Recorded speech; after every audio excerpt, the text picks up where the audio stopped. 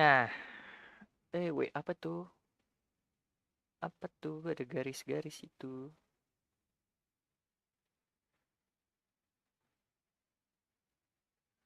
Bentar.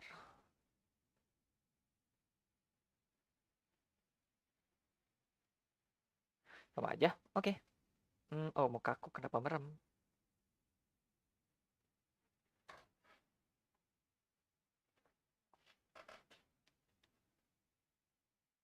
Nah, oke. Waktunya kita lanjutin Genshin. Ngabisin resin nanti aja. Wait. Ngabisin resin nanti aja. Or, I can just do this. I just need to burn 2 resins. And the others just for the bosses. Wait, right? I still need more. Right.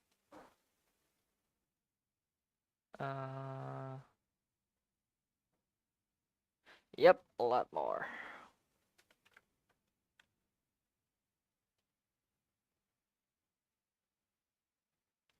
Oh iya, audionya belum ada. Bentar. I always forget about the desktop audio.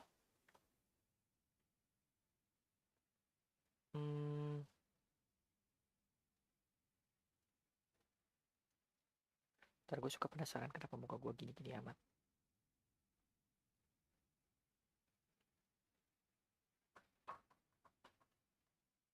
Oke.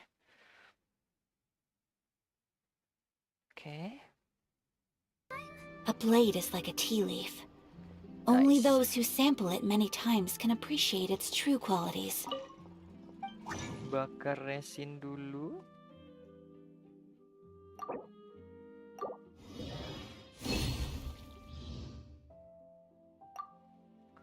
Then collect more while I finishing the events, the AKRtoon story.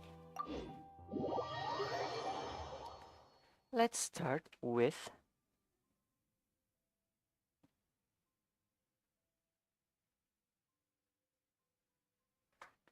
gorengan.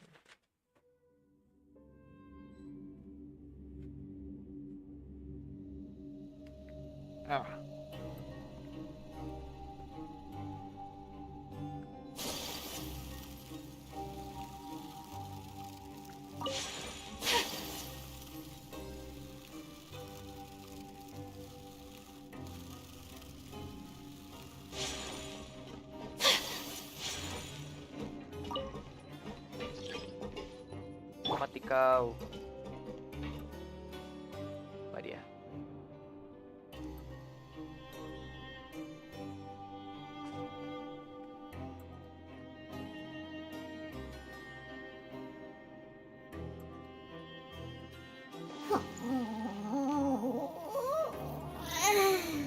Tidak.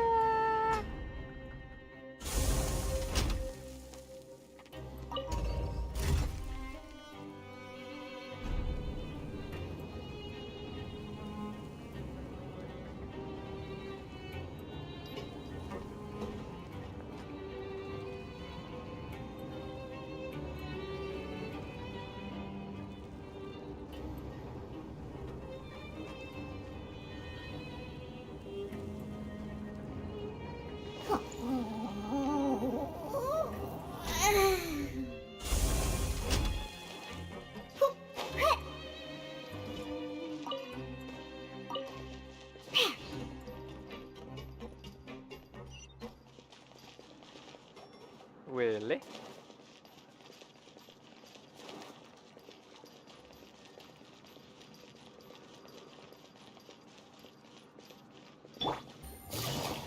Kemana? Loh.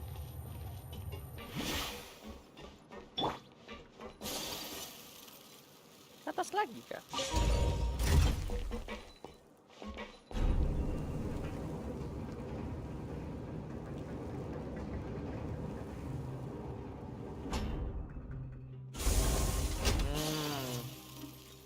Bisa teleport, I see.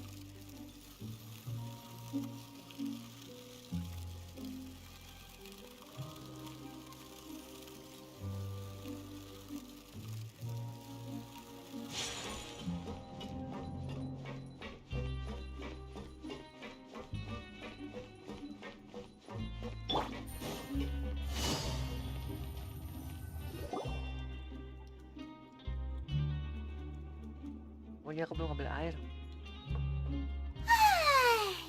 Now for a little rest after breakfast. This is the life. Ah.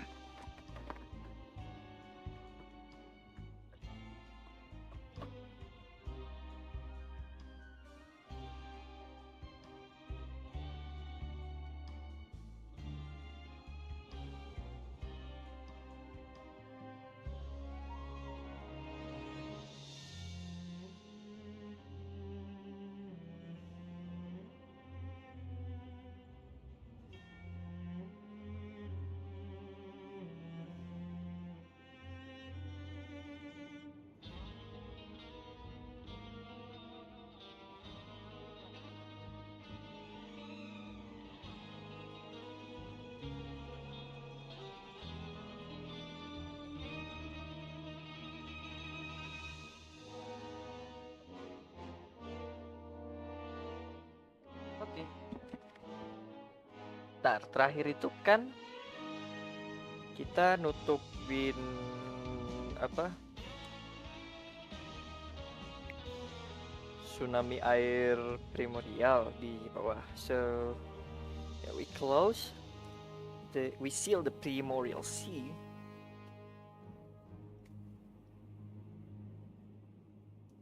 At the bottom of this fortress of Merupit.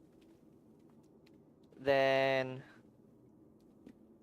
we speak with the knave. Then we go back here just to say goodbye and thank you for everything. Then we go to sleep. Then we see child with the whales and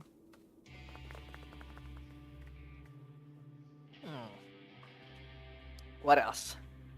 I believe that's all. And we wake up in the morning. Wait a sec. Isn't something important supposed to happen today? I'm actually forgot. Oh, today's our big day!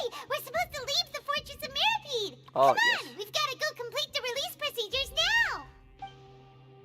Okay. So that's what happened. Penyamaran sang pendosa. The disguise of a sinner. I believe that's what the English title means. I think. Okay, so we just gonna drop down. Not there, here. Oops. I didn't even know there's a desk here. Please, sign here. This document will be effective immediately upon signing, and you two may exit the Fortress of Meripede via the regular channels. Okay. It's been so long since we've been to the surface. Let's hurry up and... Huh? Okay. What's happening?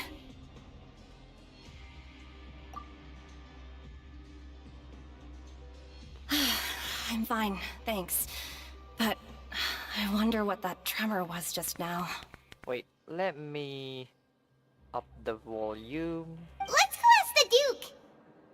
Yeah, let's go ask the Duke. Okay, I think this is too loud. A bit too loud. Let's decrease it a bit.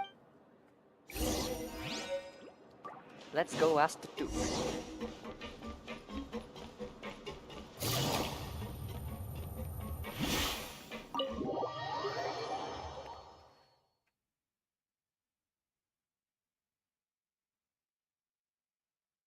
The Duke. Your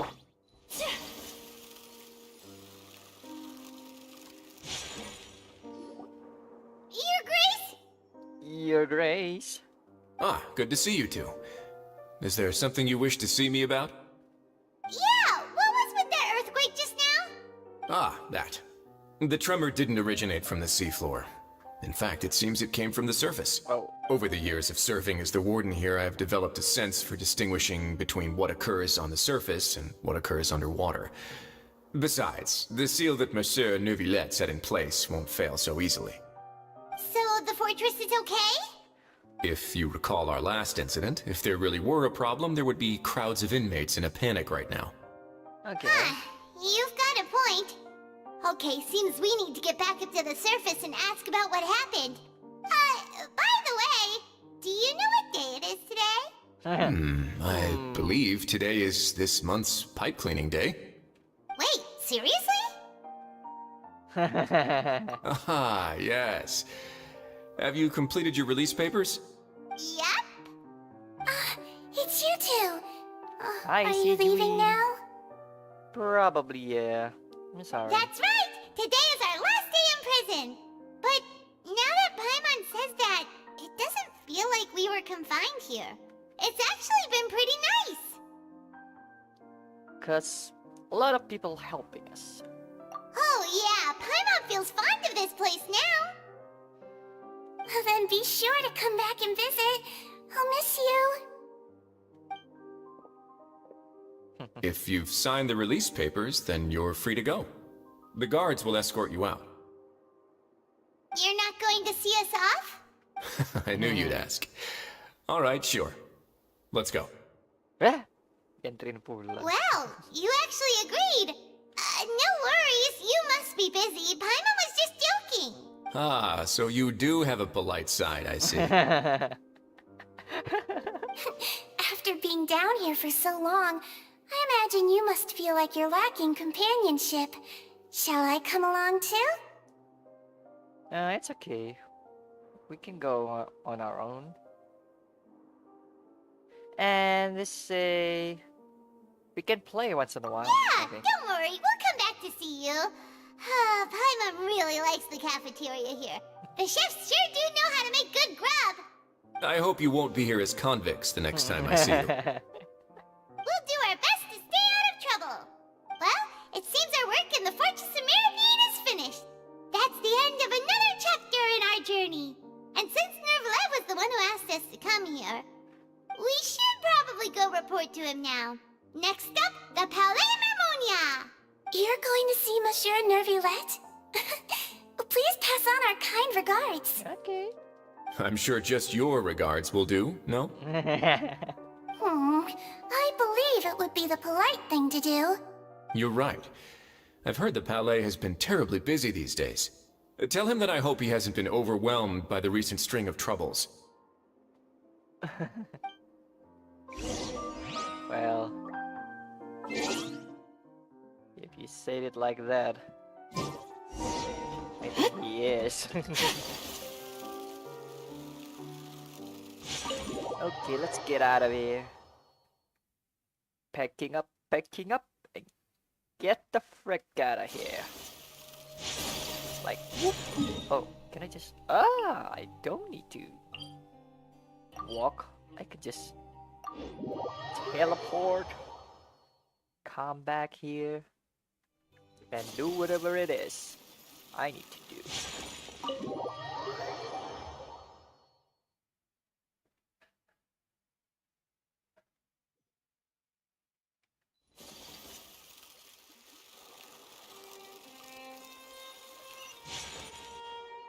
The Palais Mermonia sure is buzzing with activity today. Halt! Oh, Oh, it's you two. Apologies. Monsieur Neuvillette did say you'd be welcome at any time. oh. Excuse me, would you mind helping me take a look at this report? I'll be right there. Sorry, I've got my hands full here. You can see yourselves in. Like I always do. Everyone's so busy. Seems a lot has been happening.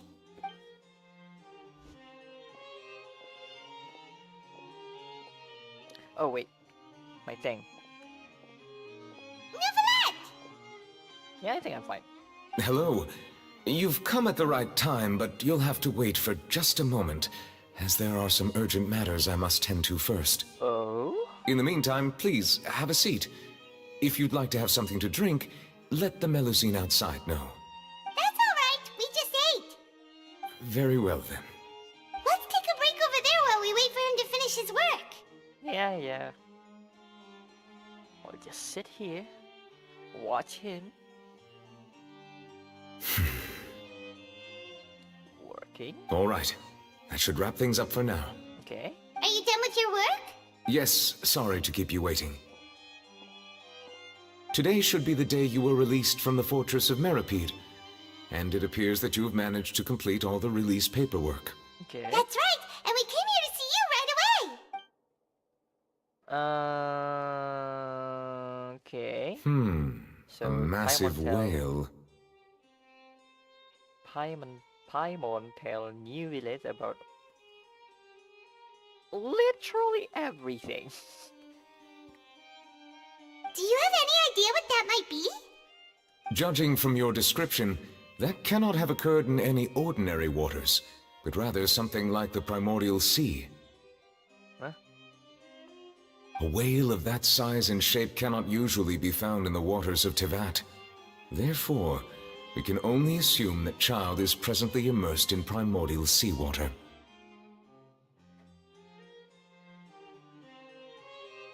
Immersed in primordial seawater?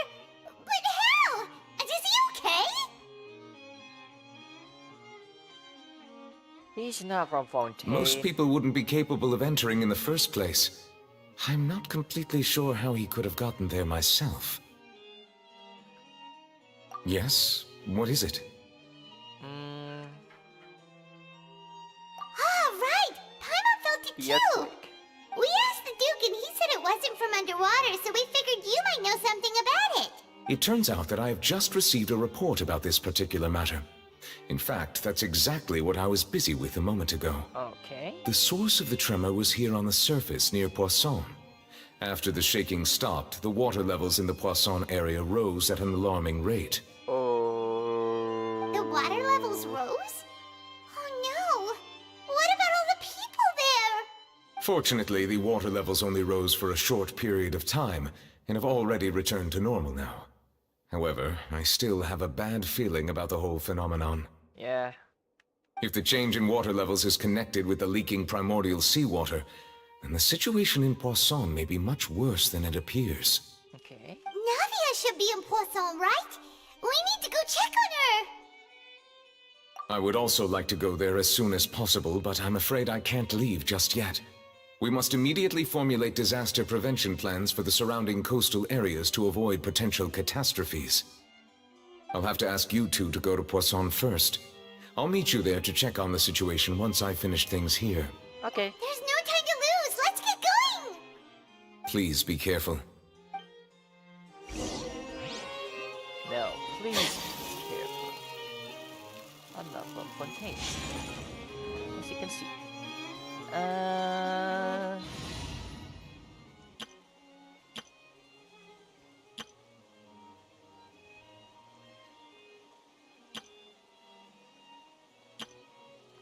Let's change this T.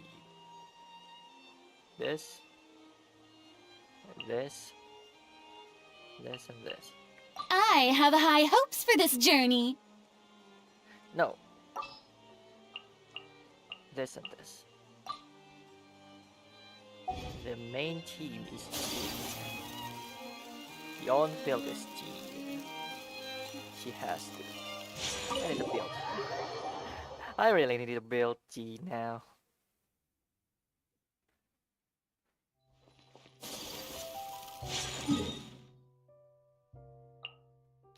A Poisson.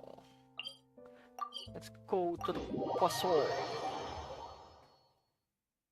Because Poisson is underwater. If the sea rises, this place is the first thing that Oh fell no! down. What happened here? Oh, Navia should be around here, right? make sure she's still... Paimon means we need to check on her. Of course. I'm not gonna let my wife to perish. So... Oh, it is really bad. We haven't seen a single soul all the way here. Oh, this is getting scary. What will I ever do now? Oops. Look, there's someone on the roof over there. Just stay put! We're coming up! Watch your balance! All right, just hurry.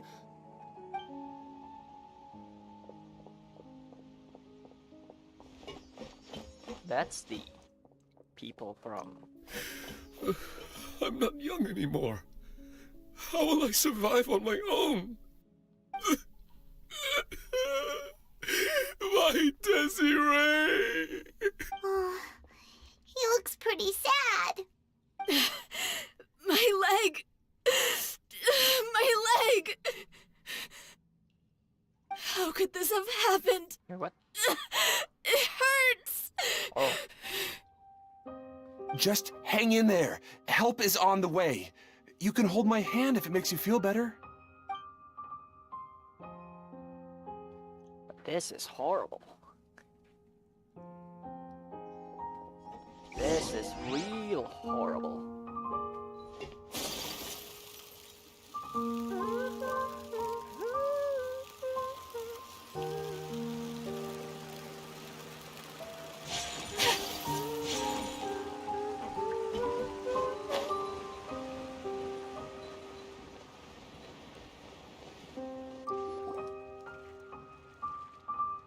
Oh, it's Navia. She's over there. Hey, Navia, are you okay? Oh, by the looks of her, she's not. You're here. We heard there was a situation in Poisson, so we came as quickly as we could.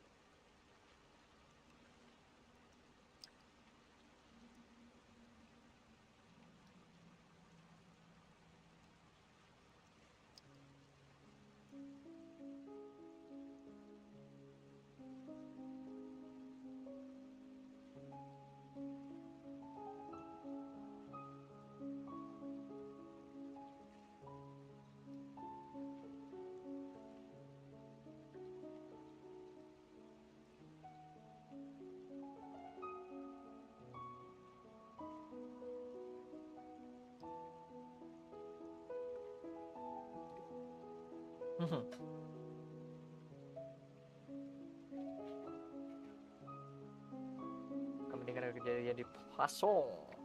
Terus langsung beres ke sini. Yes. As you can see, the water level suddenly rose. It caused quite the disturbance, in fact. Aw. Demoiselle! There was a wounded resident next to a building southeast of here. We've already transported him to safety, but we've run out of medical supplies. Oh, He's wounded? How badly? He fell, so it's probably a broken leg. He's pretty shaken up. When the water level rose, he desperately climbed up to the roof. Once the water receded and he saw the ground, he became terrified and eventually... oh, it's that guy. He jumped down then. Find the leader of Squad 1 and tell him to take the wounded resident to see a doctor. He should know where to go. Understood. I'll take over his search and rescue mission in the meantime. This is All right, horrible. you'll be in charge. This is horrible. What a lot of I'm sorry. condition. Where were we? The situation in Poisson? Right. Allow me to explain. A little earlier, we suddenly heard a loud noise. At first, everyone thought that something might have exploded in the waterways. But before we knew it, the rushing water seemed a little odd, almost like the unique color of primordial seawater. Some people didn't realize the danger and thought it was just ordinary water leaking from somewhere. Oh. Everyone on the street who happened to be close to the water didn't have a chance to escape. As the water levels rose, they suddenly disappeared. Those who realized what was happening started to flee in a panic, desperately trying to get to higher ground. Many were injured in the stampede, and some people fell from significant heights. The Spina di Rosula initiated rescue operations as quickly as possible, but there have been a lot of casualties. Fortunately, the water began to recede after some time, and the chaos came to an end. The water that flooded the area contained primordial seawater, so the lower levels of Poisson are still hazardous. To ensure everyone's safety, I've asked the people there to leave as soon as possible. No one knows if this could happen again. All we can do for now is try our best to help evacuate the residents. We still haven't completed the head count, but we'll have some numbers soon. How awful. And all of this just came out of nowhere. It was quite frightening indeed. I only wish that everything that just happened was a bad dream. Is there any way we can help, Navia?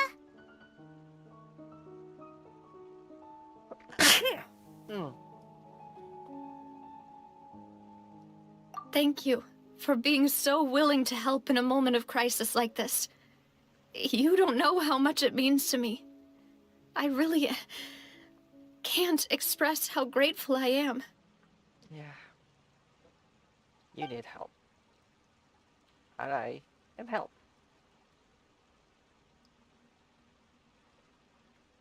Wait. Don't say that, Navia. That's what friends are for. Oh. Demoiselle! We've got a situation here! No. I'll be right there. Sorry, I need to go for now. And out she goes. Seems it might be a while before she can take a break.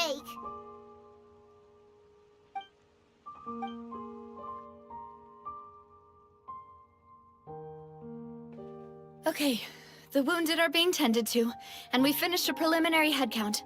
More support has just arrived, so I suppose I finally have a moment to focus on my own matters.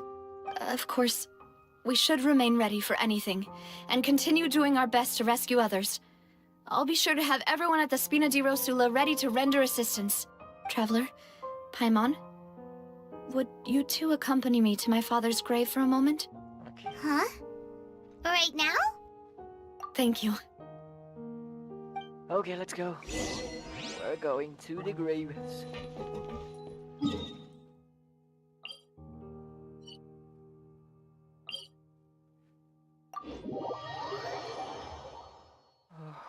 What happened to them? Are they didn't make it?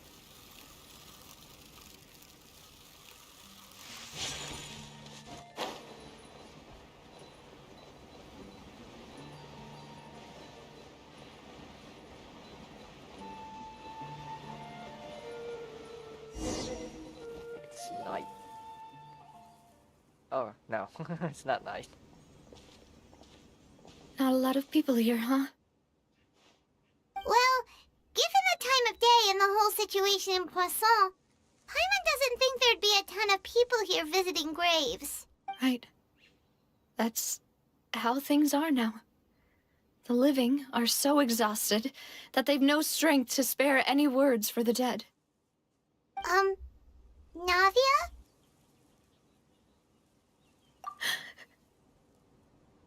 Oh, please no. Navia,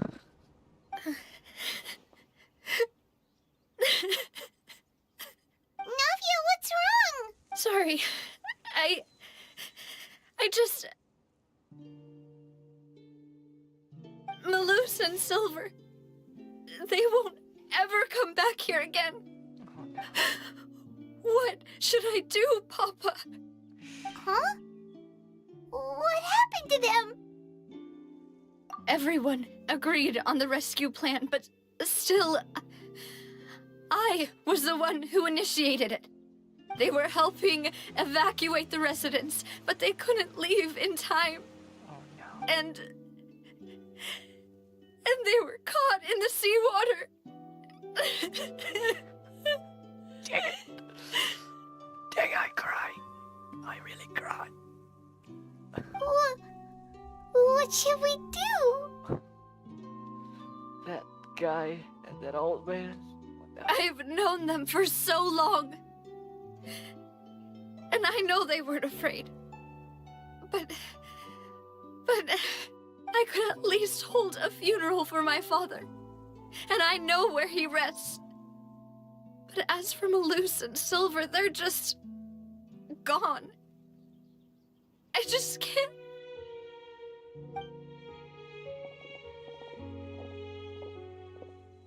Everything looks so clean after it rains. Even the gravestones. I didn't expect that you'd enjoy a glass of red wine in front of Master Callus's grave. I can understand. Besides, the scenery here isn't half bad. See, it's not just me. I always want to bring something when I visit Papa. Perhaps we might even have a picnic. He wouldn't be angry, would he? Ah, how could Master ever be upset with you, demoiselle? Yet the cemetery is the home of those who have passed, is it not? Everyone ends up here sooner or later, no matter who you are. Buying yourself a plot in advance, are you? No need yet. But when I do, I hope you'll let me be buried beside Master Callus, demoiselle. Hey, stop joking around. I'm quite serious. That way, it'll save us both the trip to see each other whenever you visit your father's grave. That makes sense. In that case, could I be buried on his other side? After all, besides you, demoiselle, the two of us could certainly be considered Master's closest companions, no? Personally, I believe we fill those shoes just fine. Why are you bringing this up all of a sudden? Seriously. Oh, but I'd really prefer not to talk about this stuff. And what do you mean by saving me a trip? I'd make the journey even if I had to visit you two somewhere else. I'd promised to let them rest in peace here. But here I am breaking that promise. Can I just scoop the water and pour it on the graves? I'm sorry for letting you see me in a mess like this. I don't usually cry, really. Oh yeah? Really? Made me Paimon cry. doesn't know how to help you feel better. But, well, she understands how you feel. I had always thought I could make my wishes come true. But now that I think about it, that never solely relied on me. Many things can only be accomplished with someone else's help. Malus and Silver have helped me so much. But by contrast, I could do nothing for them. I'm so sorry. You can spend as much time as you need here, Navia. We'll stay with you. Thank you. Right now, you don't know how much that means. By the way, you can have a look at this. It's a list of victims from the incident that took place here.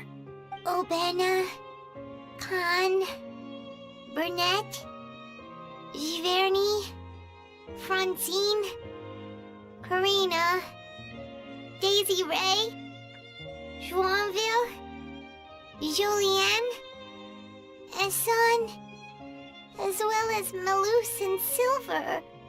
So, everyone else is safe. But still... It's okay. I know what you're thinking. And you're right. We lost Malus and Silver. we were able to save more than we anticipated. The overall outcome indicates that the cost was worth it. Right. Don't think that way, Navia. One person might be saved at the expense of another, sure, but that isn't something we should ever consider a trade. Malus and Silver were not the price for saving anyone. They're heroes. You're right. Thank you, Paimon. What you said just now was pretty amazing, actually. I'll remember your words. Oh. Oh. Really? Seems you've become more eloquent in the time since we last met. Why are you here? The knave? What are you doing here? Yeah, that's my word. Is everything going well on your side? Yes, my people are carrying out the mission according to your request. Oh. All the residents of Poisson have been evacuated, and we're preparing to relocate them to higher ground. Okay. Okay. As for these supplies, we have everything taken care of. There is no need to worry. Thank you very much. Wait, do you two know each other? We just met recently. Right, Miss Navia? Usually, I would call this a coincidental encounter, but that doesn't quite fit this time.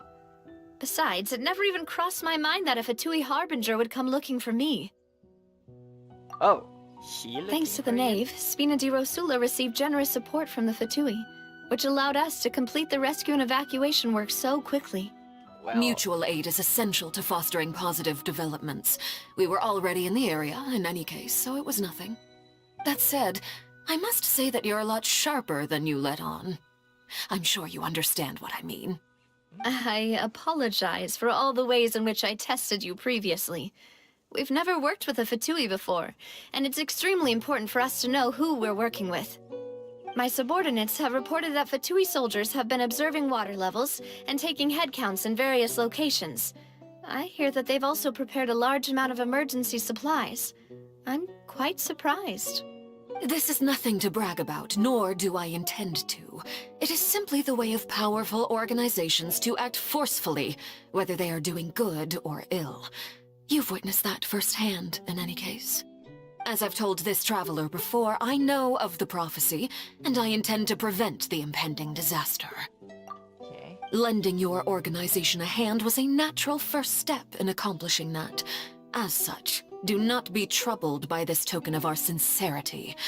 Perhaps one day, you'll also be able to help me in the same way. Without your help, there would have been many more casualties. I won't forget your kindness. Furthermore, I sincerely regret what happened to Malus and Silver. I only wish that my people could have arrived a little earlier to prevent this from happening. Don't say that. You and your subordinates did everything you could.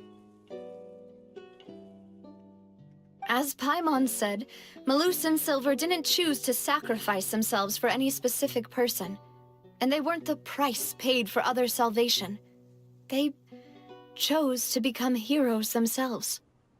I've never liked hearing people put it that way. It's like trying to relieve pain by saying some noble-sounding words. But right now, there's nothing more suitable. They really... You're right. I'm sorry for your loss, Miss Navia. Water is life to Fontaine's people, and it also spells disaster. It's no wonder that people always say that prophecies represent fate. Fortunately, I've never been one for such opinions. So, you're one who will try to change fate, then? Of course. That is why I'm going to Hotel Bouffe de Thé. I still have some things to take care of, and the children need my attention. By the way, Traveler, Paimon, one more thing. Alright, then we'll just... Huh? This isn't right. Paimon thought you would ask us to walk with you for a moment so you could tell us something in private. That is a clever and useful conversation technique, which I do like to use when necessary. But there's no need today. It would not hurt to have Miss Navia listening in. Traveler, I'm sure you remember that I said we could work together when we had the chance.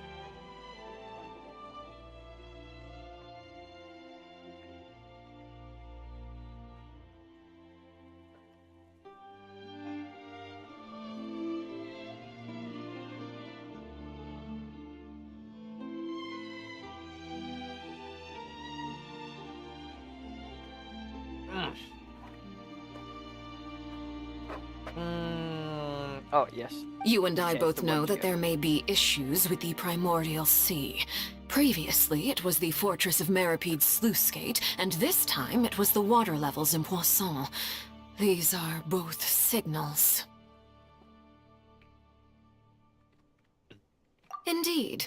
Allow me to share the latest intel I've received from the House of the Hearth's intelligence network with you. Okay. During some recent investigations, a child claimed to have discovered some ruins near Poisson. The ruins date back to ancient times, and seem to be worth investigating in many ways. Judging by the dating of the ruins, they may be related to the prophecy and the coming crisis. The situation is becoming more urgent, so any pertinent information will prove extremely precious. My people initially came to prepare for ruin exploration. Unexpectedly, this disaster struck, and at present, we're all busy prioritizing the rescue effort. So that's why the Fatui were already in Poisson. I wanted to take the children along, but unfortunately, Linny, Lynette, and Fremine have all been dispatched to higher ground to assist affected residents. Okay. Linny told me that outside of the house, the person they trust most is you. Which is why I want to give you this task.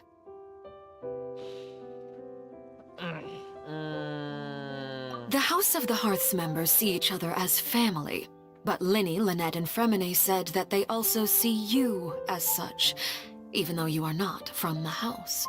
Okay. I'm sure you already understand how earnest they consider their friendship with you to be. Oh, that somehow makes Paimon feel kinda happy. The intel I just shared about the ruins could fetch a high price. But since the children consider you family, it's only natural that I freely share it with you. Got it! So all we gotta do is go to some ruins, right? Pfft, we can handle that. Excuse me, but may I tag along? You wish to join, Miss Navia? But are you sure you're up to exploring some ruins? You need to rest. Well, I'm sad, yes. But I can't just go back and plop myself into a chair by the roadside and do nothing. There's no point in being depressed while we still have a disaster on our hands. As my father's successor, I must live up to the hopes he had in me. Besides, I'm also doing this for myself. I need something, a distraction, to keep my mind off Malus and Silver.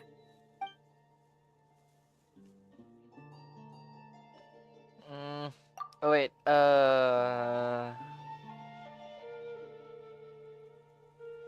yeah. Since you put it that way, I have no objections. What do you say, traveler?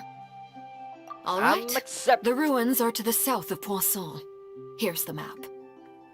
Okay, Thank you. the three of us will handle it. Come on, let's pack up and get going.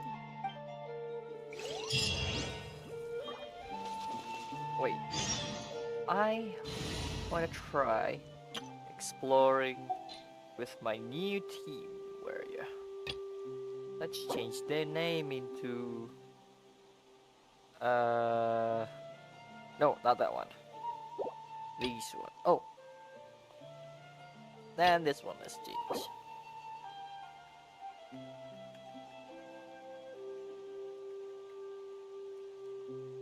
Let's just that. Okay, and use these and these.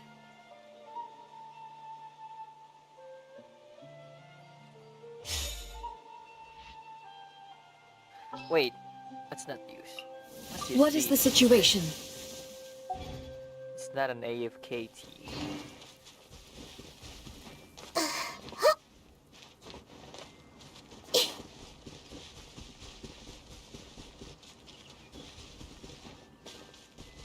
Oh wait.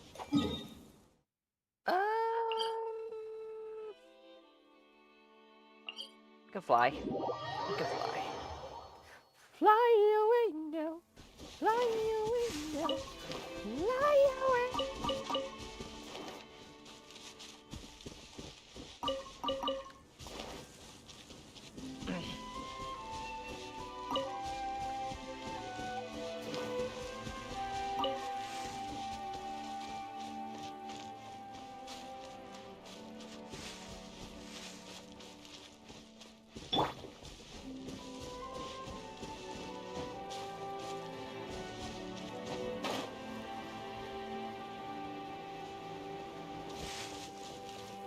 Let's go. Let's go. Where are we going? There. There.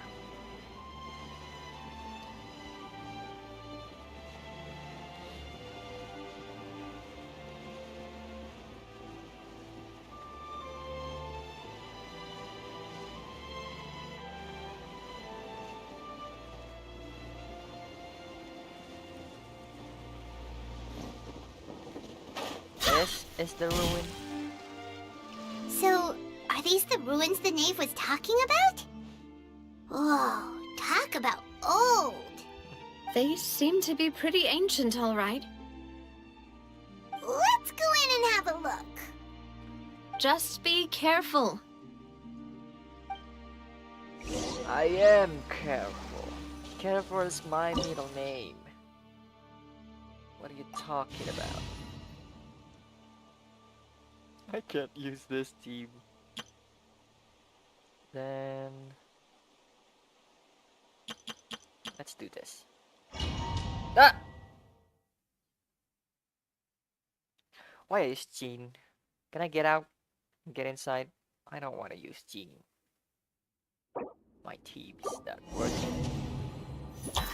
Like that.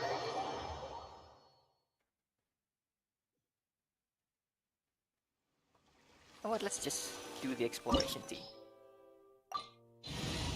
Let's change these into these. Let's go get ourselves some answers.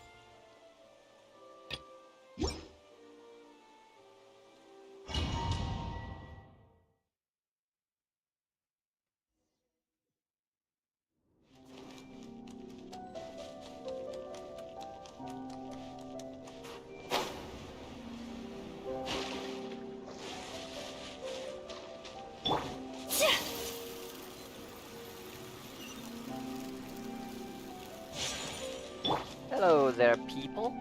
Everyone hold hands. Busted! Here comes the catch. Stand with me. Take flight.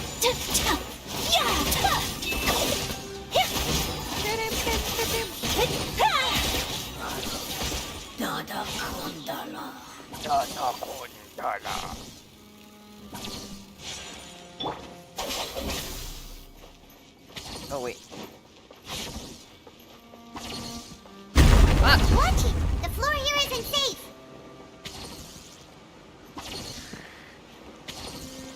Can you tell me before it happens? Strong. I'll settle this. I see My everything. fault.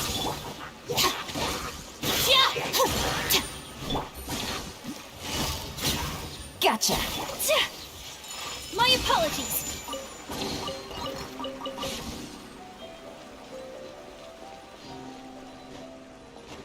Okay.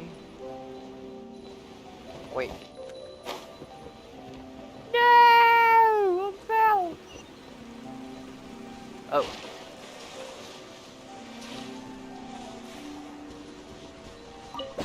Alright, alright, alright. Up we go. Glide to the other side. Drop down. And voila. This place has also been contaminated by primordial seawater.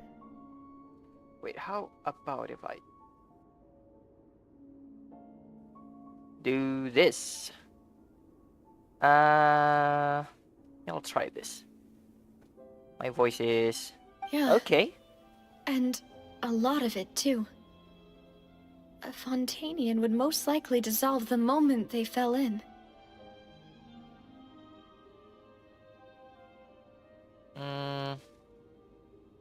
Right! You can't go down if there's primordial seawater. It's too dangerous, and it won't be any help for you to just stay here.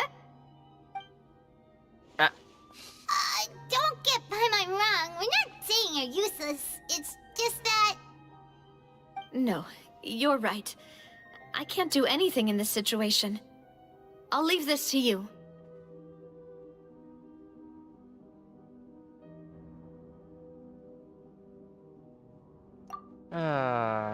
Yeah. About that. You could just quit. Complicates things. Maybe the only way left is forward. In that case, do you want to wait for us here? The water levels here are unstable, and there's a chance the water will rise. So, staying here wouldn't be safe either. I'll go together with you. Perhaps we'll find the exit just up ahead. All right. Come with us for now then, but please be careful. Navia, it's not a bird. Just stay here No, it's a dead for a while. Let's try climbing over from the side. Oh, this? Now I can climb stuff. It's been a while. Me climbing stuff in a domain. Let me see. Oh, that's a door. Just straight a door.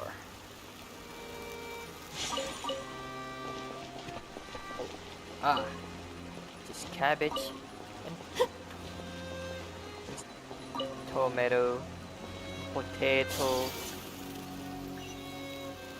What is this, labyrinth?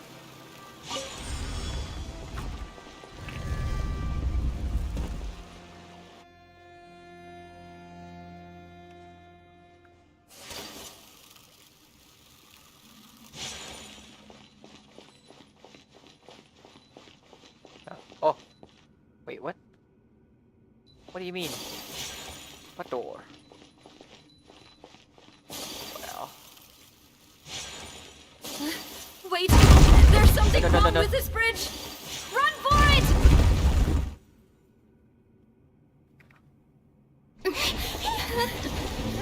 no. No! My baby!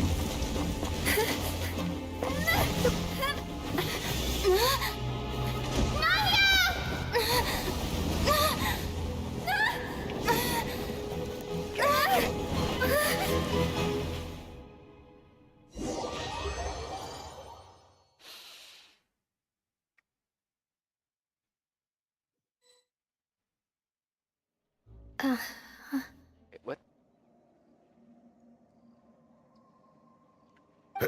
Demoiselle? Demoiselle? Demoiselle, what are you doing here by yourself? Would you be standing here till dark if I hadn't come to get you? What? Maybe she just wants some time to herself, Malus. Oh, was I sleeping? Yes, it would appear so. I must be tired. That's quite possible. However, you were the one that suggested we go out for a walk. Oh, right. I nearly forgot. It must have slipped my mind when I dozed off. I haven't had a nap today yet. This is a familiar feeling, yet something's a little strange. Is something the matter, Demoiselle? Oh, no. No, I'm fine. I was just trying to recall why we came out for a walk. Do you remember Mr. Giverny? He'd requested our help before with foreign merchants who had a debt dispute with him, and we'd resolved the matter not long ago. We were headed to see how things were going with him at the moment. Ah, right. Yes. I remember now. Oh, Miss Navia. Ah, Mr. Malus. And Mr. Silver, too. It's good to see all of you. How have have you been? Lah, kau main game anime. Ya terserah saya. Kamu siapa ngatur-ngatur? Hai. I've been great. Thanks to your help, those bothersome merchants finally realized that I wasn't the one they were looking for. Well, they were knocking at my door day and night. Even my neighbor, Obina, was getting fed up with them.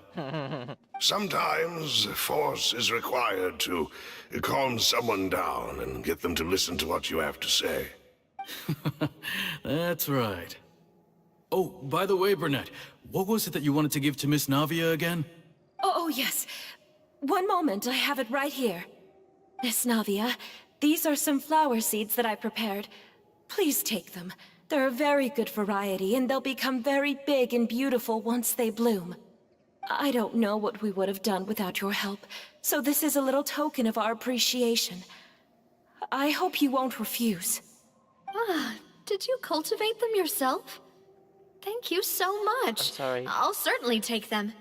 Malus, My we do still have some brain empty is flower not pots at home, responding. right? There's something's weird. Why, we can have as many pots as you'd like, demoiselle. Perfect. In that case, we'll swap out some of the decorative plants for some of Mrs. Burnett's flowers. Very well. Wait. Something seems to be off here. Excuse me, madam. If I'm not mistaken, your name is Burnett, correct? That's right. Is something wrong? No, it's nothing. This is the first time we've ever met, but your name seemed familiar to me. I must have heard it when I was discussing things with your husband previously. I've heard this name before. Sometime recently, I'm sure of it. And why are there so few people around here? Where did everyone go? We must mind the time, demoiselle. We still have important things to attend to today. Huh? We do? Well, now, did you forget? Miss Navia, here you are. I've been looking for you. Please, come to the Opera House. Your trial is about to begin. My trial? Wait, why would I need to go to the Opera House? Yes, she's right, demoiselle. It's just about time now, so we should get going. Oh? All right then. What? Is this what happened? When you dissolve? Look, it's Navia! She's here! And her two attendants are with her. Goodness, everyone's finally here. Everyone. There sure are a lot of people here to see the trial.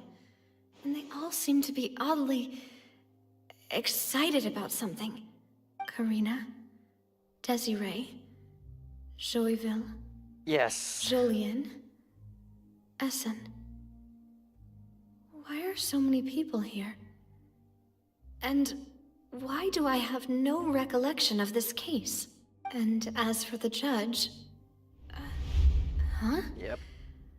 Where's Monsieur Neuvillette? Please sit in the defendant's seat. Don't worry, Silver and I shall accompany you. All right. But are you sure you can stand behind me? Typically, it wouldn't be allowed, but today is an exception. Hey, what kind of place do they think this is? Come on, do they have any idea what they're doing? Seriously. Enough with the whispering! Could someone please tell me where Monsieur Neuvillette is? And why I'm standing trial? My dear Miss Navia, have you not yet realized what you've done? Oh? In that case, allow me to explain. As all here know, you are Master Callus's successor, the head of the Spina di Rosula, someone held in high regard by every soul. Udah, saya pamit in dulu. Jadi Poisson. ke spoiler saya. Iya, kamu ngapain di sini? Pergi kamu jauh-jauh. After you took over the Spina, you treated all of us just like the late Master Callus had. If anyone in need reached out to you for help, you responded. Not only you, but your butler, your subordinates, nearly everyone in the Spina di Rosula fought for the well-being of those in Poisson. Wait a moment. Aren't you just proving that I'm a good person? Yes, correct. Absolutely right. And that is why you stand accused.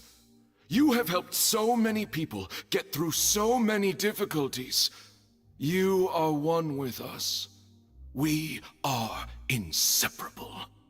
We are one big family, all of us who are from Poisson, inextricably linked. And with you being so important, we couldn't possibly do without you. Therefore, this fair and honorable court shall declare you guilty, and you shall stay here. You will be together with us. Huh? What are you saying? Everything you have said is correct. I have indeed done a lot for my hometown, and I would be willing to be with you all, but what is the purpose of having me stand here like this? Ah, well, if that's what you think, then I have no further comments. Wait, what? How wonderful, Miss Navia! Oh. I know all these people. Why are they laughing? I seem to remember now. Yes, I get it. This trial is... Wait just a moment. This isn't right! Objection! What was that, Mr. Malus? Our conclusion is very clear and unanimous. Let the court judge her now. She's guilty! Stay here, Navia! You're one of us! Demoiselle, don't admit guilt. This trial means to keep you here forever. I wish to exercise my right to defend Our Lady. Mistress Ronville, you only know of Navia's goodness, but nothing of her utterly independent mind. She was born a free and independent spirit. She has never been tied down by anything. Indeed, even the death of Master Callus couldn't stop her. Is this the awakening? Her actions cannot serve as proof that she identifies herself as part of any group. She merely acted as an individual, extending her hand to help others. It's supposed to be epic, but look at Navia's face.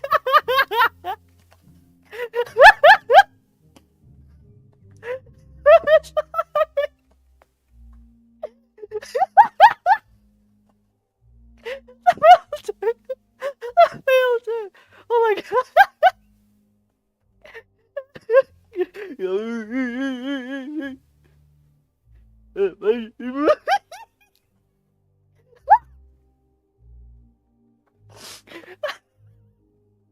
Oh my god, I need to stop. I need to stop. I need to stop. Please do not mistake her actions as being otherwise. Oh my god, please! The filter! Please ruin everything!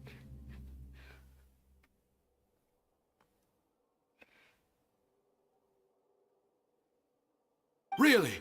As an individual, you say? Don't forget, we are all Fontanians here. This is the nation of justice, the nation of Hydro! Okay. Even Oh my if God. Miss Navia only voluntarily rendered her assistance, that doesn't change the fact that her beautiful soul must return to everyone. Water accepts all, blends with all. Everything is measured here in the nation of Hydro, and in the end, everyone shall meld together. Thus, when a unanimous opinion emerges, that opinion represents justice. Now I speak for everyone. Our opinion is consistent. Navia should stay. We and Navia are one. And you would call this justice? Preposterous. You are merely jealous that Demoiselle still has a chance to exist as an individual. Have you forgotten how much you all once longed to become individuals, to become independent? Do you mean to defy our justice? If your justice is flawed, then why should we acknowledge it? As you said, we can also have our own justice. Silver and I shall defend Demoiselle. And that is how we will enforce justice. What if she... the only one who... My head... It hurts. Demoiselle, Silver, it hurts. My head is spinning. All I can see is stars swirling in front of me. I remember now. Everything that seemed odd from the very beginning. Karina, Desiree, Joyville, Jolien, Essen, and Mr. Giverny and Mrs. Burnett, who we met earlier.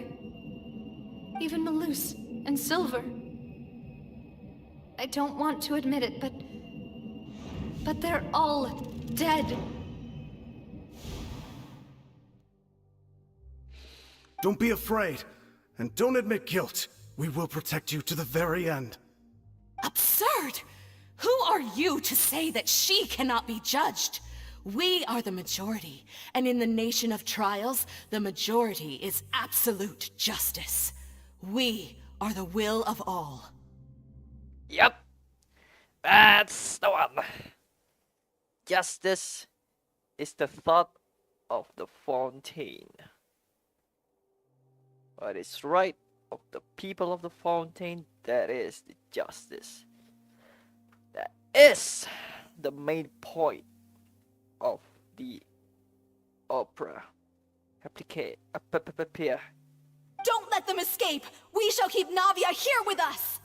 Mr. Malus and Mr. Silver, must you be so stubborn? How could the two of you possibly hope to stand against the collective? Do not resist. This judgment is fair and just. Navia belongs to us. After all that happened, she should not be left alone in Poisson. Yep. What are you saying? No more excuses! She says we're jealous. Jealous? How could she possibly be an independent individual? What's with these people? Who's jealous of her? She belongs to us! Miss Navia, she... Silence! Eh? Loka ka mo nongol. That's... Wait, don't tell me. Monsieur Neuvillette! Such commotion is prohibited in the court. The accusations you just presented are nonsense and cannot constitute a proper trial. The court will adjourn for the rest of the day. In this, I shall hear no objections from any unauthorized party.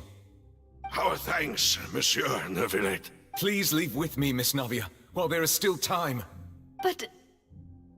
Go on now, demoiselle. This is your only chance to leave this place. What, can't bear to leave us behind or something? Oh! My apologies. I couldn't resist making one little joke once I realized that this shall be our last goodbye.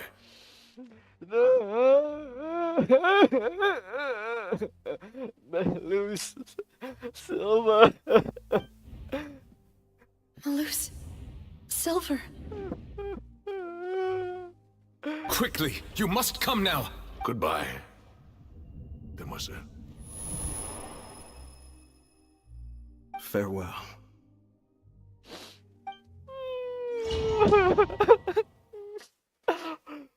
You did it!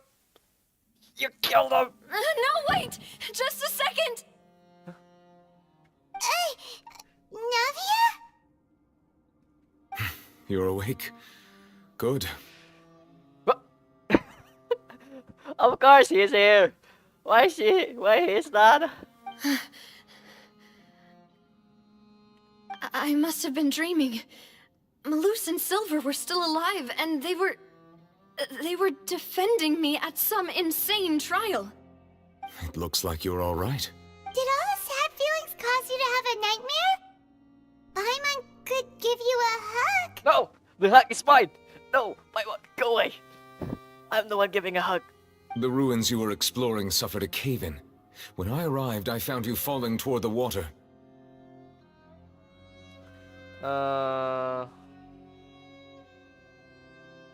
You were just about to be dissolved within, but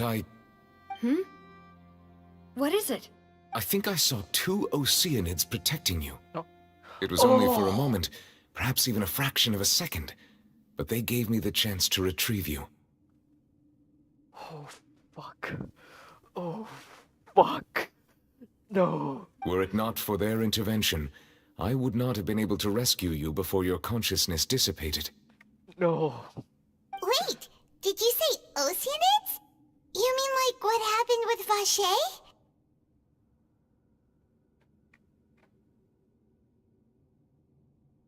Perhaps those two Oceanids were the people you saw in your dream. I always told them that they didn't have to protect me. To think that they'd keep doing so even after death. Please come with me.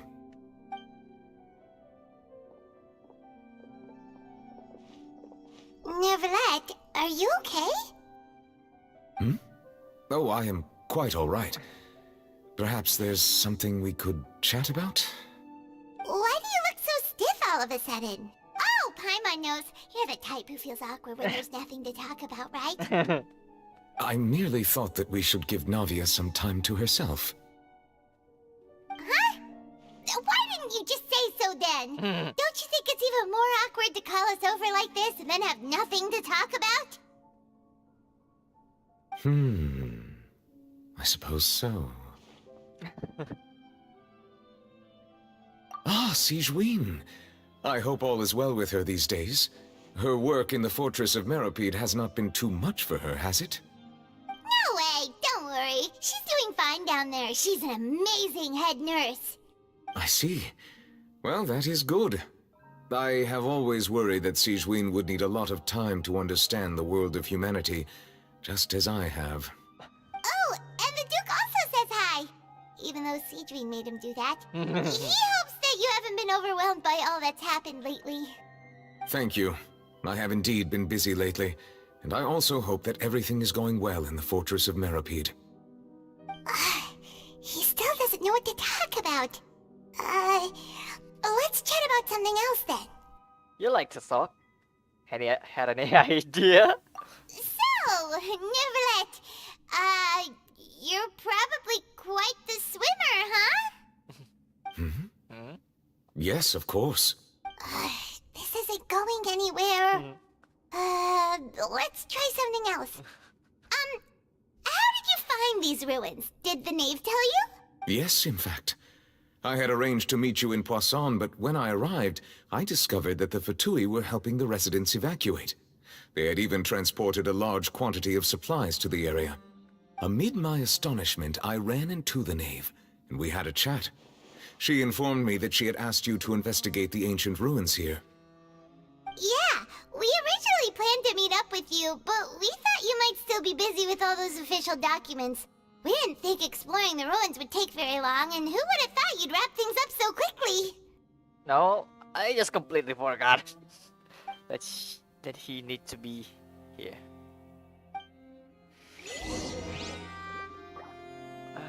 Oh. I'm sorry to have kept you all waiting like that. I'm feeling much better now. I guess we should get going again. Will you come with us, Monsieur Neuvillette? Yes, if you wouldn't mind my company. All right! Another one joins the party! Let's get going then!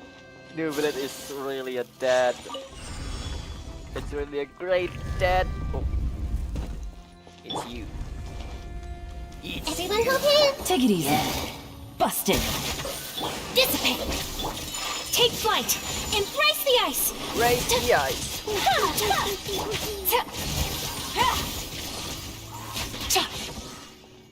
Nice.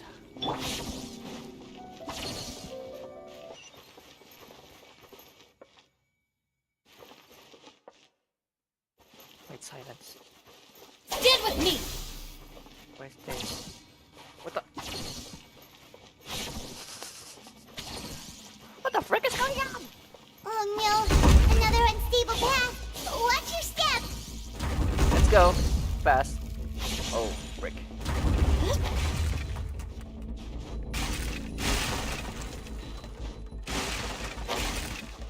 Okay. That's a bit scary.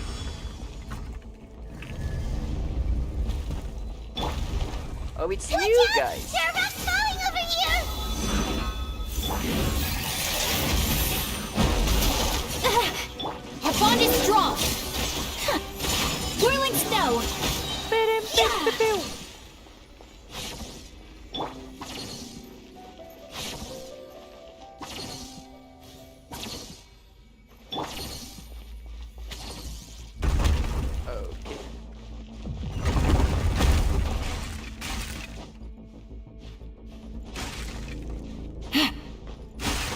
Okay. Seems we're almost at the top. Keep it up! Okay. Up, jump. Oh, chest.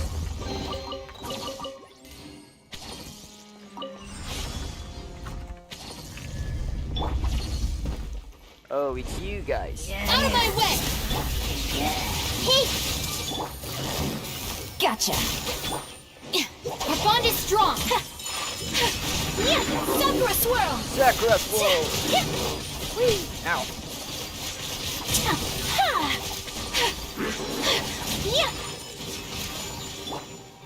I see everything! Sharing my knowledge! Here comes the catch. Take it easy. Quietly now. Dissipate! My apologies! My apologies.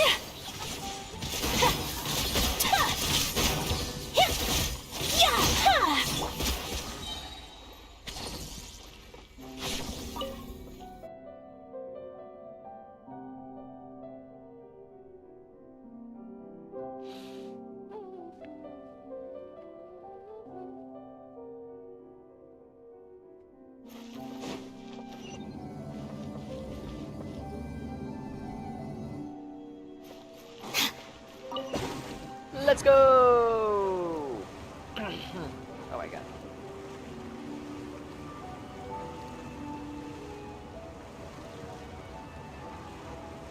Okay, what is that? Also, that is the water. The primordial seed. Wait. Oh no, I can't. I want to see the primordial seed. They just nope. You don't go there. You're dangerous. You're gonna die. Looks like we've reached the end. This is the place. There should not be any other hidden spaces in the vicinity. Okay. The path sure had some twists and turns, but it turns out that this place isn't actually that big.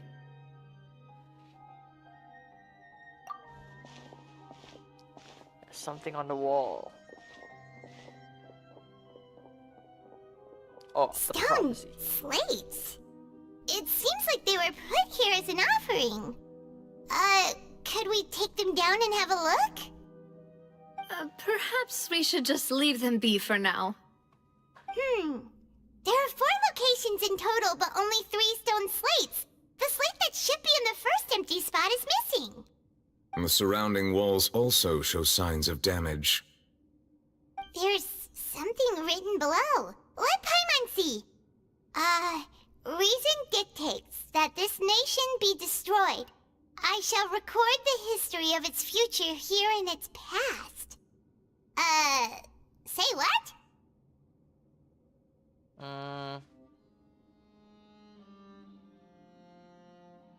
It feels like someone left these slates and these words here for a purpose. But does he mean that Fontaine should be destroyed?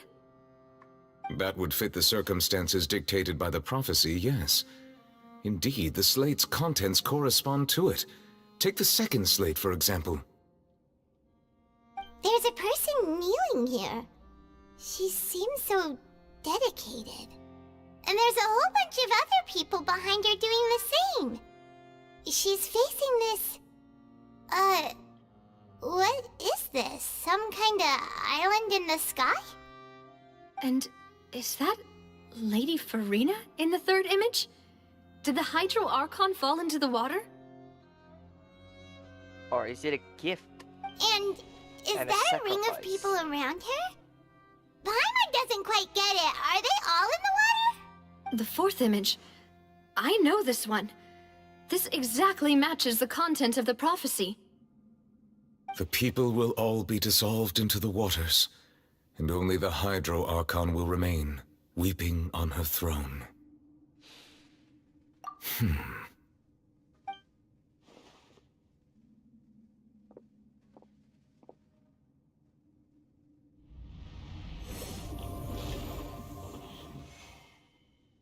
What are you doing? More information should be hidden in these slates, but I fear I cannot easily uncover it. Most likely due to us missing the first slate. Don't blame yourself, Monsieur Neuvillette. Deciphering ancient stone slates isn't one of your duties. Wait, why is my eye like that? It's because I'm not in my good position.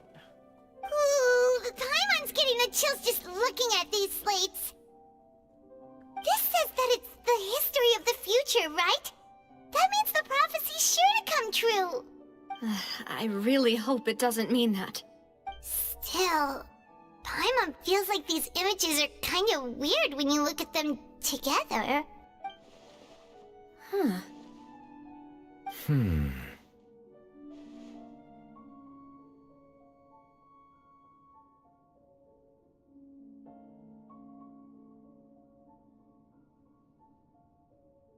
That's right!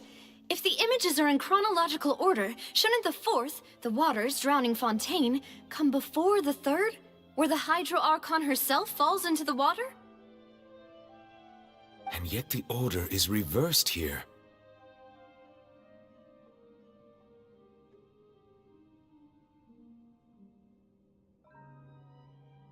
If we go by timing, Lady Furina only emerges in the third image.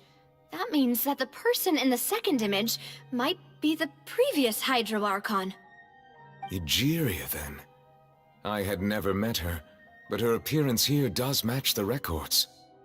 The previous Archon kneeling before the floating island in the skies, as if confessing a sin. Did she herself commit that sin? And if not, why would she be in such a posture? Also, I'm still wondering why these ancient stone slates are here at all. Judging from their contents, could this place be the origin of the prophecy? But who would have created these slates and left these words here? It seems that any further clues will have to come from Furina. In that case, there's no time to lose. There's nothing else to be gained here, so let's head back first. Yeah, we better get somewhere safe for now.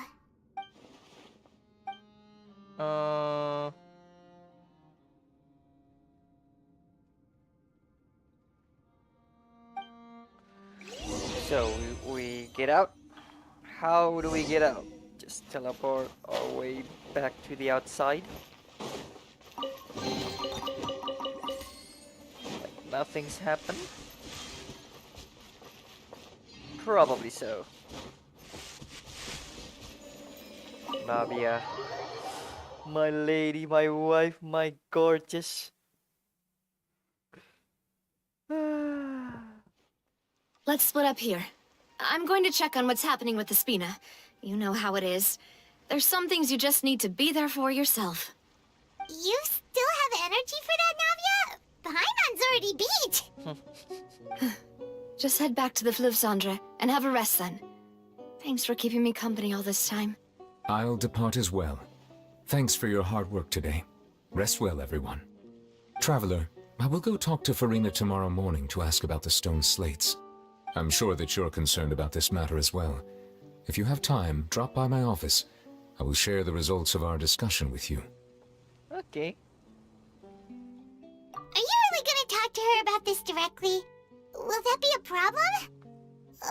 Paimon's getting a little scared now that it's come to this. It will be. She has long been harboring secrets and will not give them up easily, which makes it all the more my duty to ensure that she understands the present situation. Alright, we'll leave it in your hands then. You're probably the best person to talk to her anyway. I will be carefully considering my words tonight. Traveler, Paimon, our safe house at the Fleuve Cendre is always open to you as ever, so please don't think you're an imposition. All right, I'll be on my way then. Navia.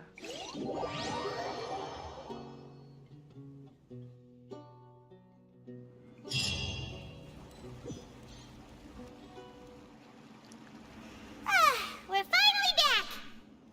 Welcome back. We've got a special menu prepared for you two tonight. Yeah!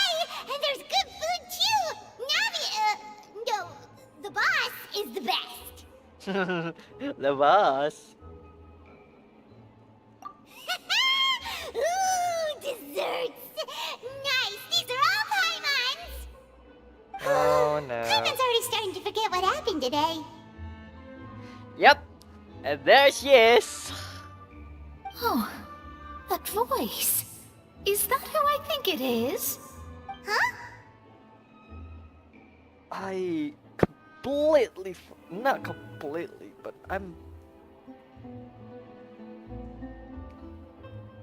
I became not sure if Mona is actually come from Fontaine.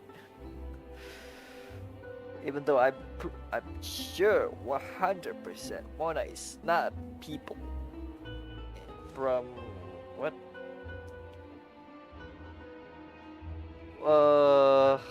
Wait. That place, the first place. What is it called? I forget.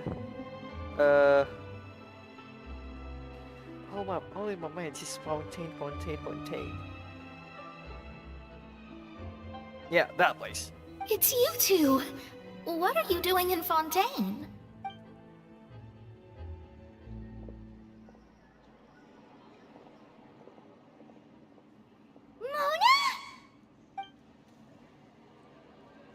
Nona Majestus.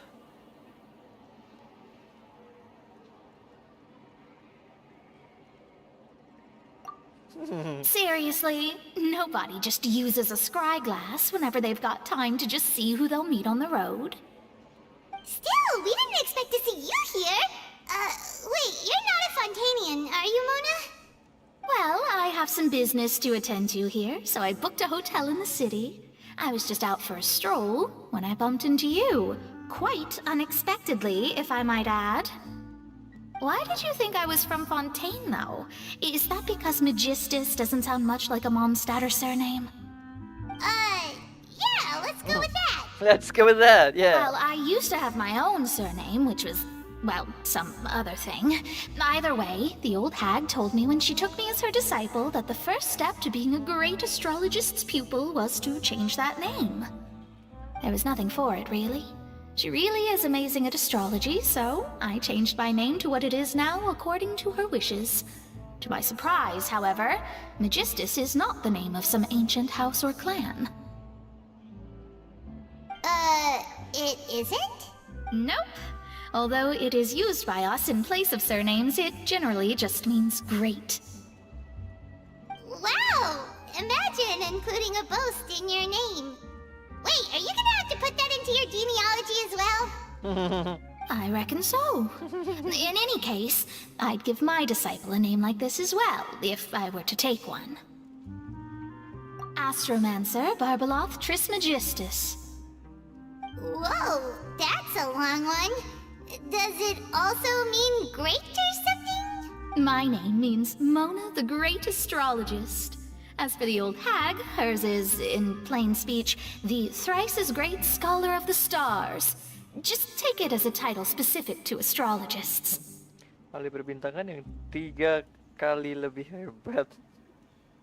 Thrice as great? That's so petty. That's so petty. I know, right? That's just how she is.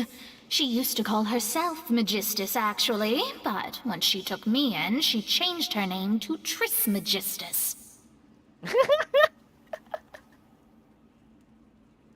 Talk about excessive. Magistus is thus the calling card of our school, so to speak, which makes it about the same as a surname. It's all right if you don't get it. You can look into it further should you need to study astrology more deeply.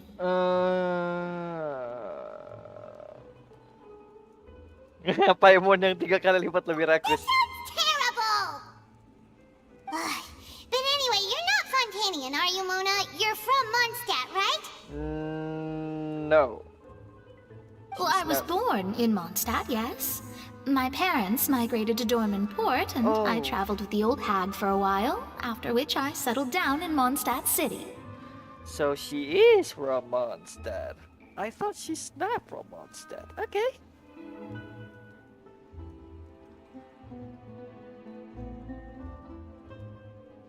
Oh, That's a good thing then. At least we know you won't be dissolved by Fontaine's waters. Speaking of that, I'm sure you're aware that a bunch of things have happened here in Fontaine, right? I know you're not a local, but I'd avoid getting too close to any water that looks strange all the same. There's something ominous about it. Well, the water, I mean. That was the main reason, yes. Just a while back, the Steambird invited me to take part in a panel and speak about the circulation of the prophecy as an astrologist. The invitation was sent quite early on. I don't think anyone expected Fontaine to be in this much trouble. What do you make of that prophecy, Mona? Just tell us what you think as an astrologist. Your word would go a long way to make things more certain and less scary. What I can tell you is that I'm an astrologist, and that this prophecy concerns the fate of Fontaine, even that of Ultivat. Ascertaining this is akin to reading the fortune of the whole world. Oh, so... I'm afraid that this is not something that just anyone can do. If I could do it, you would no longer call me an astrologist, but a visionary. But on the flip side, the prophecy is so huge and powerful that it must surely come from a powerful visionary. Its contents involve the fate of the world. Disregarding it would be a mistake. A visionary? Sounds really powerful and all, but does such a person really exist? Of course. The old hag could do it, and I bet there are others amongst those Hexenzirkel colleagues of hers who could do something similar.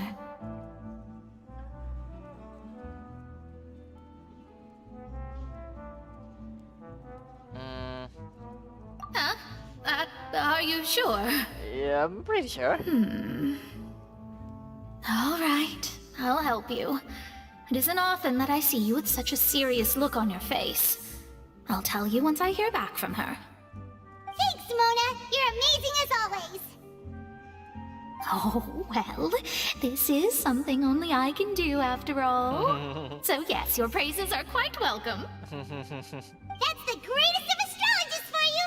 Of all the people we know, you know the stars the best! Indeed, indeed. That's the spirit. Mulai. Oh, sorry. I came to see what all the commotion was about. If there's anything you need, do not hesitate to inform the Spina di Rosula. Oh, whoops. Guess we were getting a little too carried away there. Well, I'll go tend to my own business now. If I receive any news, I'll be sure to come find you two again.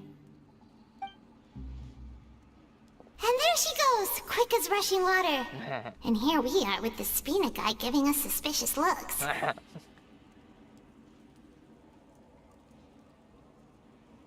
Lain kali jangan berisik ya, Paywon. If Paimon hadn't spoken for you, it'd be you getting all the weird looks. The things Paimon does for you. That's more like it.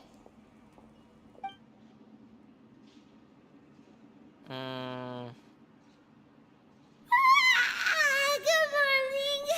To be honest, Paimon's still feeling kind of sleepy. But it's time to get up, Traveler. We agreed to go see Novelette, so let's pack it up and get going. Ooh, so... Mona is actually from Mondstadt.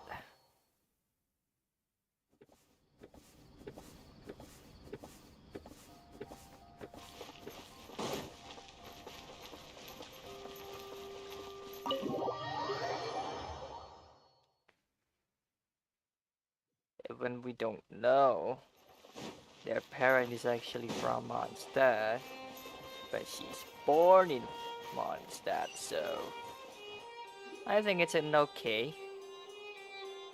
You're here! Finally! Wait, what?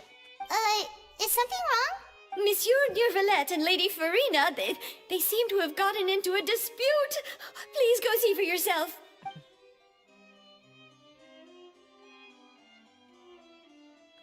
Okay. Like I said, I've already explained everything. And yet the problem has not been properly solved. There is little space for excuses between us. It is not my intention to offend you, but please, tell me where you stand. You are the AKRtoon Focalor, are you not? Look at this. This is a list of the victims from the recent Poisson incident.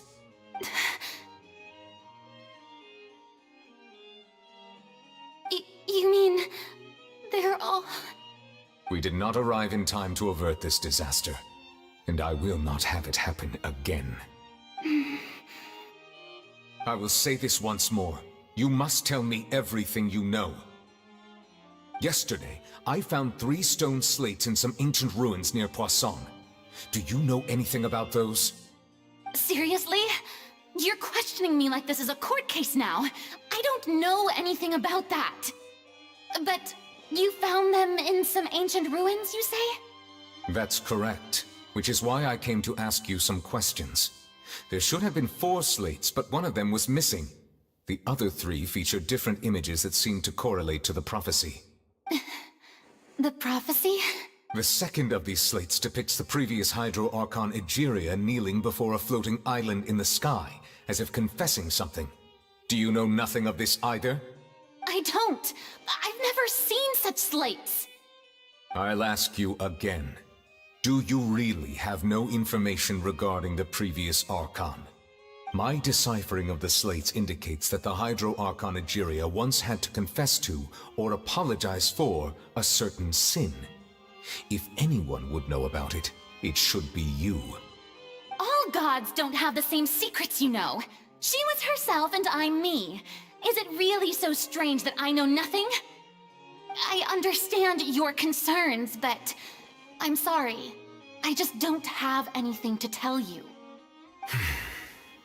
Forgive me for saying this now, Lady Furina, but I have long known of your various secret investigations into certain matters. There are several indications that you have been investigating the prophecy on the sly. This is not strange in itself, considering that you are the AKRtoon. But it is strange that you should also claim to not know any of Egeria's secrets, as well as do nothing following your inquiries. You have never been as superficial as you have presented yourself to be, nor are you a fool. And yet, your behavior is very inconsistent.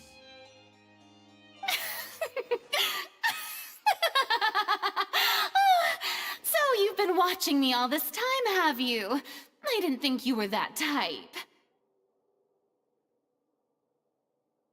Wait.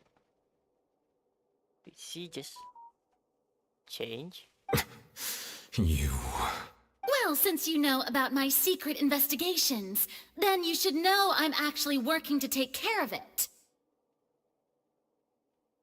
There's no point questioning or suspecting me. You're the Eudix, but you're still my subordinate. You should be following my lead. Just trust in me, your Archon, and do as I say. Never mind whether you can truly convince yourself to or not. It'll all turn out fine. That's all I have to say. We do not discuss this matter again. Oh, the opera's about to start. Toodles! Toodaloo!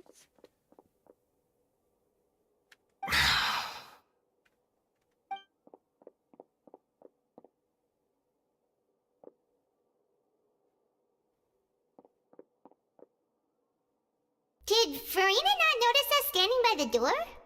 Wonder what's up with her. She was smiling. Huh.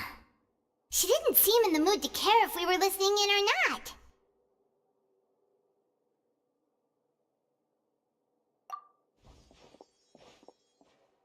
I assume you've been outside for a while now?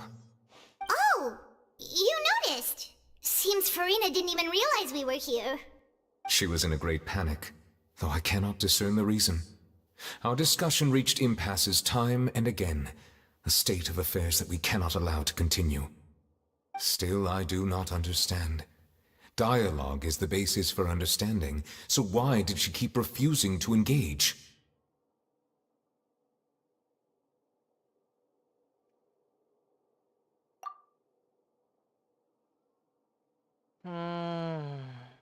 Everyone in her inner circle has noticed that she is hiding some secret. The issue is her attitude. I fear that she will not reveal anything unless absolutely forced to. We may have to create a situation in which she will have no choice but to speak. Okay. Oh? Like what? Normally, people will only reveal the truth when standing trial.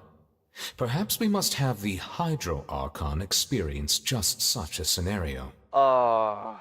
But Furina's seen so many trials, and she's really good at dodging questions. How do we make sure that she won't just slip away at the first chance she gets? We will need to consider this thoroughly, join forces with various parties, and then do what we can. If at all possible, I would prefer to recuse myself from this affair, but we must prevent the prophecy from coming to pass. This may be cruel to her, but all Fontaine is in crisis.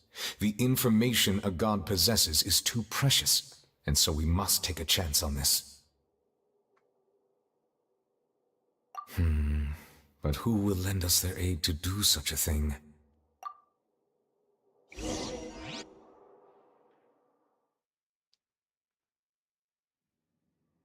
Is it Navia? Is it Navia? Or it's a knave? Well, that's everyone, huh? Speaking of which, it was pretty smart of you to think of hiding here. Hmm? What? Who? Poisson was just involved in a disaster, so it's presently devoid of people. That naturally makes it the best choice. And here you are drinking tea like it's the most natural thing in the world, huh? That's what families should do.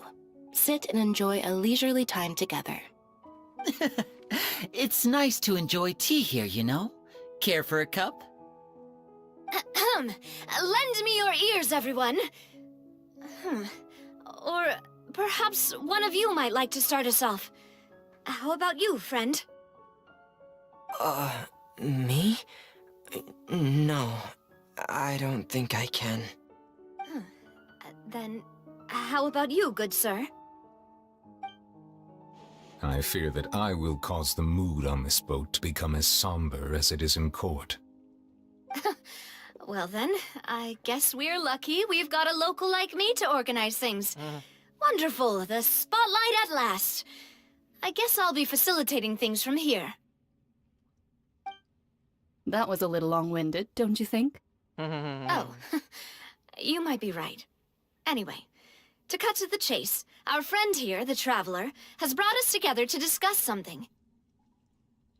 As for what that is, well, let's start by saying that we'll be pooling our efforts together to create a series of traps. Oh, how intriguing. Well, it's just an expression, really. One that I just learned from Chlorand, and used on the spot.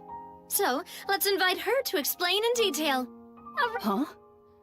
Didn't you say that you would be facilitating this? Oh, come now. Your work doesn't involve much public speaking, right? This is a good chance to practice. You might even pick up some fancy oratory tricks to impress your boss with in the future. I see. And what does my boss say? He is glad that you consider him your boss. Do go on.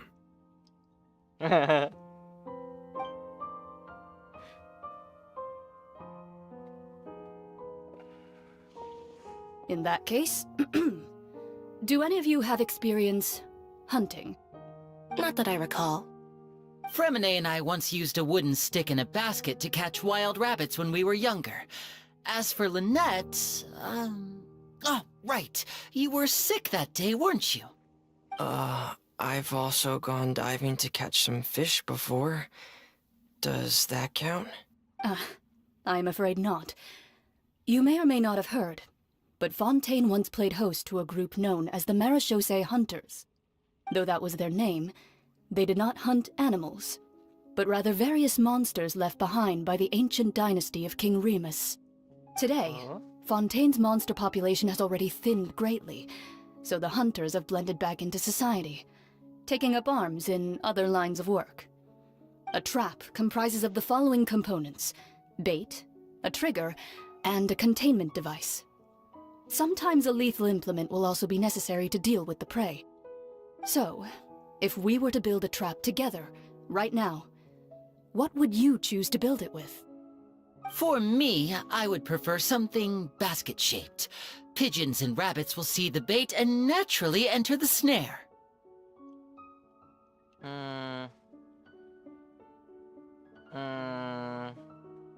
Our line of work requires a deft hand, and we're some of the best in the industry, so you can count on our techniques. You used some of those techniques while moving the people of Poisson, didn't you? My subordinates mentioned that you even performed some magic for the bawling children. Yes, and I even managed to gather some intelligence in the meantime. I'm quite the multitasker if I do say so myself. Mulai. I'm afraid I can't claim that as my strong suit. I prefer more stable methods, like placing bait in the water and waiting for the fish to come within reach. That's the kind of method I would count on. Calm and steady. Exactly the kind of person who would catch loads of fish. And I can be their assistant. With You'll always be discretion, I'm assistant. sure. I'd probably use some sort of mechanical animal. Papa once bought me some small clockwork squirrels, mice, and such. When placed in the forest, they can attract others of their kind. I remember that you liked those too, didn't you? I did. And that would be a good way to go about it. If they're realistic enough, animals of the same kind will follow them all the way to the trap. What about you, Monsieur Neuvillette? I fear I do not have any related experience. That makes sense. You usually solve problems directly, without the use of any such tricks. But I do have one more question for you, Monsieur. If we were to create a trap now, how would you design it? I would like for it to be effective, but bring no harm to the prey. A more gentle trap would be ideal. Kind, as always. However, our intention doesn't necessarily change the containment device and the type of implement we need. If we wanted to kill the prey in one strike, we would need a powerful implement. However, that also goes for prey that must be captured and safely contained. Wait, why is that? Only a hunter who's a true expert at subduing their prey can snare it without harming it. The line that divides life and death is often exceedingly thin.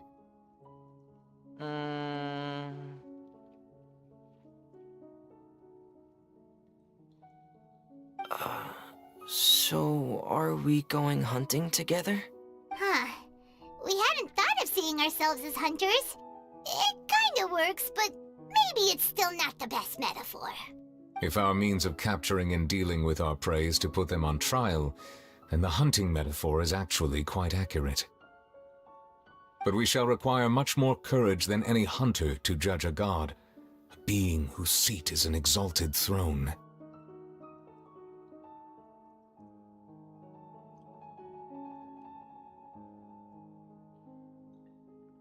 Oh, so that's what's going on.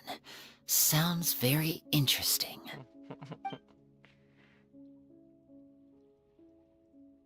Perumpamaan berburu chlorine hanya perlu perumpamaan. Kalian tidak akan perburuan karena itu bukan intisarinya. Hubungan kalian dan Furina belum seburuk itu. Harus ada ini ya. Kalian hanya perlu mencari tahu rahasianya.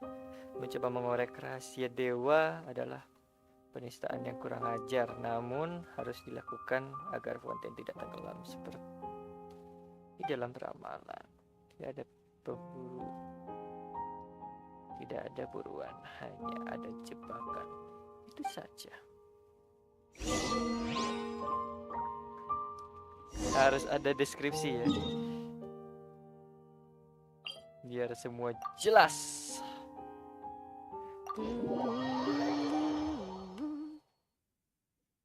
Oh yeah, tar. I'm gonna take a break for a while. I'll be back.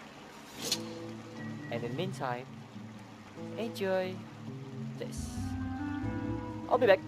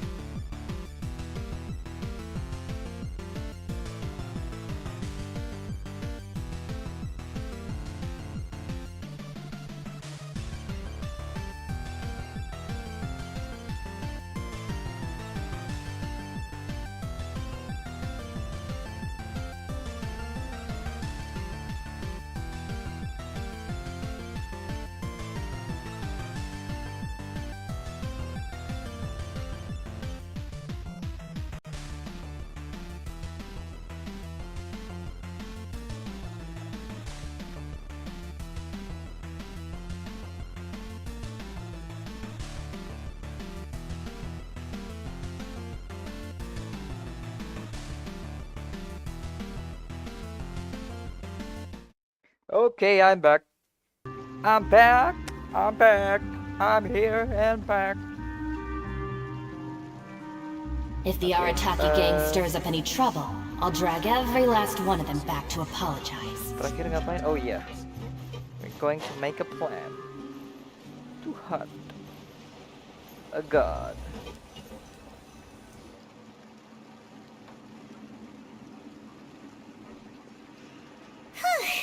It's been a tough few days, hasn't it? So much has been happening. Paimon didn't think the meetings would go on for so long, but everyone seemed pretty fired up, huh? Paimon thought they'd be at least a little frightened. Well, Fremine was, now that Paimon thinks about it, but everyone else just looked a little surprised.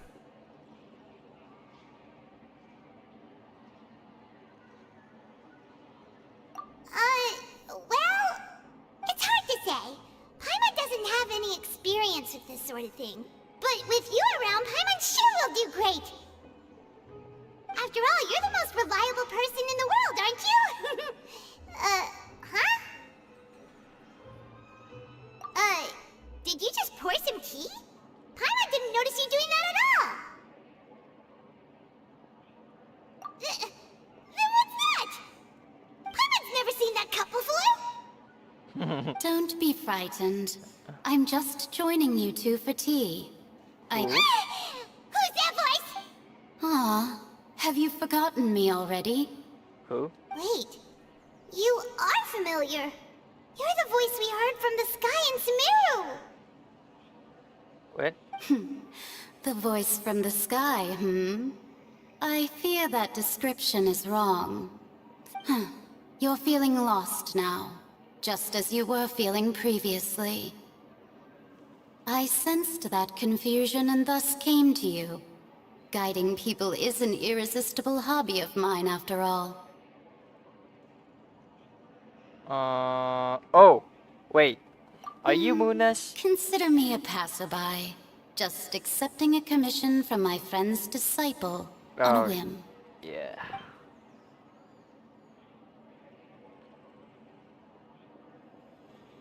The prophecy. Yes, what has been prophesized will be fulfilled. You may view such things as the history of the future. What? Then is there any way we can stop it? I believe you have witnessed a failed attempt with your own eyes. Can everything in Tevat so easily be changed?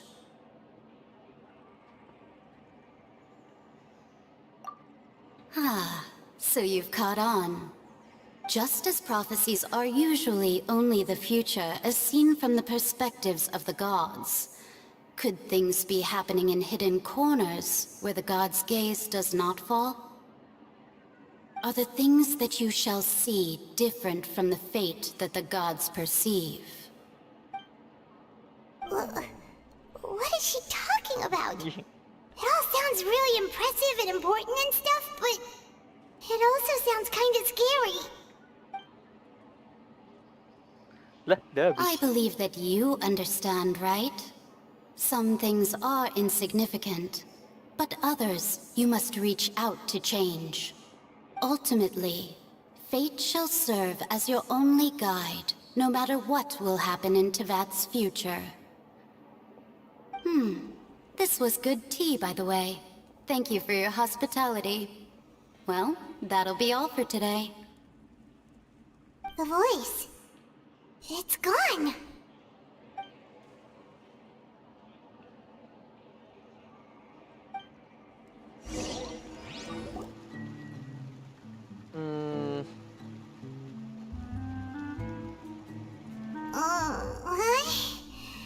I hear someone talking. All right, coming.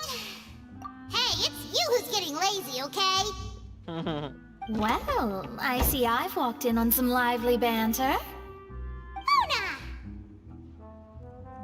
Fine, just fine.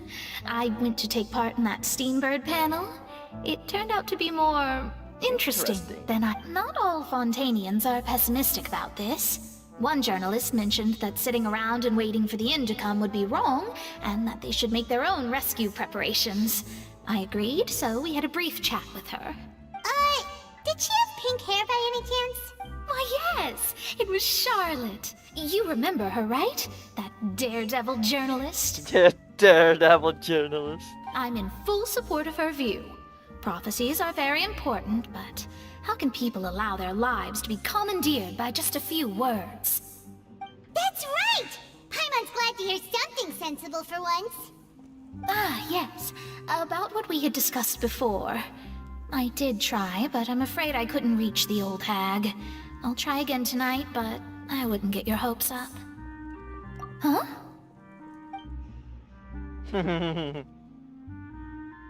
Goodness gracious. Are you serious? She said that even the god's gaze has blind spots. Pretty bold if you ask Paimon. Most people would believe the gods to be all-knowing, right? The Hexen Circle members are certainly anything but ordinary. As for the mage named N, the old hag has mentioned her a few times. She said that N's sense of direction is incredible, and that she loves guiding those who are lost. But I've never met her, and if she were still alive, she'd be... well, suffice it to say that the hag's at least a few hundred now, and N's been around for longer than that. Whoa. The Hexen Circle sounds like a scary group. But they must really stay in shape to live so long. Their abilities alone are pretty terrifying. If she came to see you personally, then the problem you're facing must truly be of great importance. Well, it's not like Paimon could understand anything she said. Yeah, me too. Yes, she was quite cryptic, but I suspect she means that there is still a way to turn things around. She didn't say when or what that would be, though, so... perhaps it is something that you cannot know right now.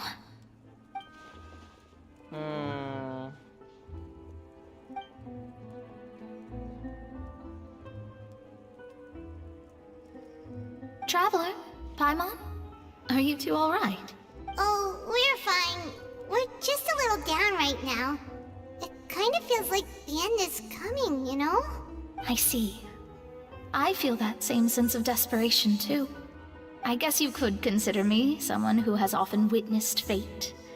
So far as I have seen, it cannot be swayed. But even so, I still hope for, and believe in, miracles. Astrology is eternal and rational, but fate may not be. It is cruel, but it can also be beautiful. Perhaps that's what En was trying to tell you. Not to lose heart, and to believe that what you are seeing playing out before you is not yet set in stone. I did originally think of steering clear of all this, but I couldn't. Even if this is all futile, I still wish to help everyone. If we don't struggle to the last, then how can we face the end when it comes? Huh. You do have a point. There I go, talking about astrological principles again. Sorry about that. The moment I start talking about work-related stuff... oh, I need to get going. It was worth trying to comfort you, even if only a little. I believe that you'll help those who are struggling in the same way I did. I suppose that might be why we always seem to meet by coincidence. Bye now. Toodaloo. Paimon feels kinda moved by what Mona said. But also kinda sad, too. Hey, Traveler. Paimon suddenly feels like going outside for a walk. Let's go. Let's walk around the city, shall we? There's a few spots we always like to walk by. Wait, what?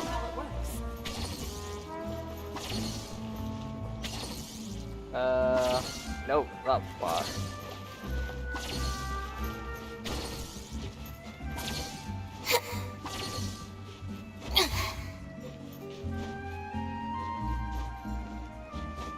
Oh, it is above the ground. Okay then.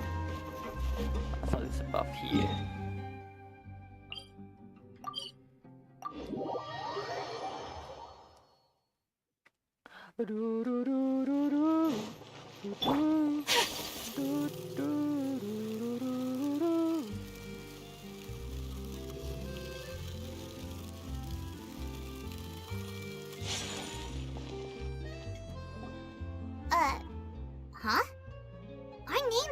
in this newspaper. What's going on? Let Paimon see! The underwater stronghold, the Fortress of Meripede, has continued in its noble autonomy, but that does not mean that others cannot interact with it. Wait. I have something I can eat. My recent attempts to enter the fortress bore little fruit. Huh. Guess Charlotte still hasn't given up on that. Thus, did an Outlander friend become the focus of this report? A blonde adventurer with their white fairy, legends trailing in their wake. It is said that this mysterious traveler once visited the underwater fortress. So while the fortress's interior remains a mystery behind closed doors, do not fear, for the tales of the traveler contain surprises in spades. Journalist Charlotte's biggest scoop yet, the Traveler's Trail, World Walker. Huh. Charlotte took so many awesome photos of us and we never even noticed her. She hasn't been able to get a hold of anything at the fortress, so since we're easier to find, she's using us as the subject matter instead?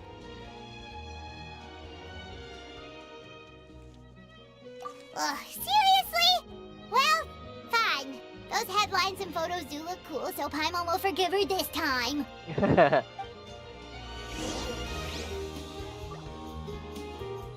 Let's walk around again.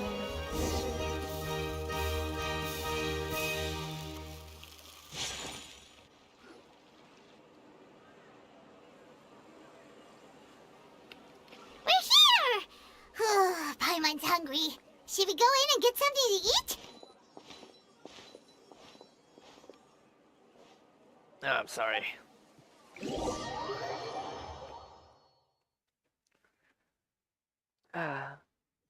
It's getting dark. I mean, outside my house, not in the game. Hey, quick! Look! That's the limited edition only 16 slices a day cake! Tumben belum habis. It's hot. It was so delicious the last time we tried it. Despite the tense situation we were in, let's give it another go. I'm sure it'll be great. One slice of cake, please. Eh? Someone showed up after all. Oh, wait, you're the one from the Palais Mermonia. Oh, are you here to buy cake too? It seems Monsieur Nervalette was right. You really can eat. Wait, did he really say something like that? That's right. Even he has his own preferences when it comes to food. As for me, I love the cake and coffee here. Do you come here often? Usually every day. Every day? It's part of my daily schedule, apart from work. I shall have my cake and coffee. Then what if someone told you one day that this place would be closing soon, and you wouldn't get to eat cake here anymore? But why would it close? Well, Paimon doesn't know either, but maybe the waters will rise tomorrow. Oh, the prophecy. To be honest, I haven't paid much attention to that. No, still, even if there'd be no more cake tomorrow, that wouldn't keep me from having some today. Oh. No, it's the same for eating in general. You might not be able to eat tomorrow, but if you can do so today, then you should carry on. That's what people call living, you know. I like that thought. Kind of straightforward. Don't be sad. Excuse me, could I have 2 more slices of cake to go? These 2 slices are for you. Sijouin said that this kind of expression you're making is what humans call being sad. Hey, wait, what? Oh, you know Sijouin? I sure do. She was born before me, and she sometimes comes to the surface to teach us things about humans. She said that humans are creatures that are saddened easily, yes, and you can only lift their spirits by feeding them delicious food. So please try the cakes here. I've got something else to do, so I'll be going now. You do try to stay in a good mood after eating, all right? Bye. Melusine. And there she goes. All right, let's dig in. Paimon's sure this cake will be delicious.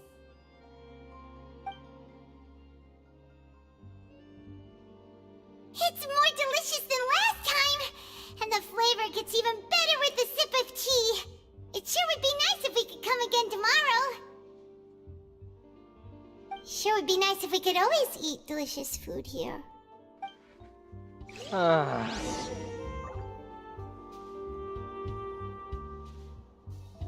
Take flight!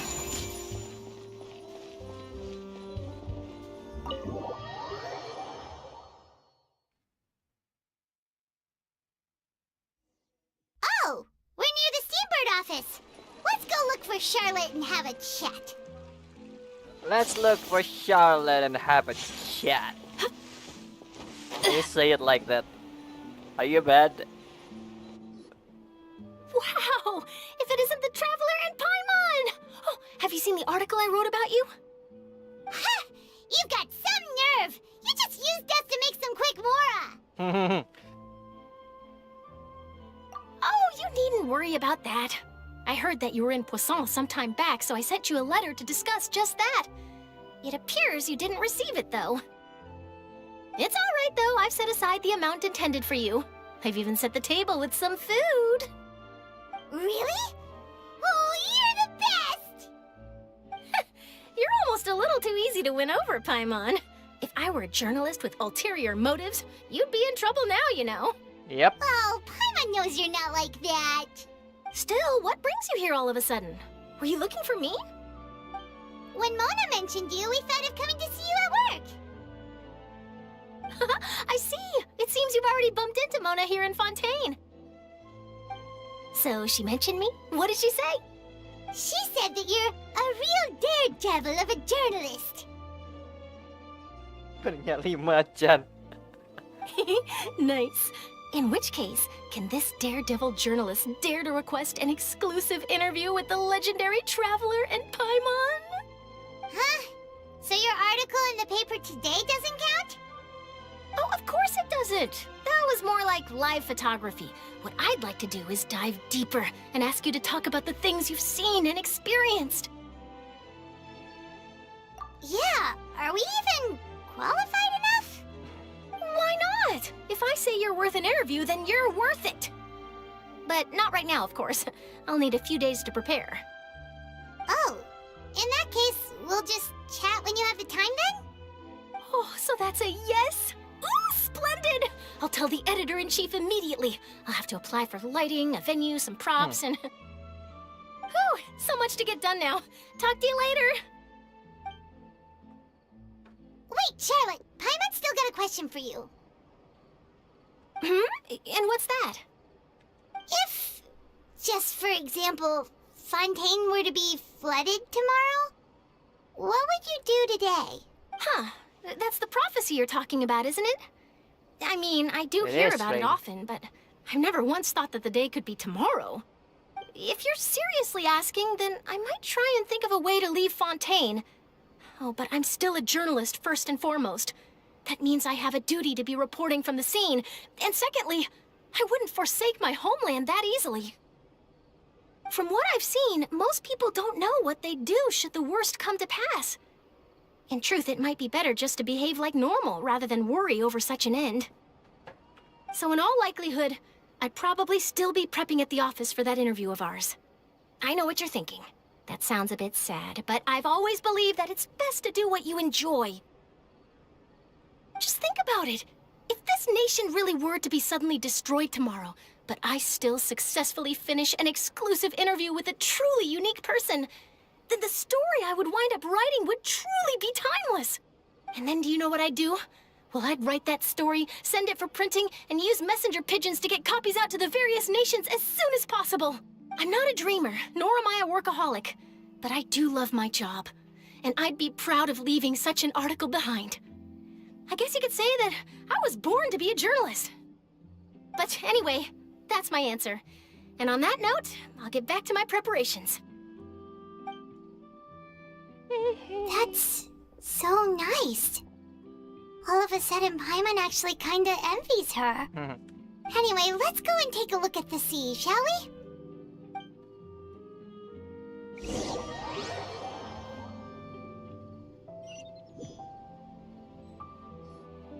The sea breeze and scenery can be a pretty soothing combo, huh? Paimon's been thinking.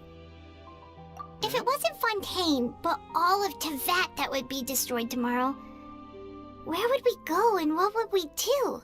No, Paimon should ask, if you could choose, what would you like to do?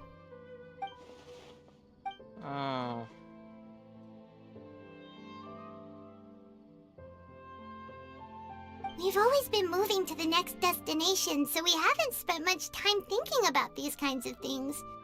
We didn't have to either, with us always being on the road and whatnot.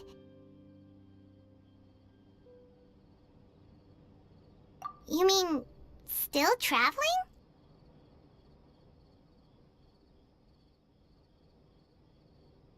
Huh. Wait, isn't that what we've always been doing? Yep.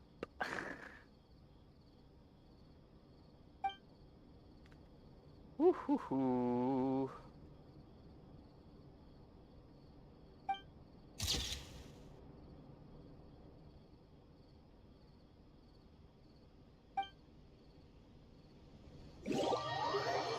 Okay. Now what? Feels like you'll grow mold if you stay here long enough. But it's still better than the Fortress of Mirapede, that's for sure. It's not only damp there, but salty too. Wait. Rain is already done. Ah, so the two of you are still here. Wonderful. Oh. Oh, you're from the Palais Mermonia, aren't you? Yes, I'm Isadora. Monsieur Nervillet sent me to look for you two before. I heard that afterward you went to the Fortress of Mirapede.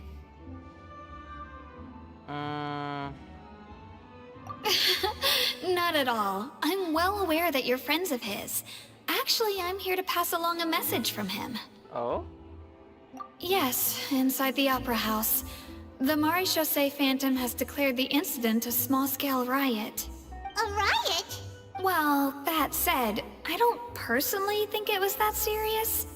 Lady Furina was watching a performance at the Opera House, and while she was resting during an intermission, some other audience members suddenly started harassing her.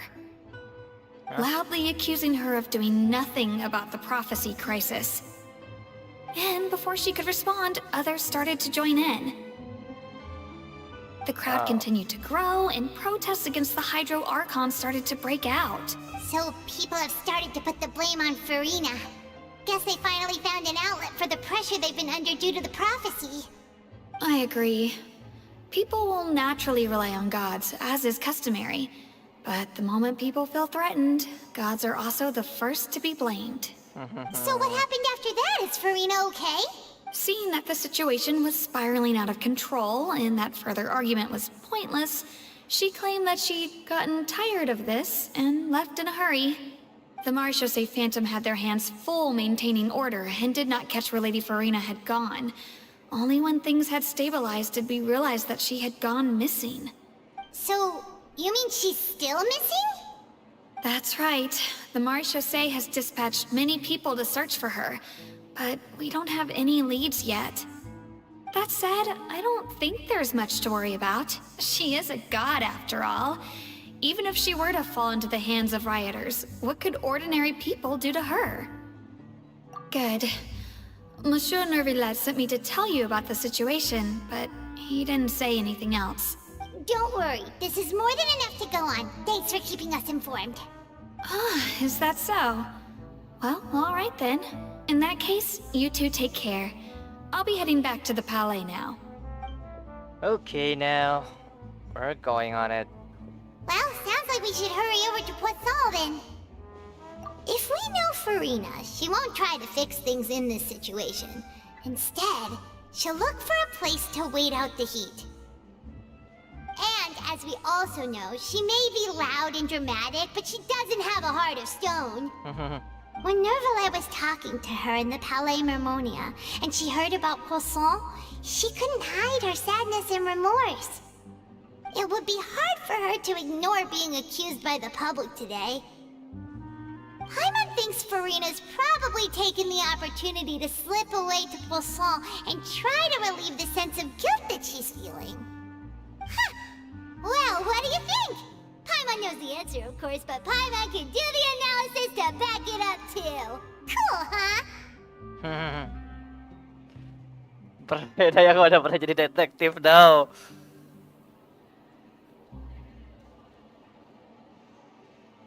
In that case, there's not a moment to lose. Poisson, here we come! Let's go to Poisson. Poisson, Poisson, Poisson. Where's Poisson again? Oh, there it is. This place looks deserted. Guess all the survivors must have evacuated already. All that's left here are signs of devastation. Could Furina really be here? Let's try to find her as soon as possible. There you are. What are you doing here?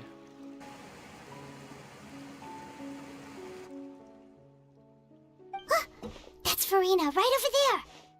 She really... Should I just give up? This is all meaningless. What was meant to happen did happen after all. Everyone's dead. I'm sorry. I am so sorry. Give up, Furina. There's no point in holding out. I'm sorry. But what can I even do other than to repeat meaningless apologies over and over? Who's that? Don't worry, Furina. It's just us.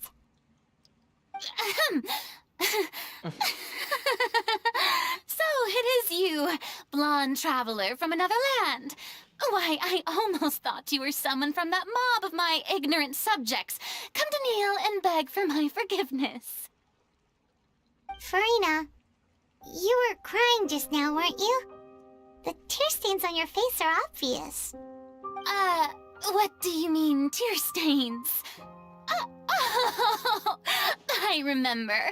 The show at the Opera House earlier this morning was so moving. I'm still trying to process it. Who did that uncivilized rabble think they were, disturbing my enjoyment of the arts? They even dare to tout their Archon. I must teach them a lesson. I can just imagine their twisted and frustrated faces once they realize that I'm nowhere to be found. Oh, and I'm sure Nouvellette and those people from the Marsh Chaussee Phantom are freaking out right next to them, too.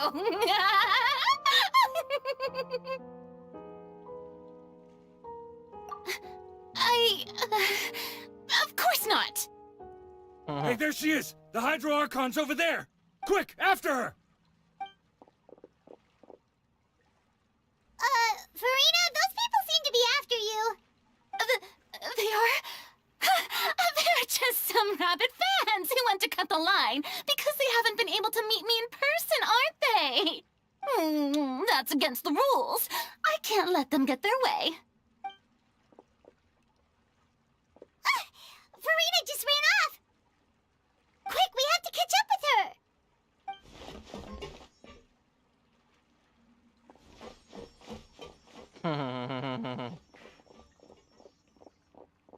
Kejar-kejaran. Teret-teret-teret. Teret-teret-teret.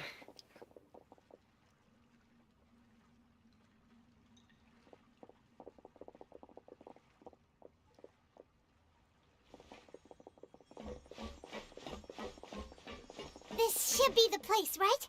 Hey, Furina! There's a good hiding spot over here! Quick, come to Paimon before... What? What is this place? Hurry, they're almost here! Fine. I suppose haste is warranted. He really is a kid.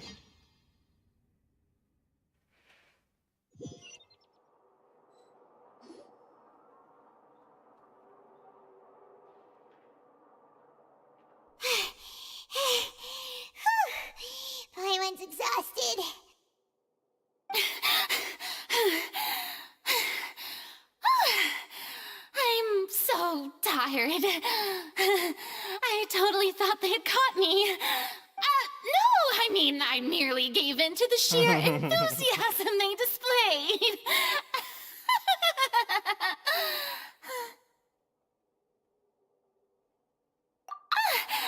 You're right.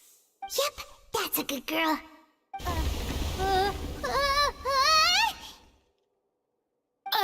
What's happening? The ground's shaking. Is it an earthquake? Yeah, a quake of this kind preceded the flooding in Poisson, didn't it? It can't be. It's happening again. Well, there's no need to worry too much about that. Neuvillette made some emergency plans, so the evacuation should go a lot smoother this time. Yeah, I hope you're right. But the people of Poisson, they've already...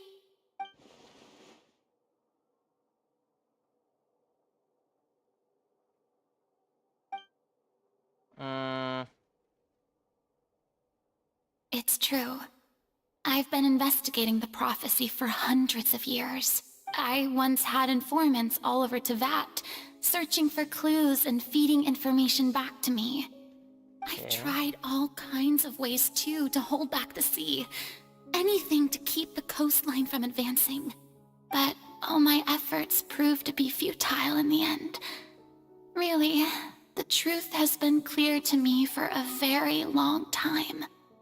We cannot make an enemy of the divine.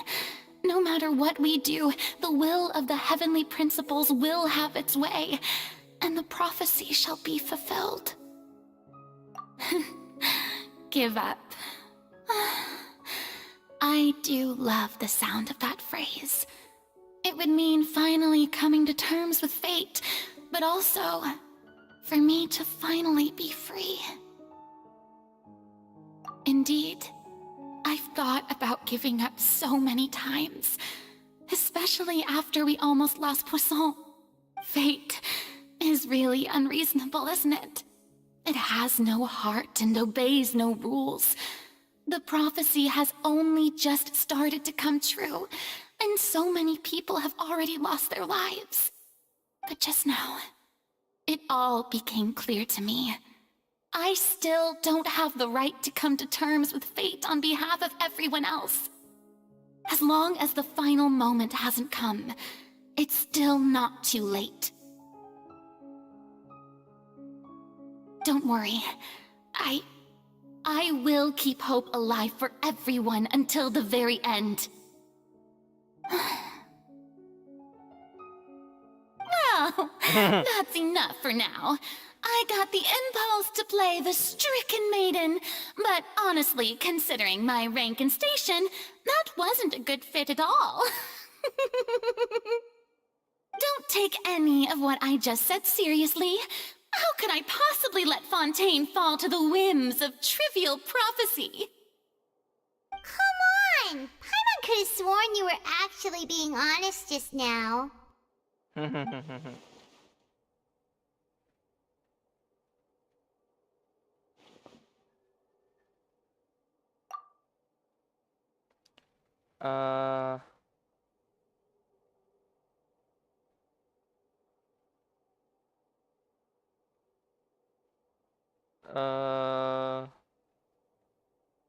Share my burden. That's impossible. It was fated right from the start that this would be my duty alone.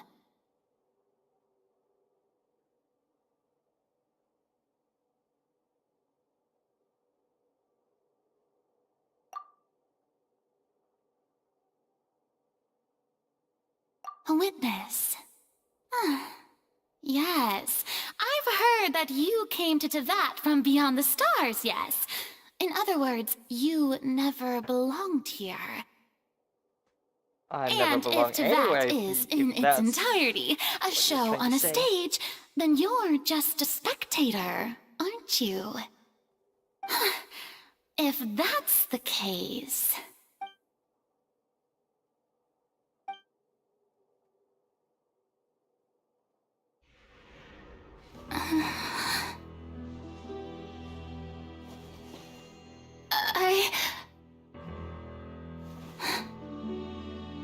She has take.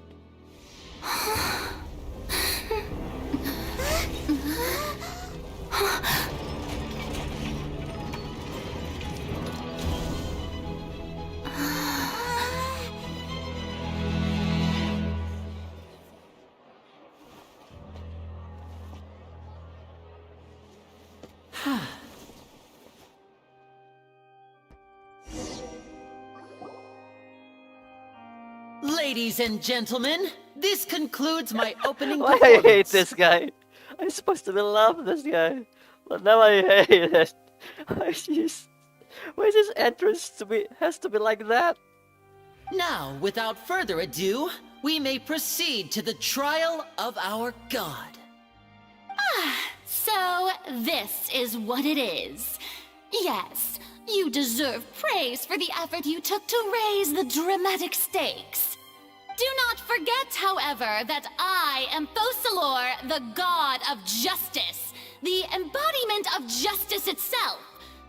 Does it not strike you as even the least bit absurd to bring the very concept of justice to trial? May I interpret these words as your refusal to stand trial?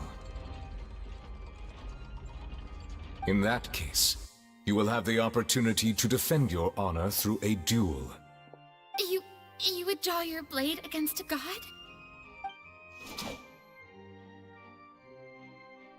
I see. It seems like you have made up your mind.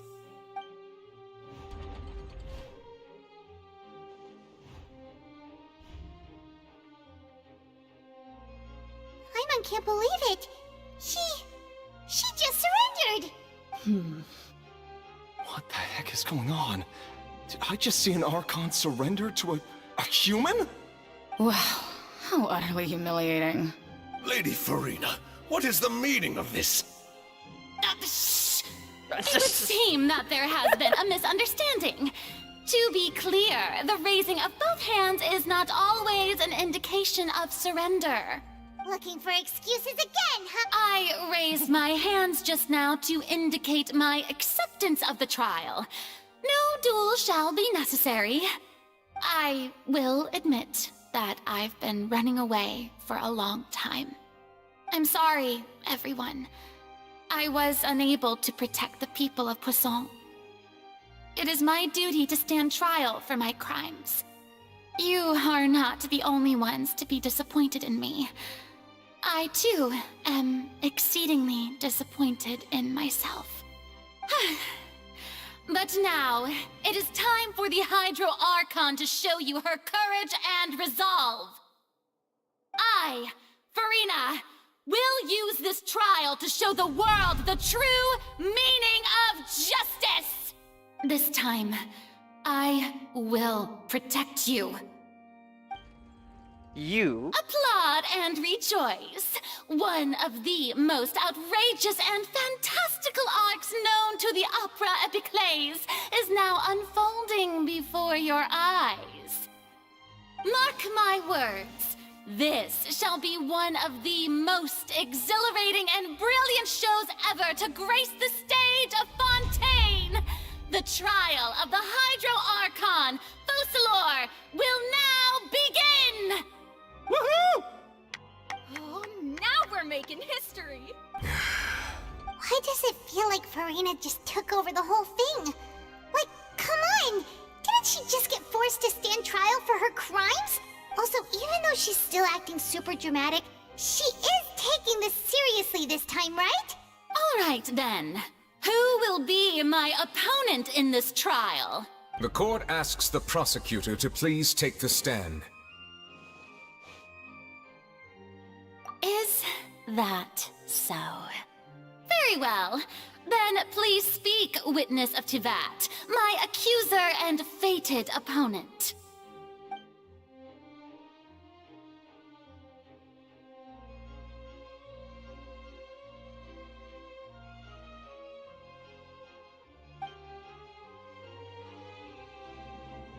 There's still a chance to squeeze out the truth out of her.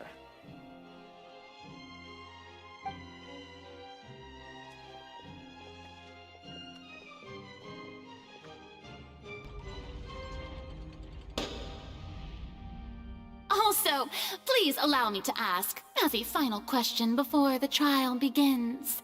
Just how much work did you do to force me onto this stage? Well, we did do a lot of prep after the meeting that day.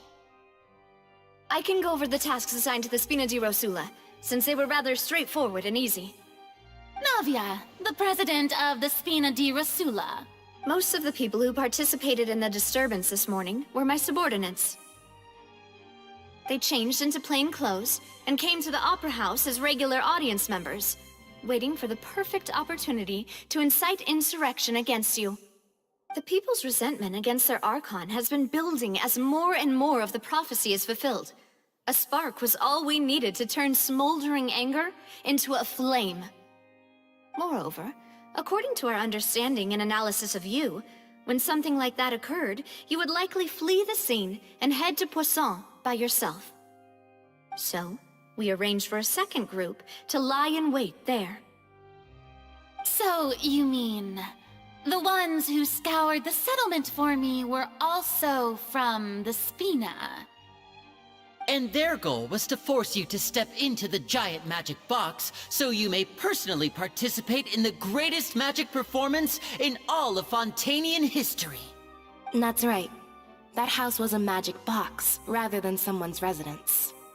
As the super ultimate version of the setup that I used when I first performed at the Opera Epiclese, the volume of the box was increased by a whole order of magnitude, and the distance it traversed was the entire gap between Poisson and Arenias. Its cargo, of course, was an Archon instead of a human. My thanks, Furina. Without your help, we could never have pulled off such an extraordinary performance. Such a polite kid. Everything he do, he thanks the other person who helped him. That's what's nice about Lenny. I like him. You're welcome? Of course, this performance was only made possible with Father's support. The House of the Hearth spent a massive amount of labor in Mora to pull this off. We had to select a location, construct the giant magic box, dig a tunnel, and open up a path through the water. It was a lot of work for all of us. So, in other words, the earthquake that we felt within the giant magic box was just a normal tremor from the transportation of the whole house? That's right. It wasn't a sign of another disaster to come. Then, I can guess Nervilette and Cloran's parts. You gathered a crowd, prepared a stage, and made sure that the champion duelist would be immediately ready for a fight. Also that as soon as I appeared on the stage, the trial may commence without a hitch. Am I right? Yes, that is correct. Well, Clorand, I must commend you for your courage. Only the most outstanding champion duelist in all of Fontaine would accept a duel with an Archon without flinching. Thank you. As for you, Traveler, I suppose your role was to keep me distracted with conversation once you found me in Poisson. You'd make sure that I didn't notice anything amiss before revealing yourself as my prosecutor once we'd arrived onto the stage. Oh?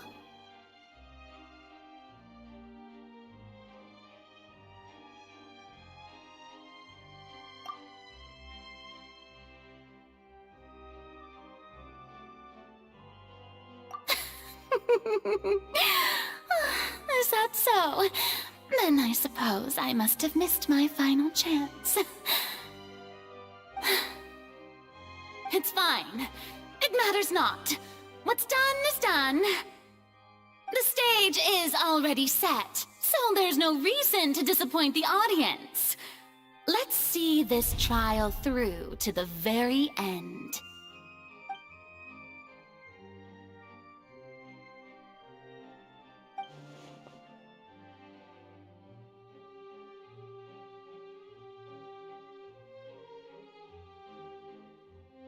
Madam Prosecutor, please allow me to pass this along.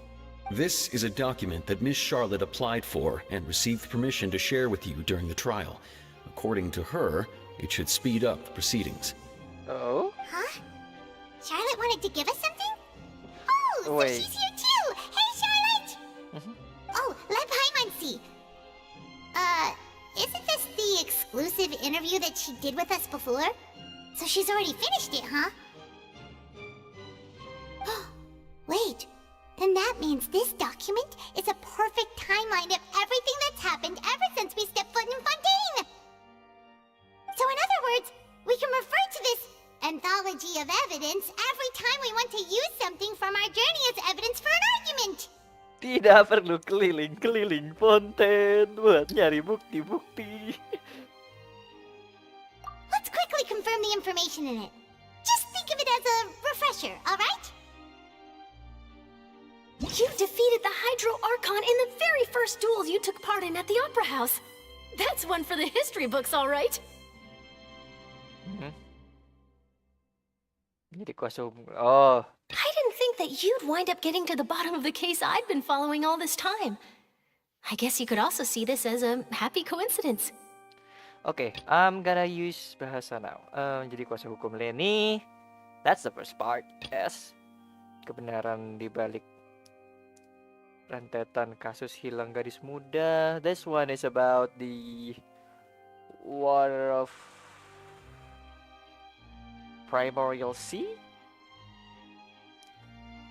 This is the first time Monsieur Nervillette had a difference of opinion with the Oratrice. Even the Hydro Archon can't figure it out. Okay, this one is about the child and mostly about the Oratrice that has different answers with Neuvillette. But the Tui Harbinger, she's an extraordinary person. Her instinct must mean something. Dalam pertemuan informasi Nave, dia mengungkapkan bahwa dia sudah menghampiri Furina sendiri dan yakin bahwa Furina kan Archon sebenarnya dan bahkan ada kemungkinan dia terkena semacam kutukan. Okay, this one is about the Knave trying to quote-unquote assassinate Furina. Trying to... Well, this is not... They're not wrote about the Gnosis. But Knave for sure know that Furina is an Archon and she... assume that Furina itself is actually a curse. Well, Furina is get cursed by something. And Fortress of The Fortress of Meripede was almost destroyed in a single day. That I didn't witness that scene personally will always be a source of professional regret, I think. Gangguan Laut Primordial dan Benteng Meripede. Oh, it's this Fortress of Meripede. What I'm thinking. Of course, it's the jail. Okay.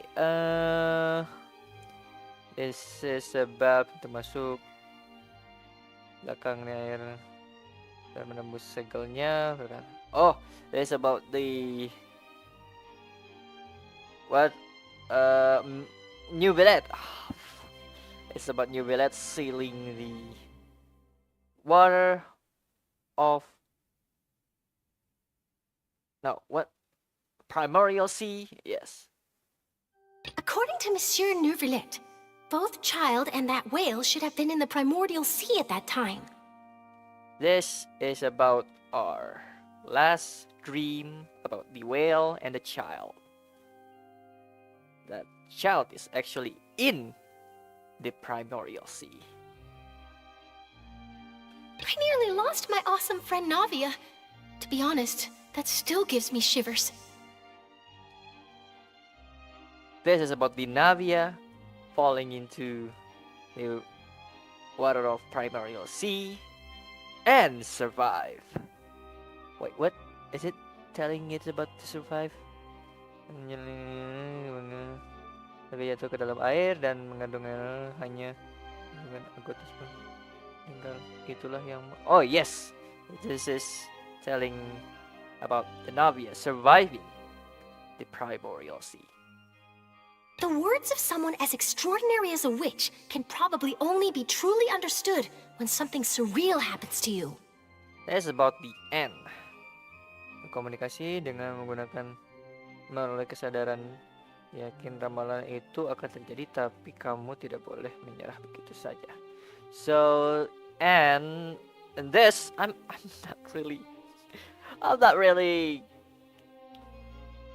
stupid. I'm stupid, so I don't actually understand what the conversation with Traveler and Anne, but gladly this give me something about. She's telling about prophecy might be true, but don't give up on changing it. She's not telling if it's you can change fate or not, but she's only tell you just cannot give up on it. So The prosecution and the defense are both in position. The trial shall now begin. okay. Oh, come on, Nervylette. There's no need to repeat all the unimportant legalese. Just fast forward to the part where the prosecution lays out my offenses. As the defendant and the lead actress of this performance, I still haven't even been informed of my supposed guilt in all of this. Of course, it is only natural for humans to struggle to understand the actions of a god. However, you will need more than that to convict me of a crime. That's true, but my charge here is unrelated to your conduct as an Archon. Instead, I would like to charge you as a fraud who's never been the Archon in the first place. Wait, what was that? Lady Furina's a fraud? Hey, I came here thinking that we were going to try the AKRtoon for forsaking her duty, but did I hear that right? She's not our Archon at all? Charge accepted. Okay. So that's how you trigger a case for trial. That's what I'm trying to say. Wait, let me clean my table. It's so dirty. I can feel it in my hands. Oh my god.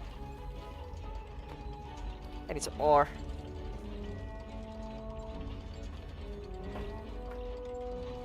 Charge accepted. Wait. Let me clean my table so I can play this more chill. I need my times.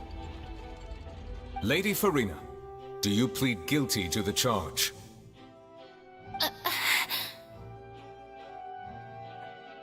Lady Furina. I plead not guilty. How can I be guilty?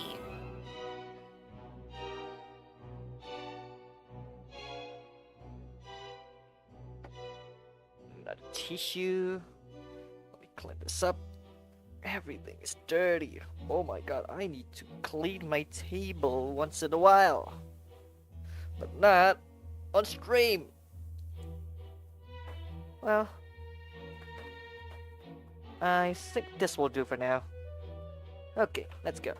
There is no way that I, Focalor, otherwise known as Furina de Fontaine, a member of the Seven and the Regina of all waters, kindreds, peoples, and laws of Fontaine, could be anything other than your true Archon. Yeah, even though Lady Furina can be rather eccentric, isn't it going too far to doubt her very identity? Yeah, I've never questioned her identity either. Sure, Lady Furina can be super irresponsible, but what grounds does that prosecutor have to make such a huge claim? I have cause to believe that common sense will prevail in this case. Many of the members of the audience have known me as the AKRtoon ever since they were born. There would be no fooling their memory.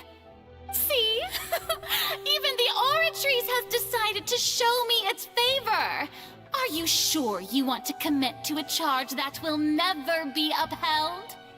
If you wish to drop the case, I can promise you as the God of Justice that you will not have to face trial for making a false accusation. We will treat everything that's happened as a dramatic spectacle and move on with our lives. What do you say to that? An argument with near impossible odds, huh? We have to not only refute Furina's claims, but also overturn the long-held beliefs of the people.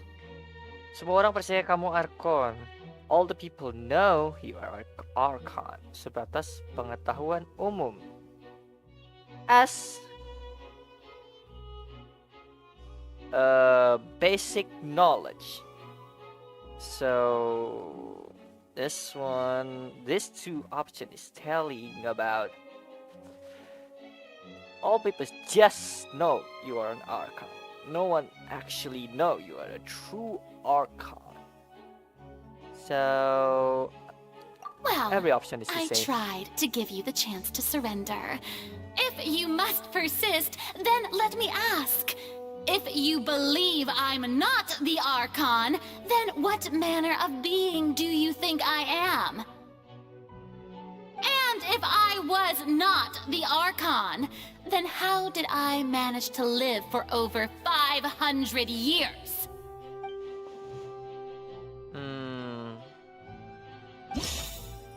What is special about Furina? This one is a bit tricky. Not relevant.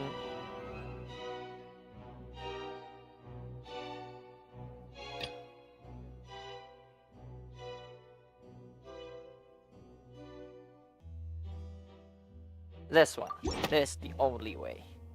This is the only option. First of all, you may be a member of another long-lived race, which would allow you to naturally possess an extended lifespan. And second of all, even if that wasn't the case, there could be other ways to extend your life. Who gave you that idea? Was it the knave? You'd sink so low as to use a harbinger's words against me. A curse? I once thought it possible that the aura of an Archon might naturally resemble a type of curse.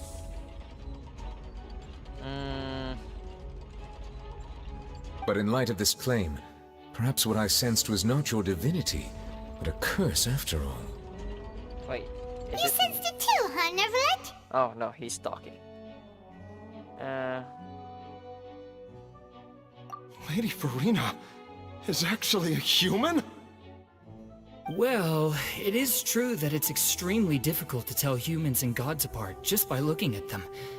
It's not impossible.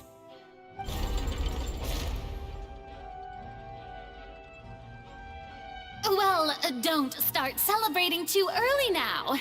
Even if I have been carrying a curse like you said, how does that prove that I am merely a human being? Besides, everyone knows that the main difference between a human and a god is the possession of authority. Gods can do what humans cannot. That's why they're worshipped as gods. For centuries, manifestations of my authority have served the nation of Fontaine. One need only to turn their eyes towards the Oratrice Mécanique d'Analyse Cardinal in this very opera house, or consider the indemnitium that is used in every aspect of life.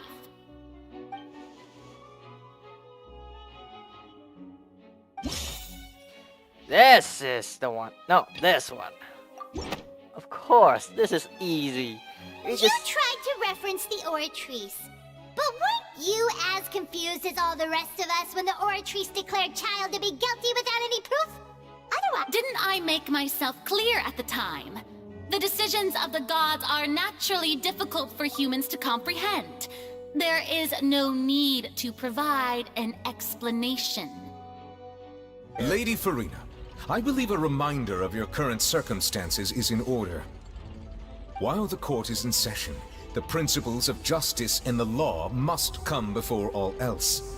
While you are an Archon, you are also first and foremost the defendant in this trial.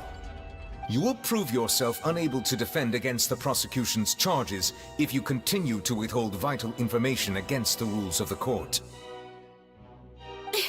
I never thought you'd use that kind of rhetoric against me. That was no trick of rhetoric, Lady Furina. I've merely reiterated the rules of the court. Rules that all should respect and follow.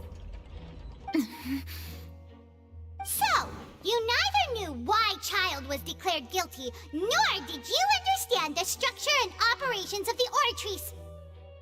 Instead of having been created by you, the manifestations of authority you mentioned have been made by the real Hydro Archon, haven't they?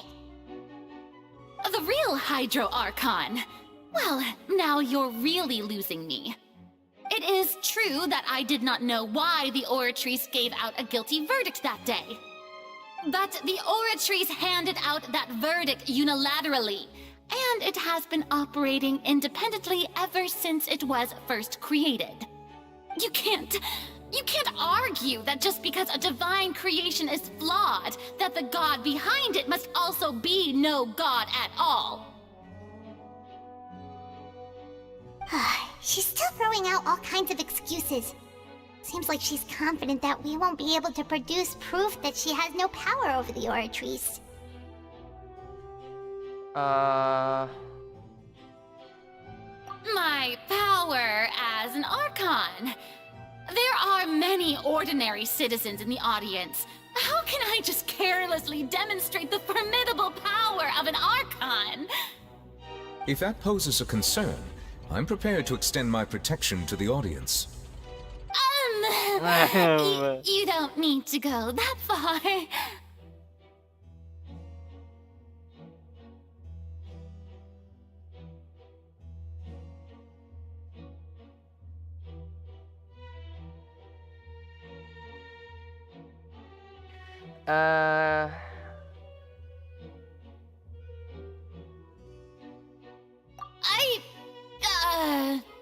Aren't you the Hydro Archon? Or is it that you can't even wield the power of Hydro, much less the authority of a god? Indemnitium! Yes! It's all because of Indemnitium! All Archons derive their power from the faith of the people, and I've converted the people's faith in justice into Indemnitium! Thus did I give up all of my divine power to provide everyone with energy for their daily lives. She's creative. Have you ever seen a more magnanimous god? She's creative. She's really creative of bullshitting a conversation. Isn't that a huge stretch? Yeah, no matter how generous an Archon can be, how could they give up all their power? Can a god with no power even still be called a god? It seems like nobody's buying Furina's excuse. Hey, come now, everyone! Please don't stare at me as if I was a liar! I'm still the same Furina you knew, right? The one that you loved! Shouldn't you want to believe in me? Please? You've got to believe me! If what the prosecutor said is true, she really has committed a grave offense. Did she deceive all of us? And all of our parents and grandparents too? And then all of our ancestors? Ever since they were born? Enough! That's enough! Oh my god. Tell me then, if I'm not the real Hydro Archon, then who is?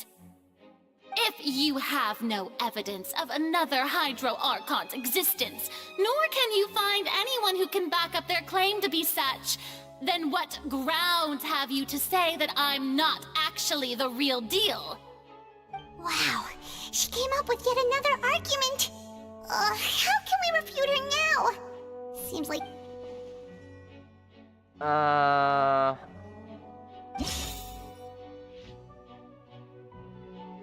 Terjadi di pertunjukan Lenny, Lee, dan Lynette yang pertama kali walau tuduhan atas sih namun identitas mereka masih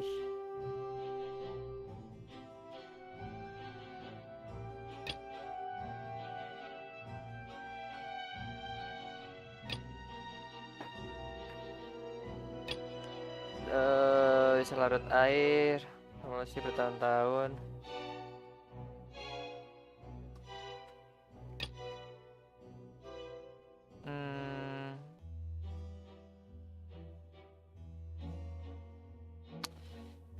Apa yang membuktikan kalau Furina hanya manusia biasa? Silly, the primordial sea. I think this is the. That doesn't sound right. Paimon doesn't think this clue can be used as compelling evidence to build. Okay, that's not the one. Then this one. It has been established that all Fontanians can dissolve in water from the primordial sea.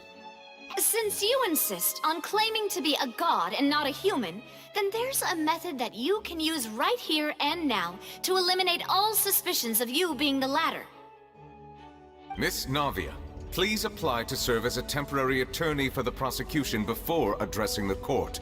Though you act in partnership with the prosecutor, you must still adhere to proper procedure. Super sorry, Monsieur Chief Justice. I swear this really will be the last time that I'll speak out of turn. Now, I've brought some seawater from Poisson.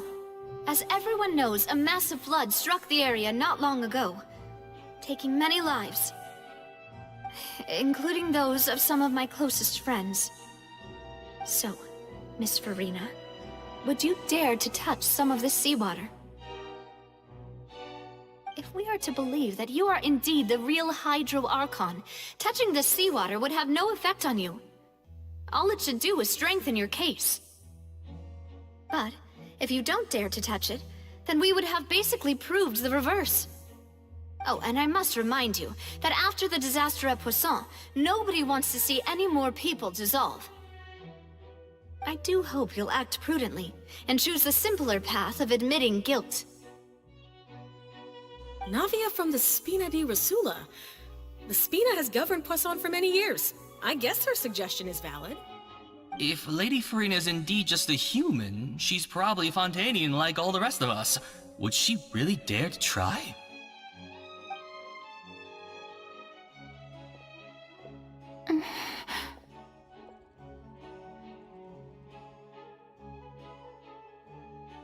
Lady Furina, this test has been unilaterally proposed by the prosecution. As it falls outside the realm of standard court proceedings, you possess the right to decline participation. Well, of course he had to tell her that. But refusing to participate is basically the same as a confession of guilt. She's just staring at the water without saying a single word. It really does seem like she's quite terrified of it. What's going on? Is she really planning to... Due to the inherent risk of the test, Lady Furina, you may... Oh! Hey!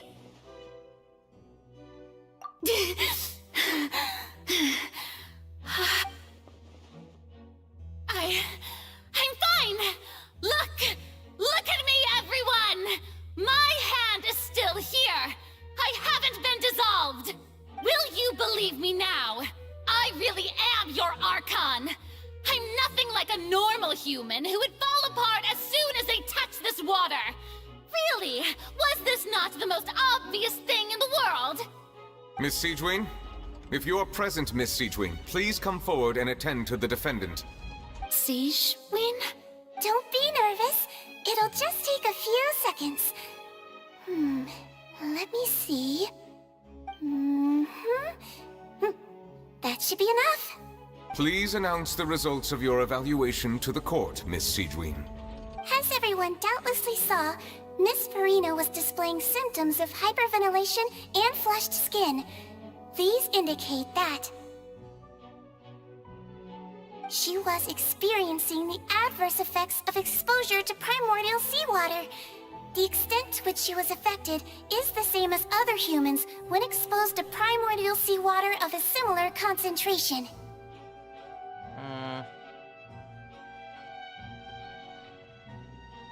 Thank you, Miss Siegewing.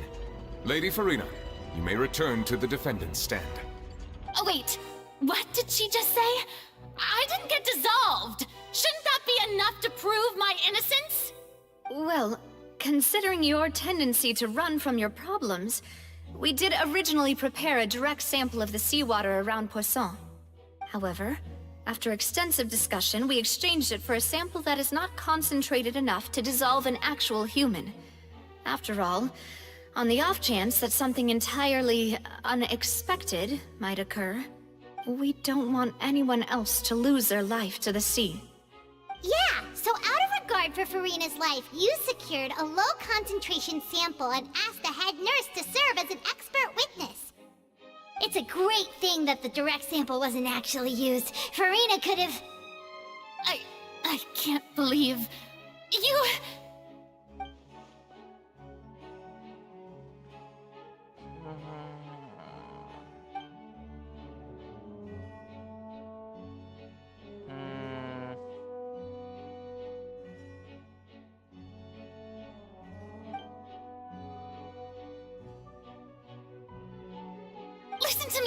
Listen to me, everyone.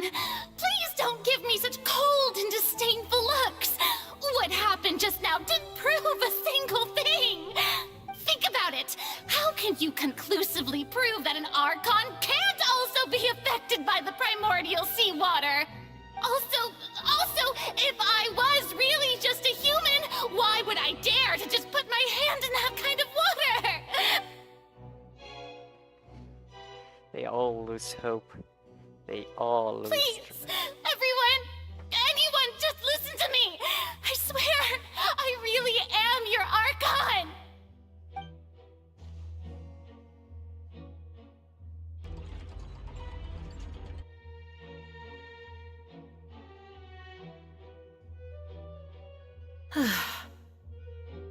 I don't think anything she says at this point will sway anyone. The odds are just too stacked against her now. With all the things that have been said, Paimon doesn't think there's any way left for Furina to win. I believe the time for arguments and presentation of evidence has come to an end. If there are no objections, we will move on to the final judgment.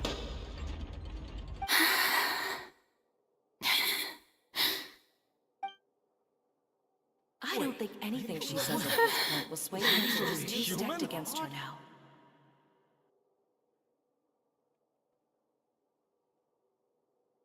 What are you going to do?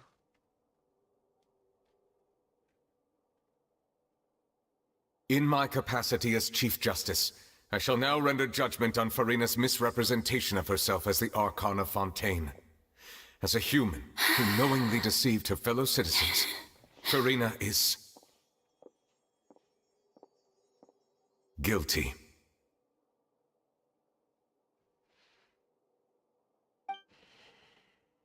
No. Now what?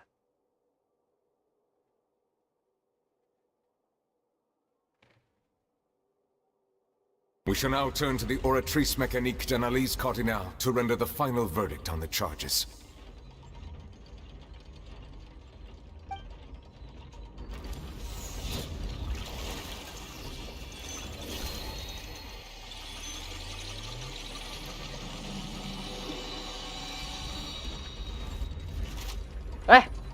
Kok kamu di sini? According to the judgment of the Oratrice Mécanique d'Analyse Kok Cardinal. kamu di sini? Furina Pergi is- jauh-jauh.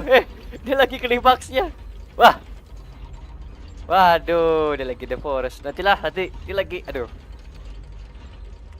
Aduh, kalian duluan deh The Forest. Gila ini lagi seru maksud. Hush, pergi jauh-jauh. Tell me when you out. So, I can continue this. Anjing lagi gila nih. Gue kayaknya bakal lama nih.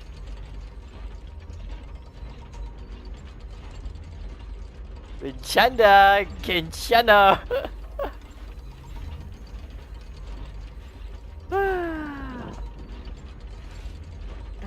Klimaks lu nongol anjir. Okay. I'm warning you. I'm going to continue this. Go away if you don't want to get spoiled.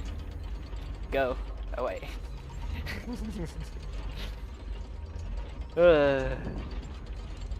Okay. 3, 2, 1, continue. Well, what's wrong? What's the Oratrice's verdict? No.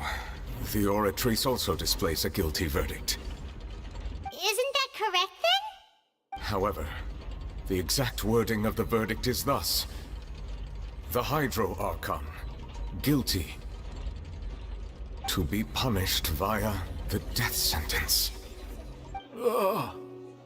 The death sentence?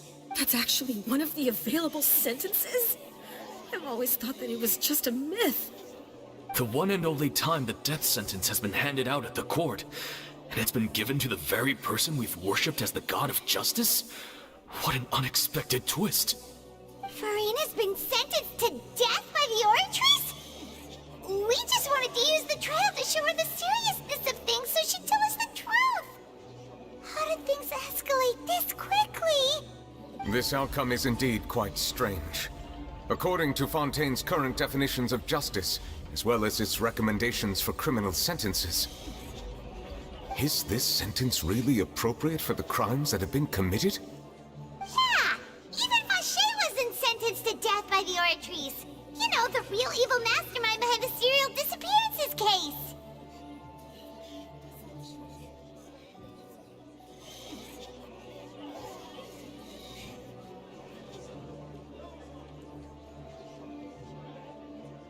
Indeed.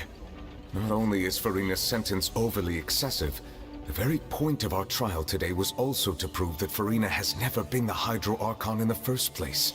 But now, the Oratrice seems to have deliberately invoked the title of the AKRtoon. What does this mean?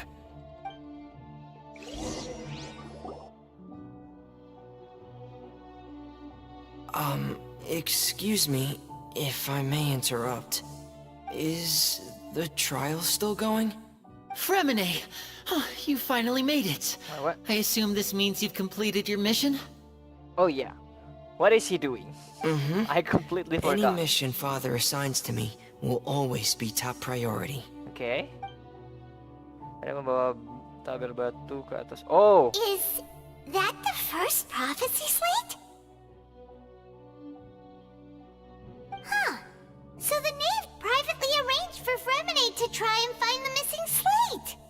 I looked everywhere and finally found it at the bottom of the sea.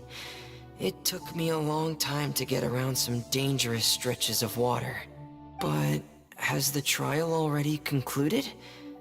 Then doesn't that mean I've come too late? Oh no. Father will be disappointed in me. Thank you for your hard work, Mr. Fremine. Please allow me to review the record left on the slate. How did he bring that giant rock here from the depths of the sea? Tell me that. Do you know how heavy that thing is? Oh my god. Fremine, you a buff.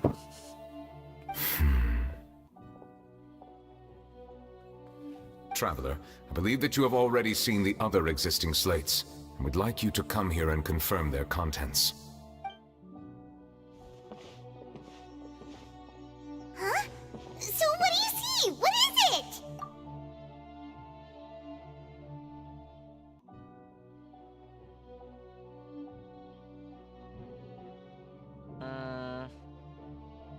I believe I've now made sense of the AKRtoon's crime. It has to do with Fontaine's lost history. Huh? Isn't the AKRtoon just guilty of deceiving her people? Oh, wait, no, that's Furina, and we've already proven that she's not the AKRtoon. So when you say AKRtoon, do you mean the real AKRtoon we've been kinda talking about? In truth, everything that you've encountered in Fontaine up until this point can be traced back to the contents of these stone slates. However, I'm uncertain as to how much sense they currently make to you. Okay, let's try to recall the contents of the other 3 stone slates. Paimon will do her best to help you remember. Okay. Do I need to do things?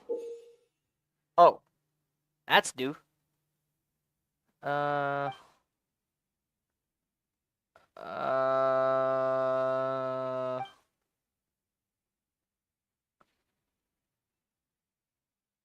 Okay.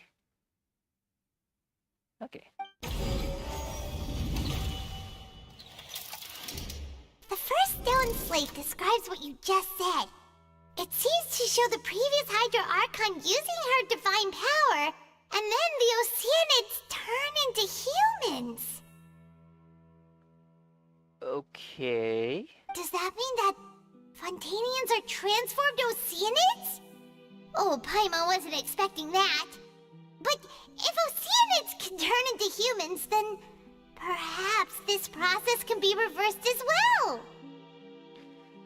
That's what in my thought from the very beginning. That none of the Fontanian people are actually a people. The second stone slate shows Celestia floating in the sky, and the Hydro Archon and her people worshipping it together. But the heavens still brought judgment down upon them. So, the Hydro Archon sin is actually making a living beings as a human? No, I mean, make a living beings making a human. This must be the point when the Hydro Archon and the Fontanians were branded with their original sin. Does this mean that the original sin and the Hydro Archon sin are the same thing? The third slate shows the Hydro Archon sinking into the sea surrounded by many people. Huh. That reminds Paimon, didn't we also watch that happen to someone else? To whom? Well, the fourth slate is the prophecy the Fontanians have been talking about. People dissolving into the sea, the Hydro Archon crying on her throne, and so on. We didn't believe that such a crazy disaster could happen at first, did we? But after that incident, it was just a question of when and not if.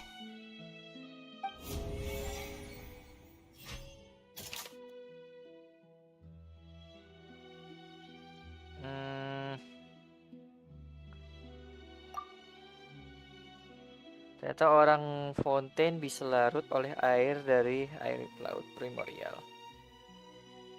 Menggambarkan Archon yang menggunakan kekuatannya untuk mengubah Oceanid menjadi manusia.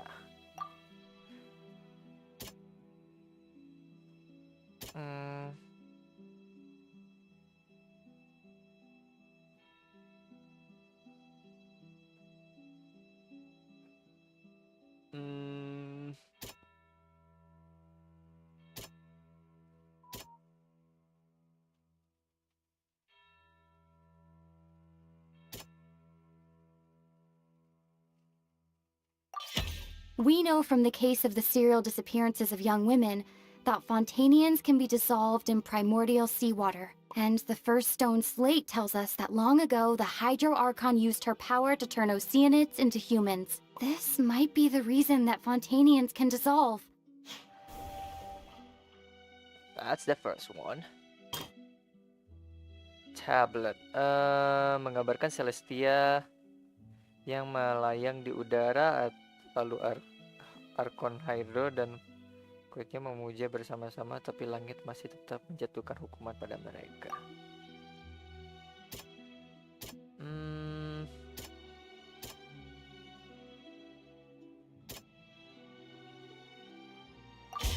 Perhaps what is about to take place has all happened before. The true sin of the Hydro Archon that Nervilette mentioned, and the original sin cast down on the people of Fontaine by Celestia as recorded on the stone slates.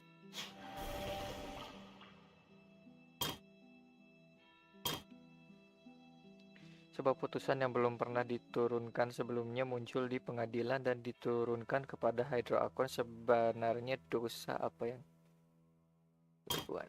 Oke. Mengabarkan AKRtoon tenggelam ke laut dikelilingi oleh banyak orang.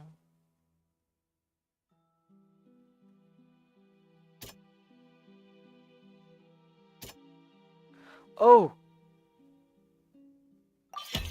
It's not as simple as falling into the sea. When Navia fell into the sea, her consciousness was subjected to judgment. The stone slates show the people gathered around the AKRtoon in the sea. Could that be alluding to the same thing?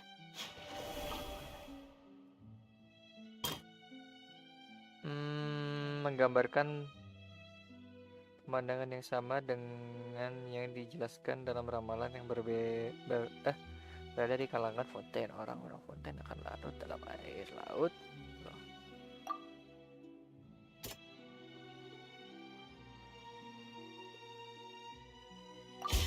The prophecy from the stone slates found its way into society, but not many people believed it at first. The fortress of Meropide was nearly flooded with primordial seawater, which we know can cause Fontanians to dissolve. It seems increasingly likely that the prophecy may come true. If we hadn't dealt with it in time, things could have gone very badly. They'll dissolve into the primordial sea but won't cease to exist. Their essence will flow in the seawater, converge, and take the form of an oceanid. The AKRtoon was sentenced to death in court, shocking everyone present. Perhaps this means that her sin was actually Fontaine's original sin. Navia fell into the water inside those ruins, and she nearly dissolved. She was surrounded by the people of Poisson in a court within her consciousness, and was forced to take part in a trial meant to make her stay. The eruption of the primordial sea at the fortress of Meropide was the surest sign that the prophecy was about to come to pass no matter what. The prophecy's contents can all be verified by recent events. If we combine...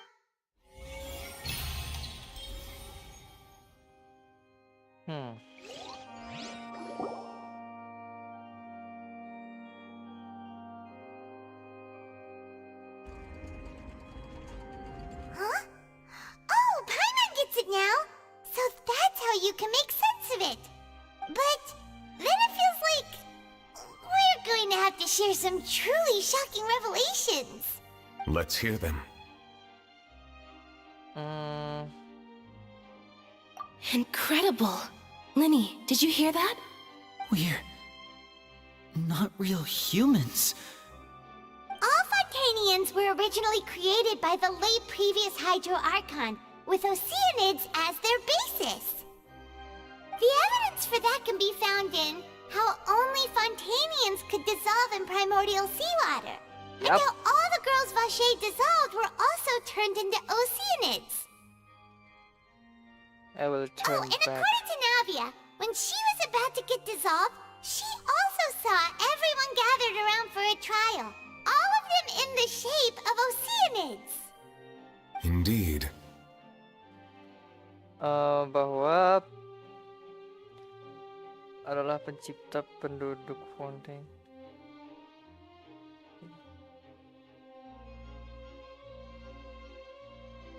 Yeah, and it follows from the content of the first slate that she probably anchored Celestia by creating humans without prior permission. That could also explain why the Oratrice judged the AKRtoon to be guilty. It's to account for that ancient sin. The AKRtoon's true sin was creating us? And yet, after many hundreds of years, the AKRtoon's creations have turned around to try to judge the Archon within the Opera Epiclese. The twists of history are often the most unexpected of all.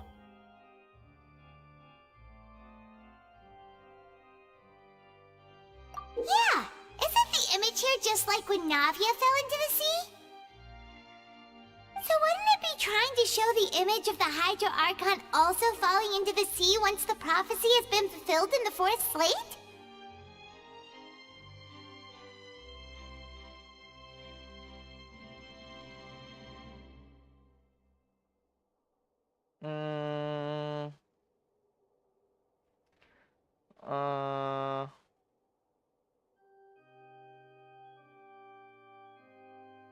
In the end, the people will all be dissolved into the waters, and only the AKRtoon will remain weeping on her throne. Did Paimon get all that right? You've made some keen deductions. I must say, given how much you still don't know, it is impressive that you've already managed to connect so many pieces of the truth. However, while you were able to decode all the information on the slates, they've also been etched with an additional layer of hidden information using a different power source. When we were at the ruins, I tried to decipher the hidden information recorded in the slates. But since we only had 3 slates at the time, I was unable to come to a full conclusion. Now that the slate collection is complete, I shall make another attempt to decipher the narrative recorded within. That's what happened. If everything goes well, we should finally be informed of the unadulterated truth. Story rich RPG. There's so much talking. Just do it.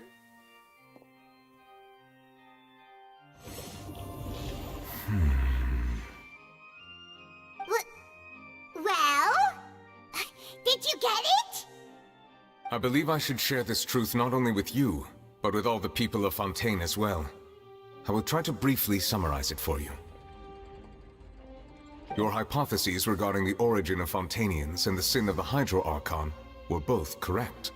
In the Fontaine of old, the previous AKRtoon sensed the yearning of her Oceanid familiars for life on land. Okay. The Oceanids were enamored with the beauty and romanticism of human beings, and wishing to have those experiences for themselves, expressed to the AKRtoon their desire to become of a similar kind. However, even though water as an element is intricately linked with the power of life, the AKRtoon, as one of the 7, did not possess the authority to create a new form of human life. Not one to give in, she eventually found a way to create permanent humanoid bodies for her familiars by appropriating the power of this planet's primordial sea. She poured primordial seawater into the Oceanids' blood vessels, creating humanoid mimics in the process. But if Fontainians were to ever come into direct contact with water from the primordial sea, the power within their bodies would escape these artificial restraints and return to the sea.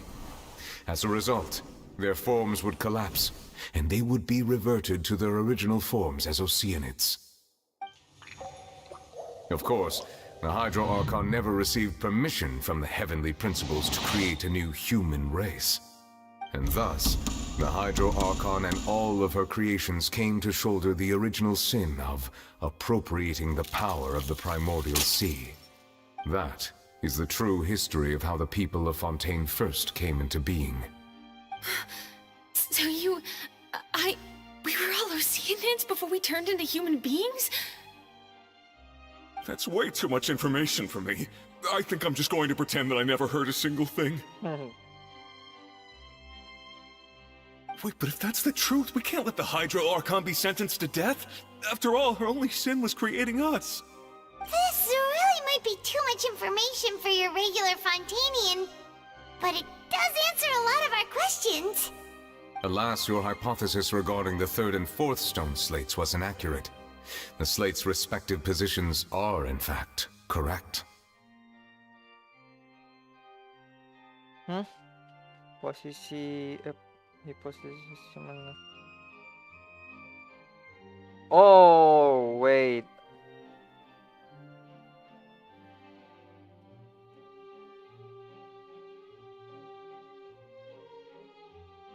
Oh, I see. A key point of the visual on the 3rd slate is how all the individuals depicted in the water are humans rather than Oceanids. They have not been dissolved, which implies that the water depicted in this slate is not water from the primordial sea. The nation of Fontaine is the nation of Hydro, as well as the nation of Trials and Justice. Instead of being the literal element, the water in the scene symbolizes judgment and justice. You may also recall Navia's experience. When she fell into the sea, her consciousness was surrounded by that of many others who intended to hold a trial to determine her fate.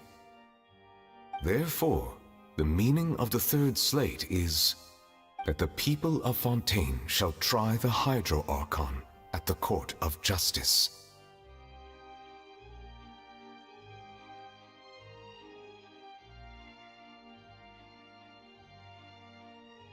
Yes, it refers to our present situation. I think I'm following now. So, what you're saying is, even though we decided to put on this trial to avoid fulfilling the prophecy... Hello! In truth, everything we've done has happened exactly as the prophecy foretold. So now, it seems, we're the ones making sure it comes true. What should we do?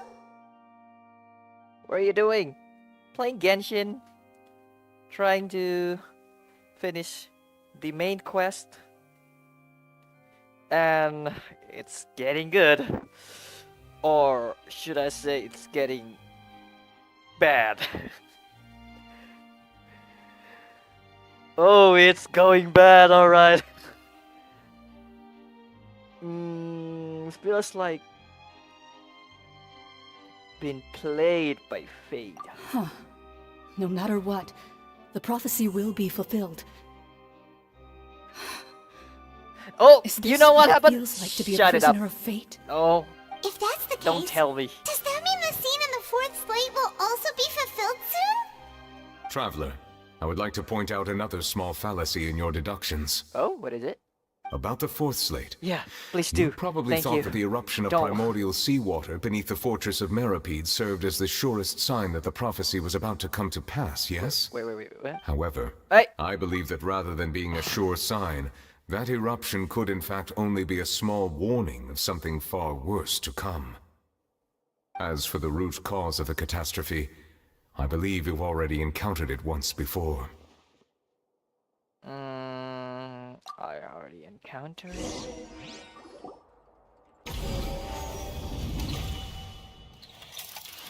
Okay, what is This eruption was just a small warning of the things to come. We must find the root cause of the disaster. Okay.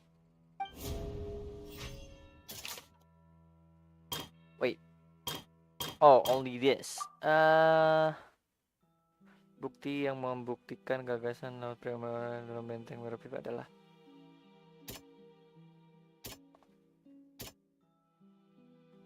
this. I can only... Yep. It was both dream and reality. If we're talking about a true I'm sorry culprit, for that can using only be Indonesian that text. thing inside the That's primordial why- sea, right? I'm using also English VA. So I can read and I can hear. So if it's okay. The truth, the original sin, the trial, and the root cause of the disaster. Oh my god. Oh, is this only this? And there's no part 2 like 4.1? Oh.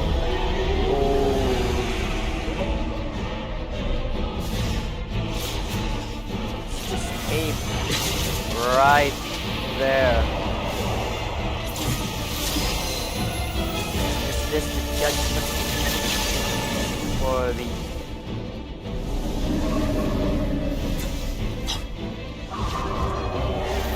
AKRtoon?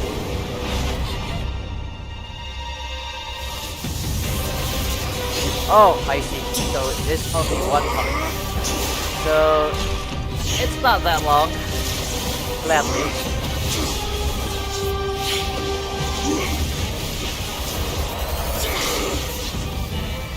Yeah, I enjoyed this.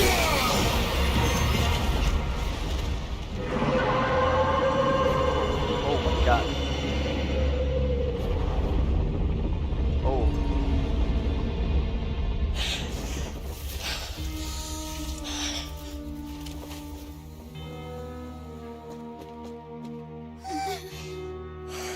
back.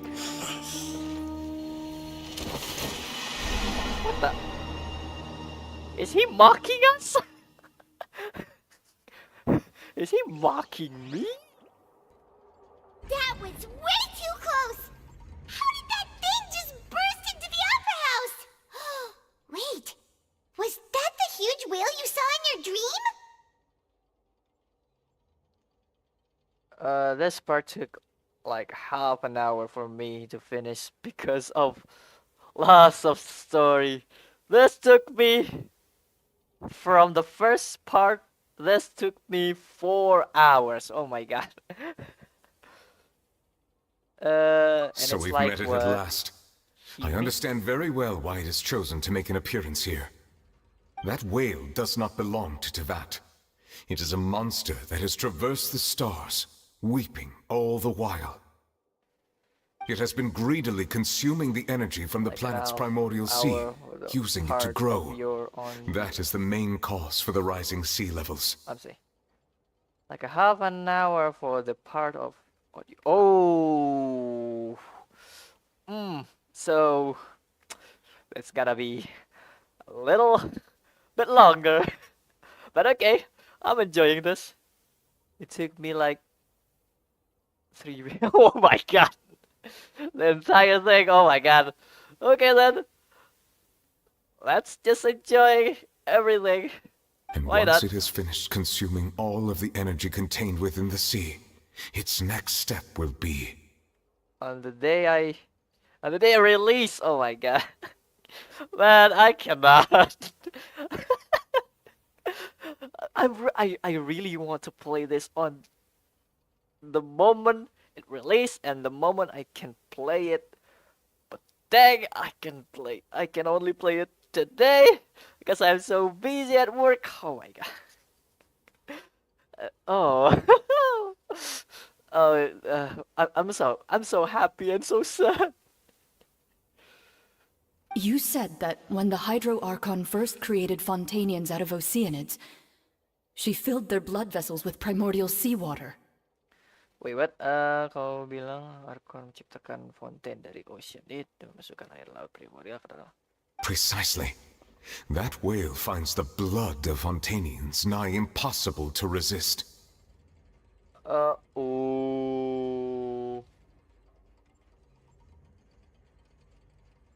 Wait. I think it's not here. Wait, let me check. I think something.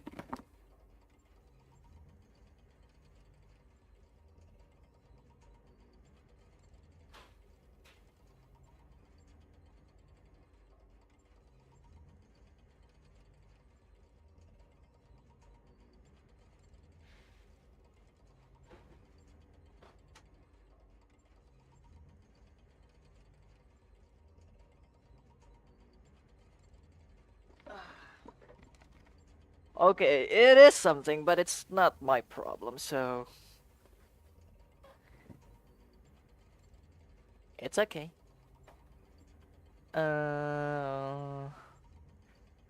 Therefore, when it left the primordial sea, it decided to make its next stop a packed opera house full of food. Food in the form of Fontanians.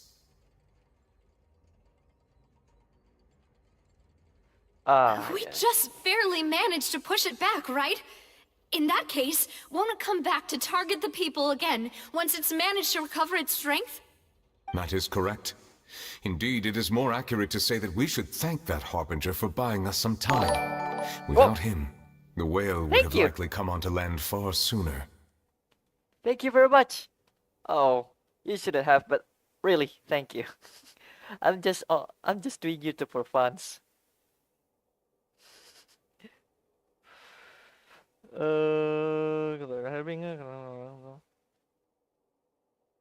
Oh, he's helping. I see. From the way he looked, he must have been fighting the creature for quite a long time. That battle maniac. We always known that he had a special connection with that whale, but we definitely didn't expect it to help us out like this. That battle maniac. Oh, by the way, I think I'm delayed cause internet BRB. Yeah, I think I mean, uh, this internet is kind of sucks, you know. So, delay is to be expected. So, just enjoy the show. Anyway, now that we know that this whale is the actual cause of the disaster recorded in the prophecy, all we need to do to stop the prophecy would be to find a way to beat it up, right? It is too late. Okay. It had already absorbed too much of the primordial sea's energy before we could notice it. At this point, it has become practically integrated with the sea itself. It's more of a narwhale. Even if the entirety of Tevat were to be destroyed, it could still survive and swim off towards some other world. That's not something I will accept. We've already done everything we can, and we even found the true culprit. It's called the all-eating narwhal or something. Oh, yes. I know I forgot. I read it somewhere. His name is Narwhal, but I completely forgot. We've come so far. You can't just tell me that the last hurdle is some impossible foe. Indeed, that's not how a grand performance should end. I'll fight it to the end, no matter what. Oh, now everyone so is the prophecy will be fulfilled no matter what, huh?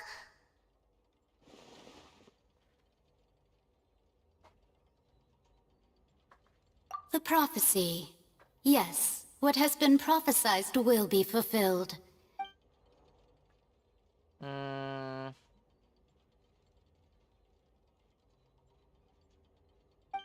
Okay. Wait. If it's about faith. Just as prophecies are usually Oh, only the this card future in the as corner. seen from Oh, the yeah. perspectives I of the didn't gods. turn off that thing. Could things be happening in that's hidden actually corners where my the god's friends. gaze does not fall? Wait. My friends is on Discord. I'm usually playing with them, but now I'm playing Genshin, so they're playing the forest right now.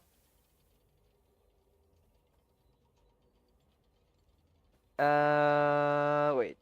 Should I? I think I just need to turn that thing off. I forgot about that thing.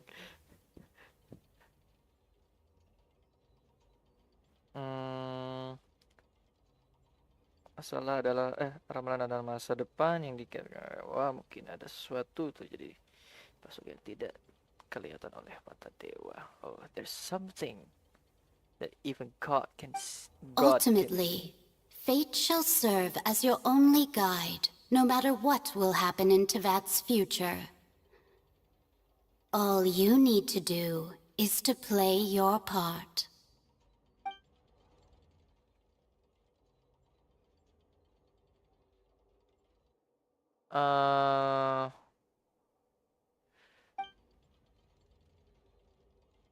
Did I miss something? Furina. Okay.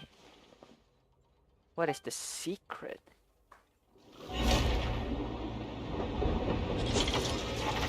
Oh. Turn on its own. Oh, what's happening with the oratories? I believe it is preparing to carry out the death sentence.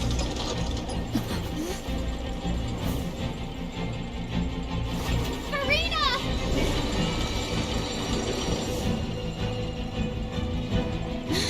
No, we still need answers.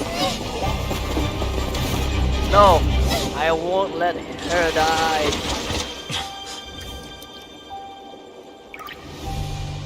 Weep on her throne, not on mine. What?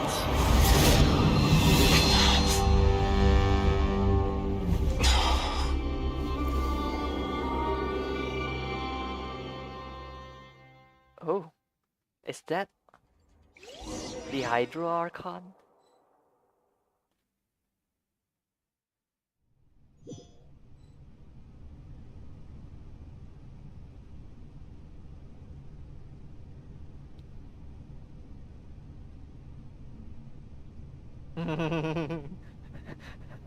I don't even know, bro. The traveler is faster than the gravity.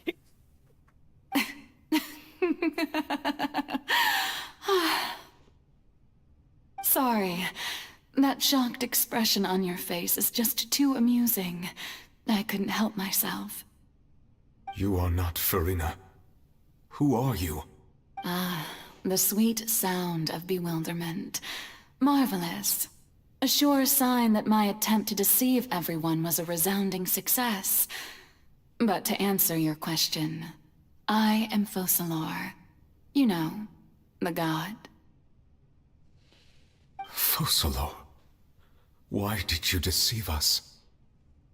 Oh, that wasn't my goal, of course. Goodness, no.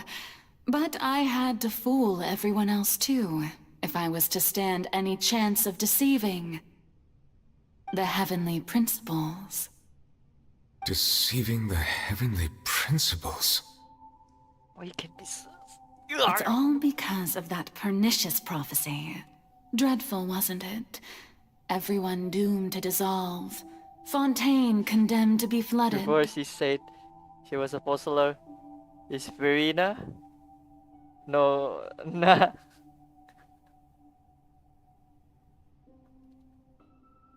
Wait, what? One was not amused. In fact, one was positively bemused when that problem was thrust upon me by my dearest predecessor. That's the former AKRtoon Egeria, for the uninitiated. It hardly gets more disastrous than a preordained national catastrophe, now does it? She knew full well that the prophecy would surely come to pass. And as one of the seven, she also knew full well that one defies the heavenly principles at one's peril. So yes, as you have no doubt surmised, it was a rather impossible situation that I found myself in. I can't. This is... I spent a terribly long time mulling it over, alone on the ocean floor. And I was almost growing barnacles by the time I finally realized there was only one possible solution to this unnecessarily long amount of confounding story. conundrum. I see, I see. I had to outwit the heavenly principles, allow the prophecy to be fulfilled, ostensibly at least, while saving everyone at the same time. I'm a genius, I know. I can only assume that's why Egeria chose me as her successor. Although, looking back now, it was hardly the inheritance one dreams of. Between the task of saving the nation, the quotidian duties of the AKRtoon, and not to mention the original sin of creating a new race of humans, was like, just I let me dare say fight she the left me novel. quite a Oh colossal no. mess to clean up. I see, I see, I see. But this is the But content one that can only play the hand one is dealt. I did not choose this, any more than I chose to be one of her Oceanid familiars.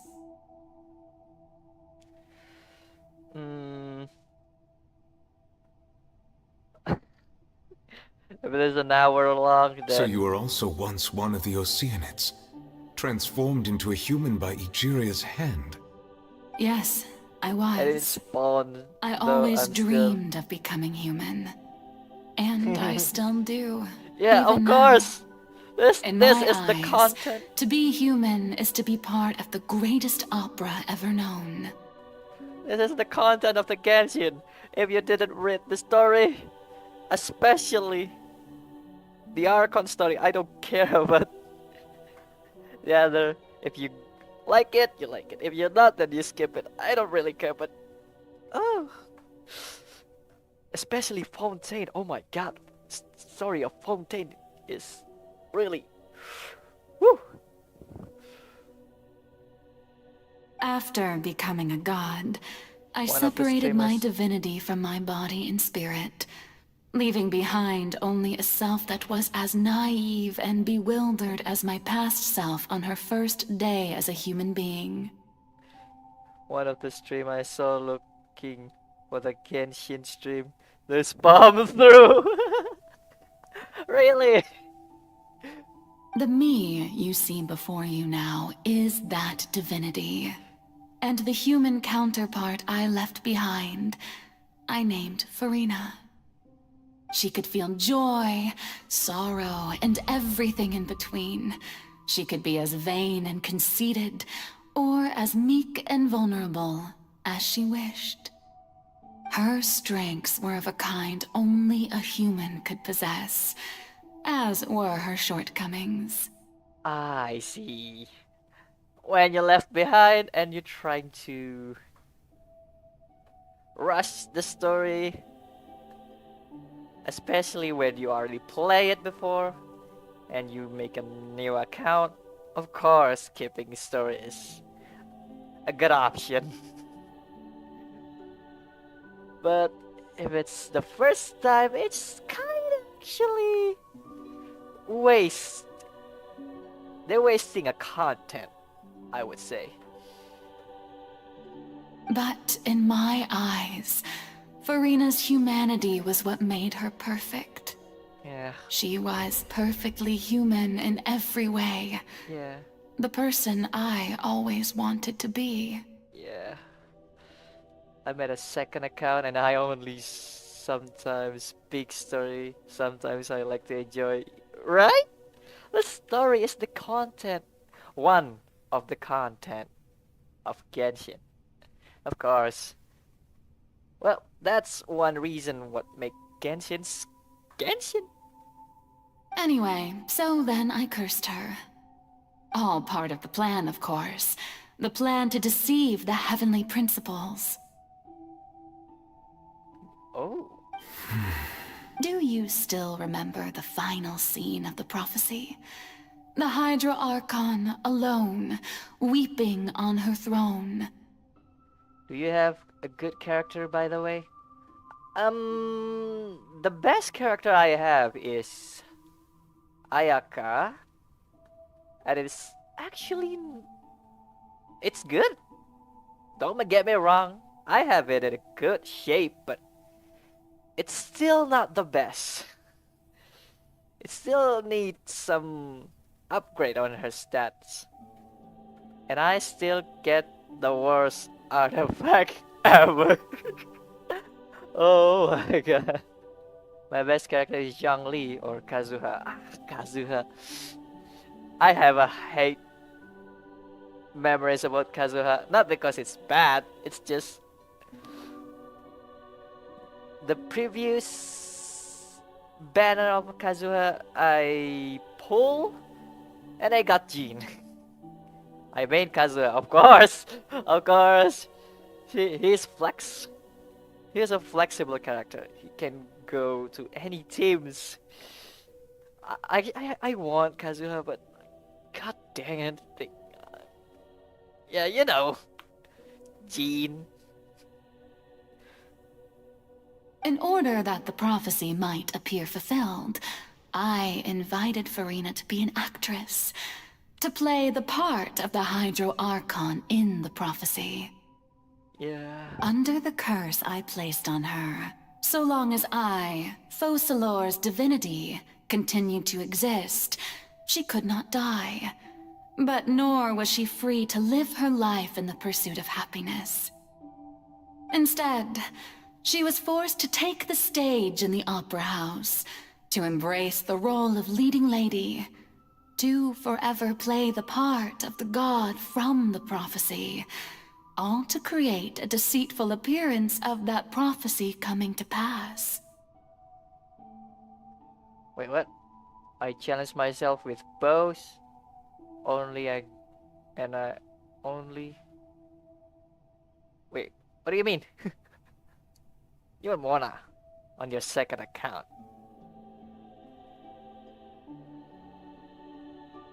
Wait, you were Mona in your first account and you get Mona in your second account? That's what you say?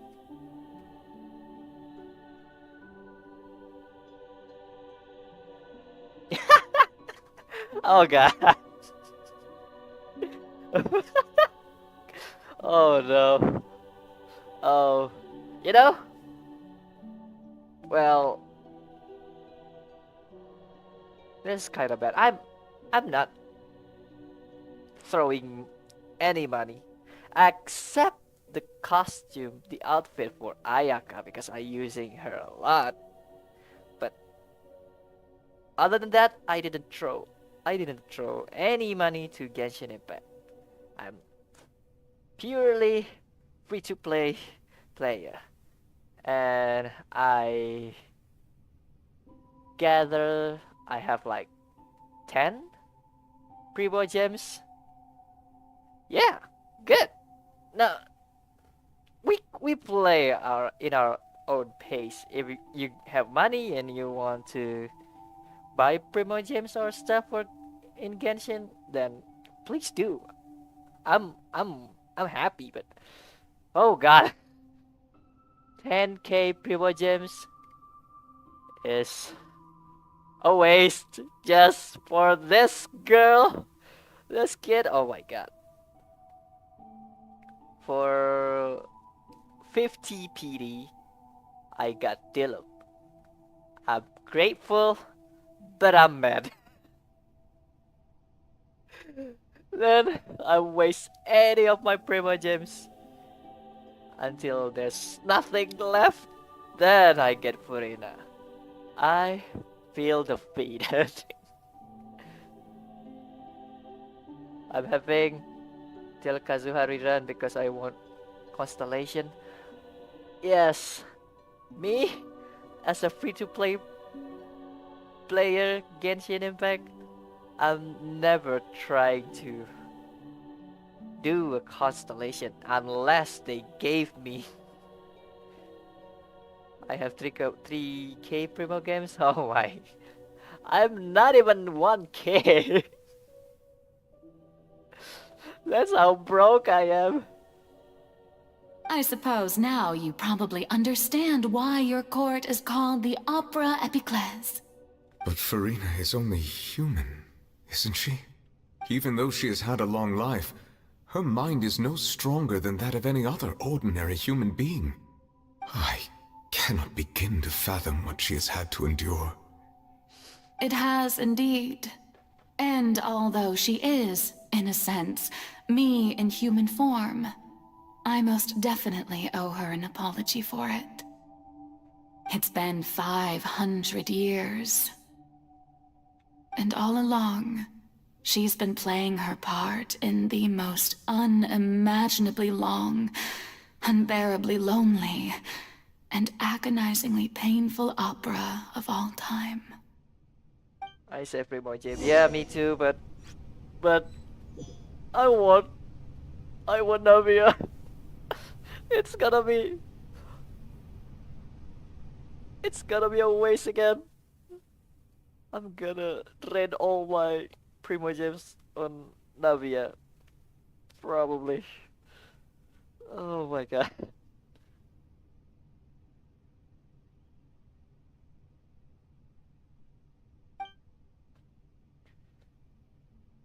Mm,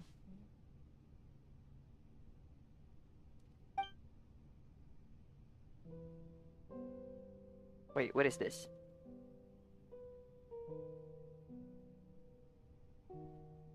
The most Primo gem I have ever had at once was 6k, and I had used it all up for Kokomi. That was during the Sumeru. It was at the Sumeru or when it's on the Klee event. You know what I mean? I don't remember Kokomi in Sumeru. But I remember when the event of when Kiki event when no Kiki what Klee event when you ride a train, choo-choo train. That was a fun event. It was really fun. I believe Kokomi was there on the rerun banner.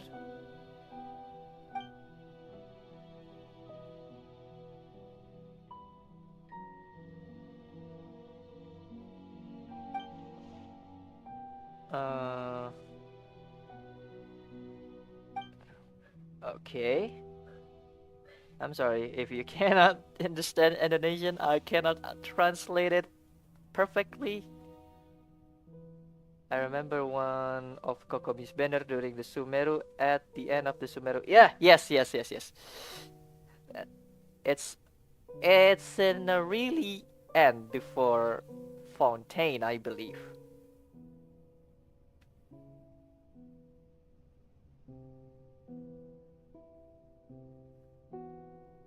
If you ask me, I collected the most Primo gems is just a few days ago.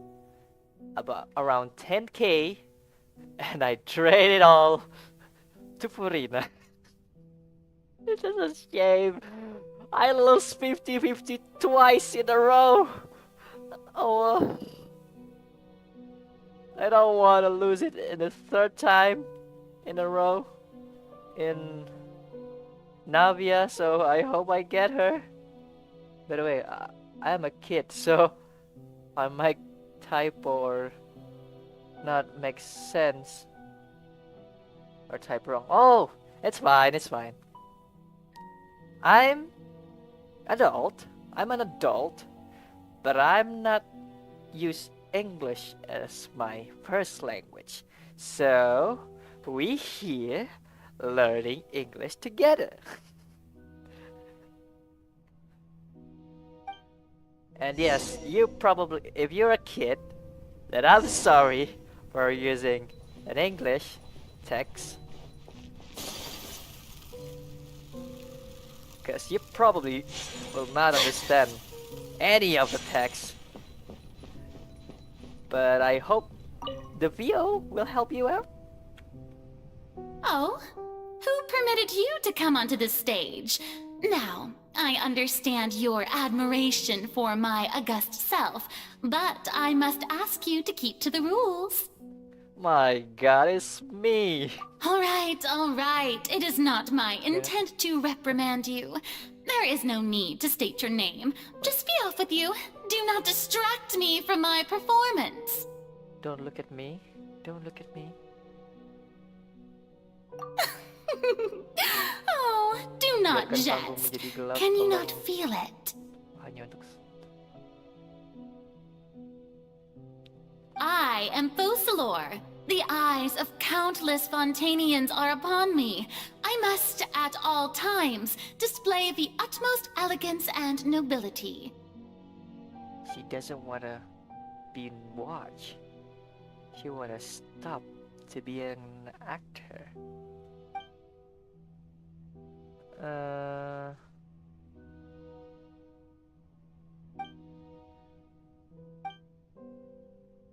Furina. Wait, is her name is really Furina? Furina? After all the Archon quest, it's amazing her story quest has her personality completely different. Dear audience, Oh, I trust the you. performance is experiencing a technical difficulty, but worry not. The guards shall resolve it Ow, soon. ow, hey! Stop doing that. Kamisato art. Wait, Sumetsu, why are you so hard? Whirling snow.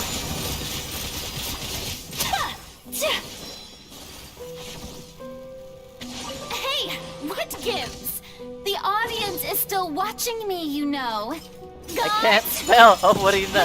I are the thought guards. her name is Furina. Get with me. I genuinely thought you saying zero damage to that because of Zhongli. Oh, this thing? Embrace the ice. Me? I don't have Zhongli. Zhongli is a fake. Dissipate.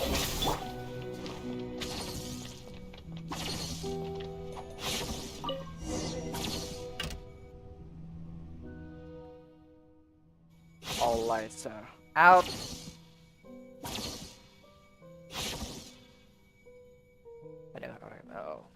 Oh. Lights represent how people see. The eyes of the people. So Tickets. Is it tickets to talk to Furina? Oh, tickets to watch her show. My team is Zhongli, Kazuha, Kokomi, Dehya. Oh, you're using Dehya? Is it good? People say it. A lot of people say she is bad. But I still want her anyway. At level 90, except Dehya 80. Yeah. It's not a bad team, I would say. Kazuha really buff all the teams. Kazuha really buff everyone. I mean, same.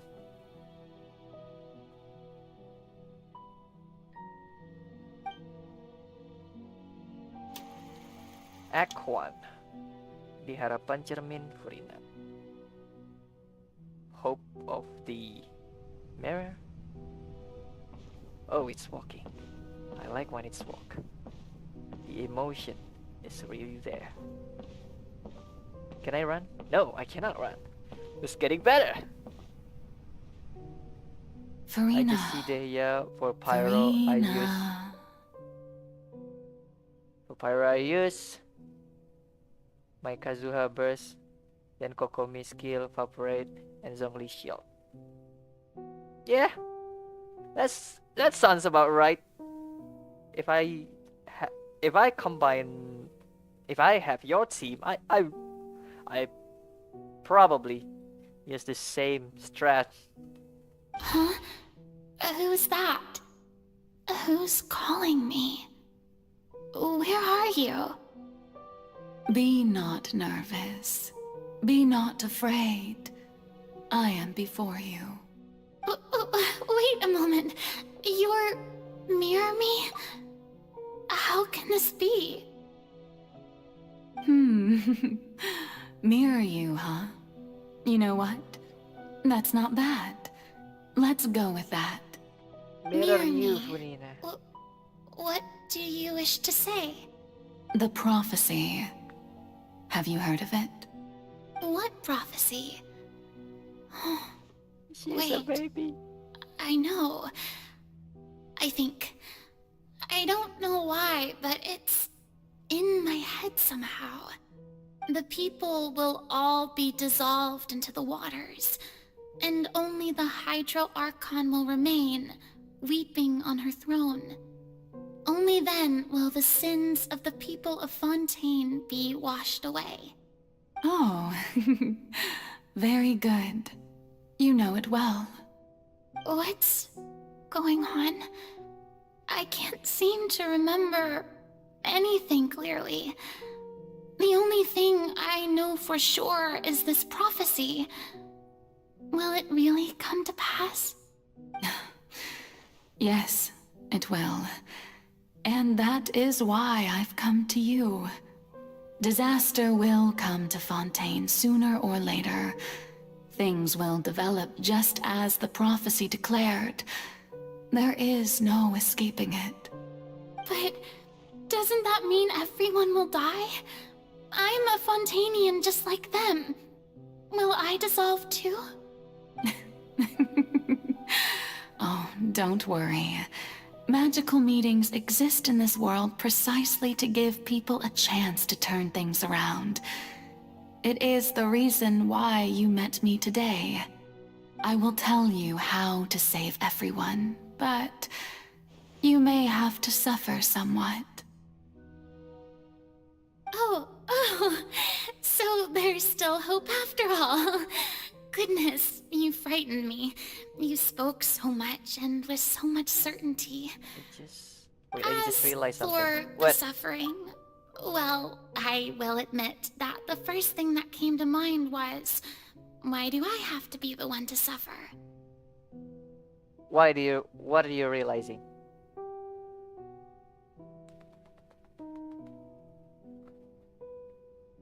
I'm sorry about that.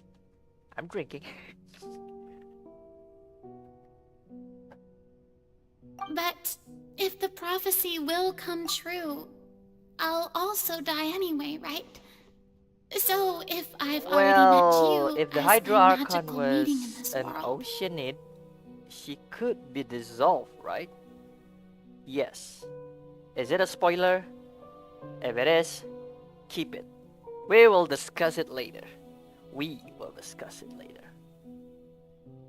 if there were scales, with all the people of Fontaine on one side and my pain on the other, is it not obvious where the scales should tilt? You truly are the perfect human. Well, my ideal.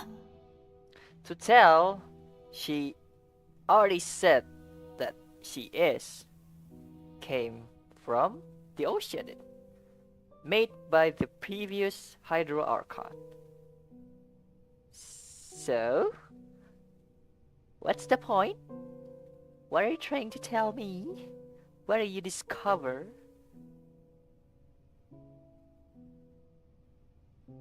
I suppose this would also be the justice that belongs to you.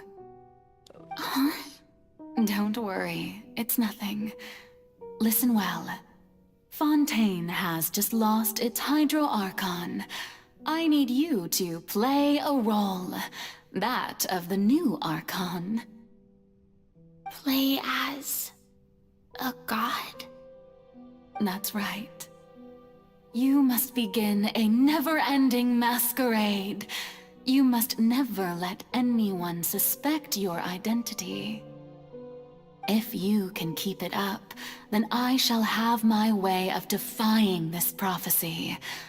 But should your identity be revealed, then all hope will be lost. But how will I do this? A human assuming the role of a god without being exposed. Furina has suffered so much. She suffered so much. And I just wanna Don't pat worry. him.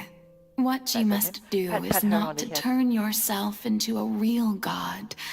You simply need to play the role of a god as humans imagine them to be.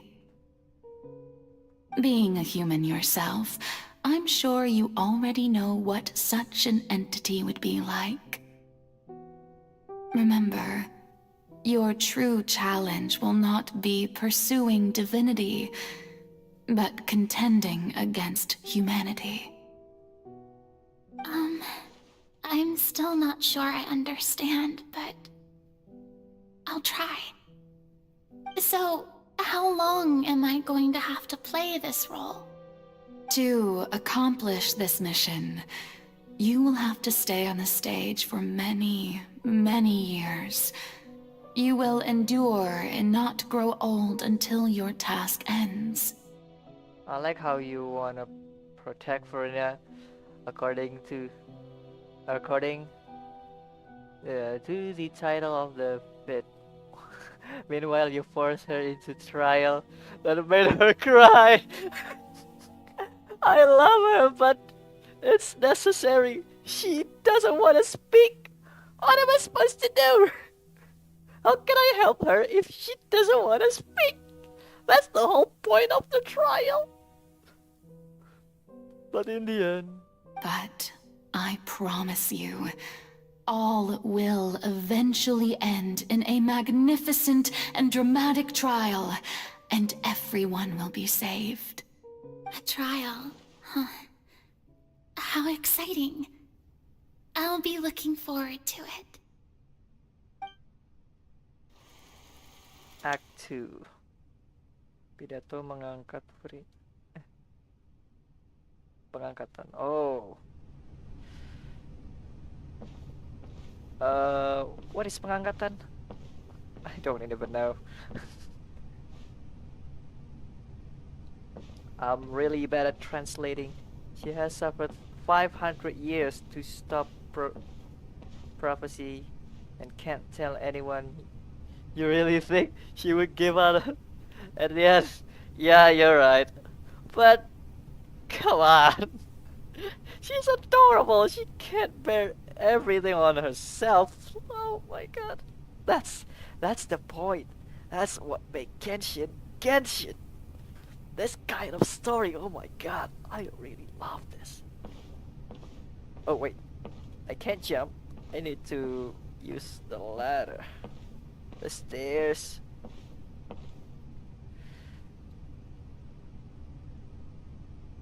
What's makes the story of Fontaine? The Maison Cardinalise has announced my accession, but this is my first time facing the people.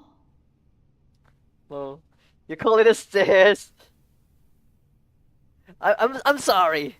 English it's not my first language. I'm sorry, okay? I'm sorry. I really do. I'm stupid. I'm dumb, and you know it. It's okay. Yeah, it's fine. I always laugh at my stupidity.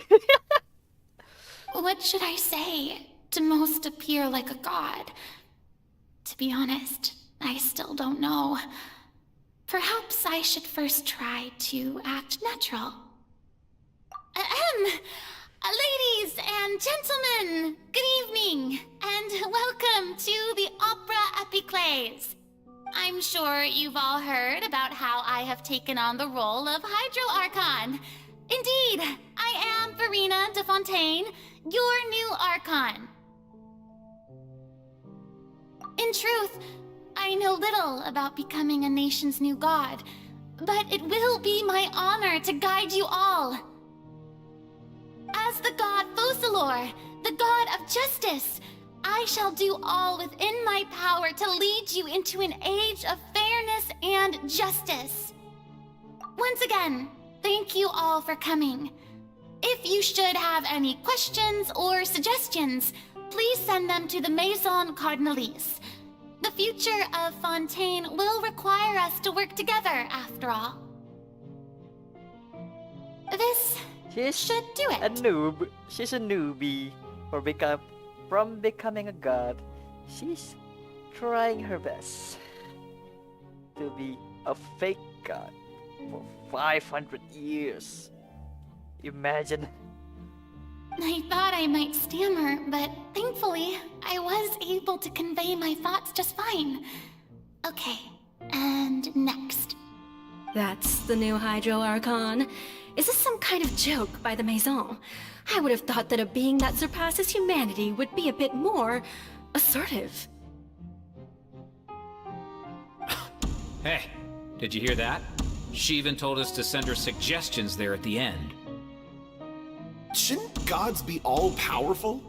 She's being so modest. What's the difference between her and an ordinary person, then? If you ask me, perhaps the succession didn't actually happen. She might just be a Maison back puppet. Wait, I know what's what going you on? mean.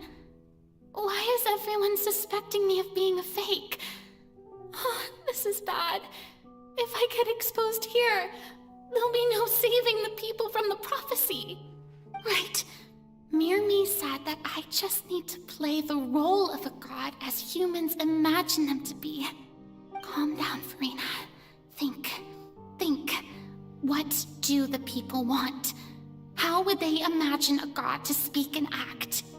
Assertive, with a strong sense of presence. Oh. One who can dispel all doubt. That is the character I'm fated to play.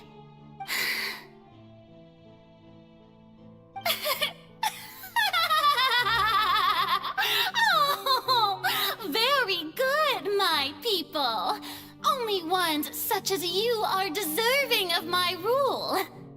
Now, I was wondering if some weak puppet were to one day come onto the stage and claim ownership of this opera house, would the children of Fontaine follow them? Well, it seems that you would all see right through them. Having passed my test, you are qualified to witness wondrous trials alongside my august self, here in this opera house. You may consider my previous act a door gift of sorts. I thought it was a debut that suited the atmosphere. Now then, let us be reintroduced. I love her. She's so cute. So that was just a performance. How could I have forgotten that we were inside an opera house? Her personality? It's quite shocking, to be honest, but I suppose it's a better look than before. Such a fascinating and bold deity! How wonderful! Our future may yet be bright after all. It seems I've turned them around. Best follow this flow and restart my accession speech. My dear people, whether you acknowledge me or not, whether you trust me or nay, I say to you, keep faith in your ardor for justice. We have heard it said that this nation's sins can no longer be washed away. Well, I say that justice is most fragrant when it blooms amid sin. No, this won't work. They'll suspect me again. I must play the role that they want me to play.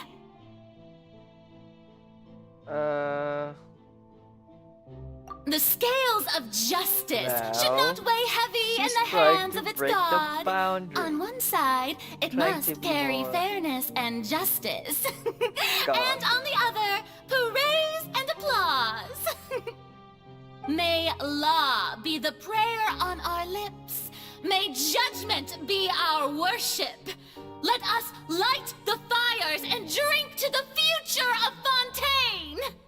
There is no trouble in this world that justice cannot solve. All that is needed is for you, my people, to believe in it, heart and soul. So long as I, the Archon Focalor, stand within the Opera Epiclese, so long as I stand before the Oratrice, I shall even judge the gods of this world!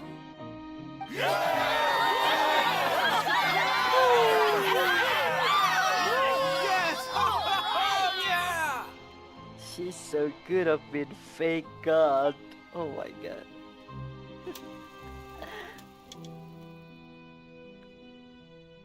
Okay, Act 3. What god was Furina judge?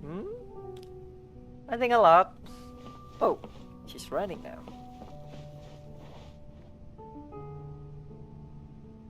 Lady Furina, here are today's case reports as well as a summary of the follow-up for your perusal.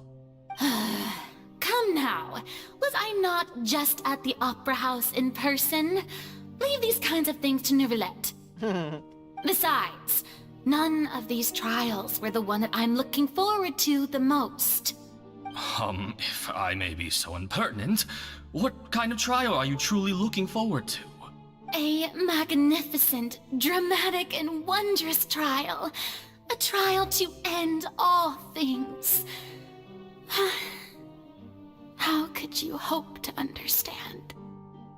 That's true. I fear I lack the ability to grasp your divine thought, Lady Archon. No need for fright, and do not take what I said before too seriously. Go now, do your duties. The trial I await. It will come one day. Yeah.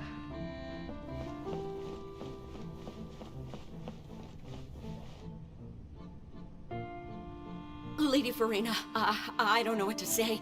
Thank you for agreeing to see me. Probably, if she trial a god, it's probably Fenty for drinking too much. No need to thank me. Or rather, thank your own sense of perseverance instead. Long have you stood in line to meet me, have you not? Oh, I'm afraid that's just an inevitable consequence of my divine charm. All right, Deoteria, is it? How is your son's illness? You remembered me, and you knew of my family, too. He is doing much better now. In fact, he is far more of an ardent believer than I. He was the one who forced me to seek an audience with you, and to bring your words back to him. I would try Raiden for the Vision Hunter decree. Yeah, you're right. You're right. She's too. Oh, good. Very good. If this should happen again in the future, please do not hesitate to come and tell me. Going down to citizens' homes every so often, while not usual practice, should serve as a fine change of pace. Oh, you're such a gentle and wise god. Thank you once again, on behalf of my son.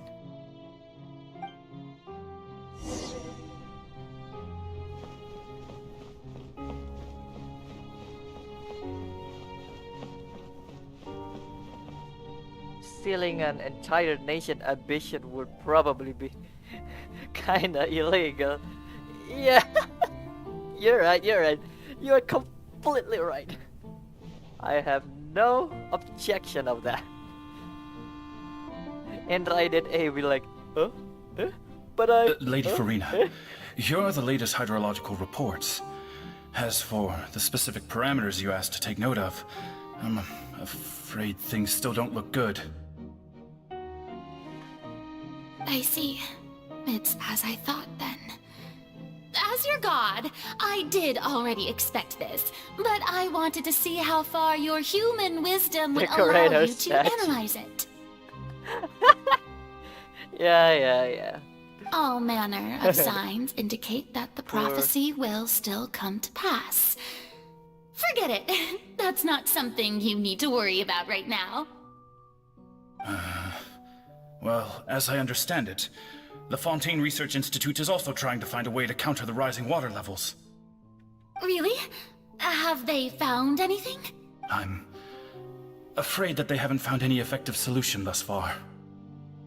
Oh, is that so? Well, no wonder.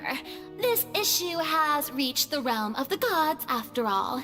Still, their spirit is praiseworthy. You are completely right. This story is so long just for this act. The day is finally over. I haven't had a moment to breathe this whole time.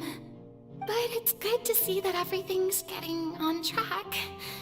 There are no longer any voices of suspicion. Maybe this is fine. I just need to keep going, and everyone will be saved. It's the 5th of the November. It's the 11th of the November for now. For me, it's resemblance. Wait, what? Remembrance Day. What is a Remembrance Day? All right, Furina, don't think too hard about this. You need rest. Nation. Tomorrow's Sometimes I a new don't day. know. Oh wait. What is Remembrance Day? Remembrance Day.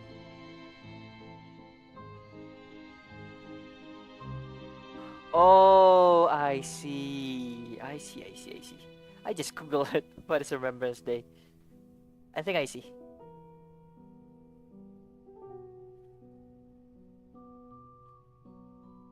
Wait, it is? It is for me too.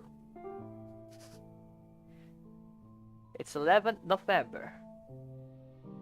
And 2 p.m.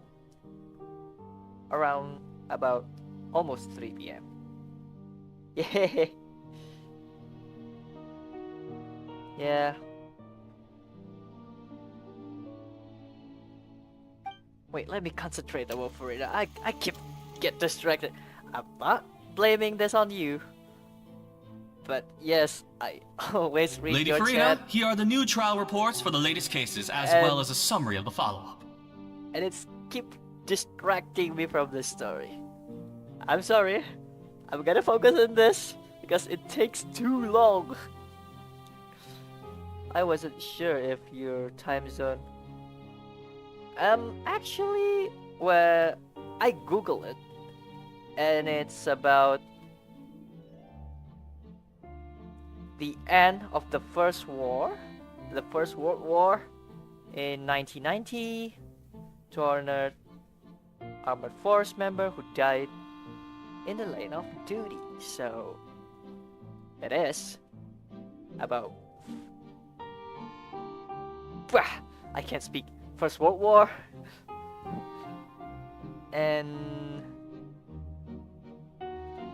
actually, yes, let's. It is a holiday, but you know what's not funny? What's the fact actually? In Indonesia, when First World War is finished, is done, Indonesia is actually still hasn't been a country. We still under a Netherlands. So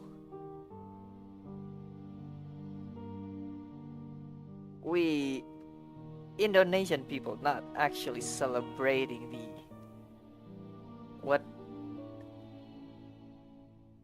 what is it again? Remembrance Day. So this is new to me, actually. This is new. The more I know,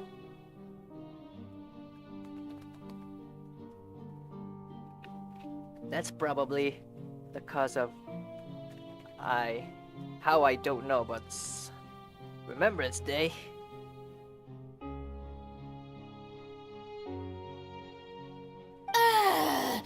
There'll be no need for that. I've seen them already. There's no need to go back over scenes I've witnessed in person before. She's more... Lady Furina, I've waited so long for this chance to see you in this manner. Indeed, my dear, loyal citizen. This joyous moment is an honor for us both. She gets the crap. Lady Furina, we're detecting significant hydrological anomalies near Poisson. Understood. Keep monitoring. Keep me informed should anything come up at the Institute. Oh, she's getting it. I don't think I let anything slip today. I must show the people that there is nothing to worry about. I just don't know when these days will end. I feel utterly exhausted. Best to rest early today, too.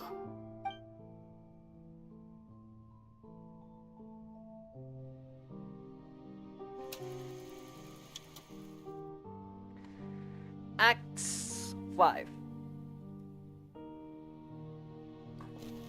The Opera Building. Furina.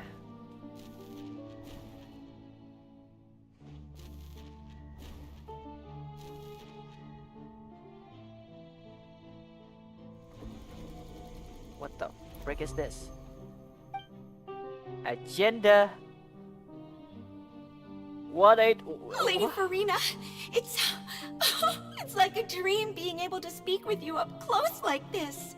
I've heard that the first member of our family who was honored to receive an audience with you was Madame Deoteria, almost 20 generations ago. And what a fine family yours is indeed. It brings me great joy to meet such a faithful believer. A descendant of a line most ardent. Surely you exaggerate, Lady Furina. My lady? What is it, good citizen? Oh, are you crying?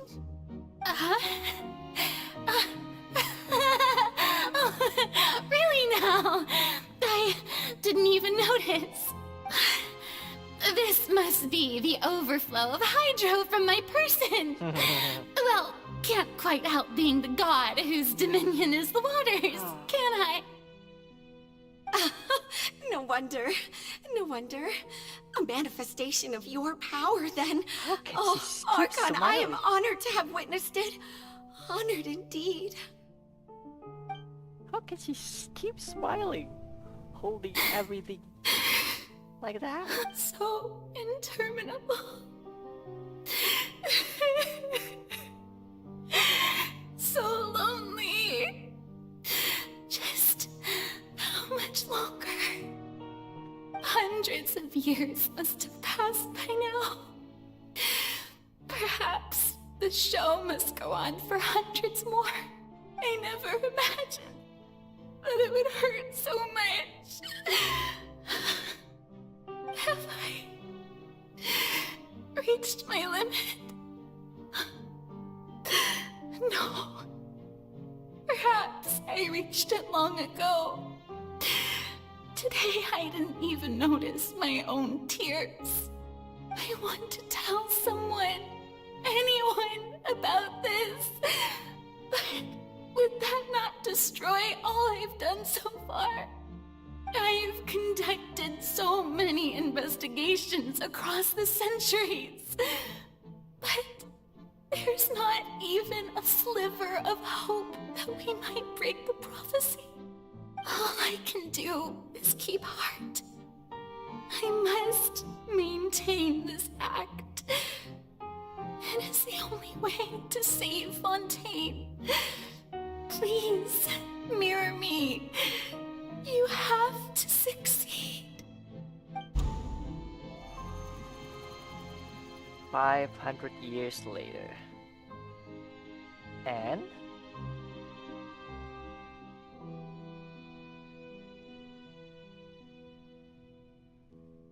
Furina, you don't have to shoulder this burden alone. Although I don't know what you might be keeping from everyone, your people are more than willing to share your burden with you. Oh.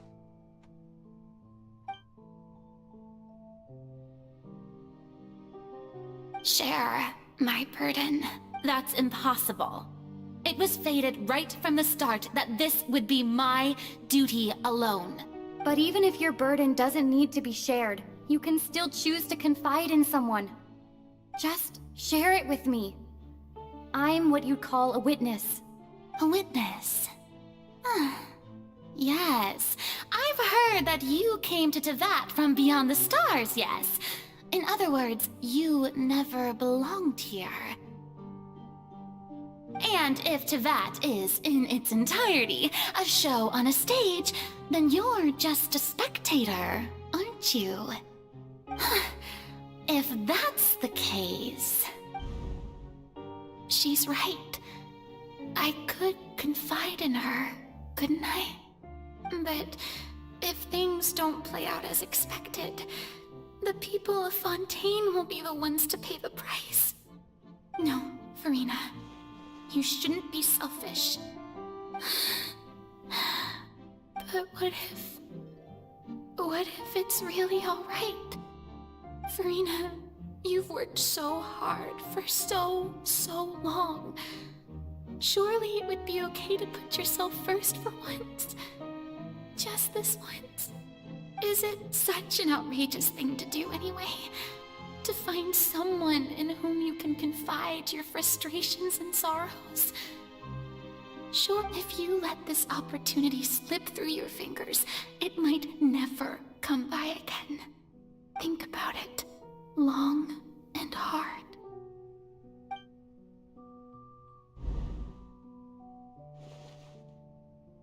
I really cannot speak. This takes too much for me.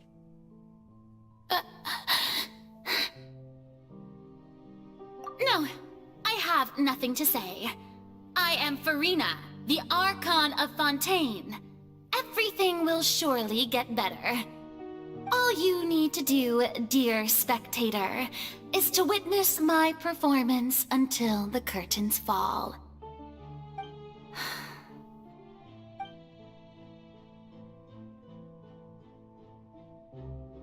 She didn't even want to Fine. tell me.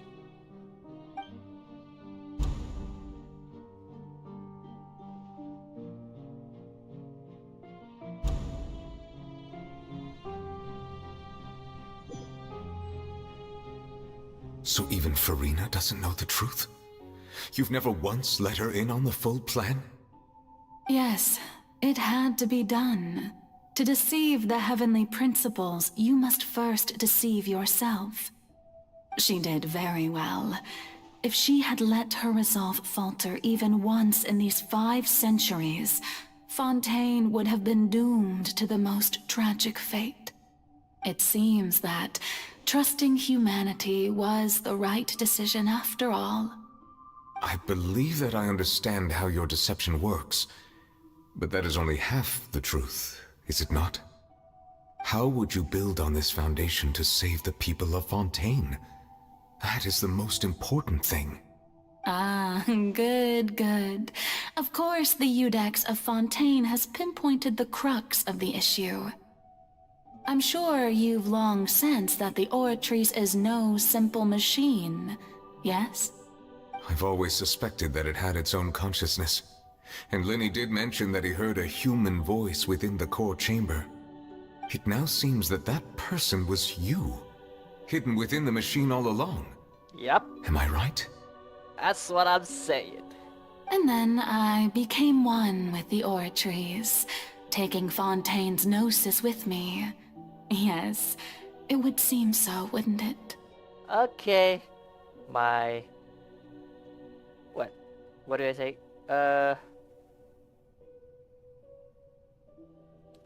My thought.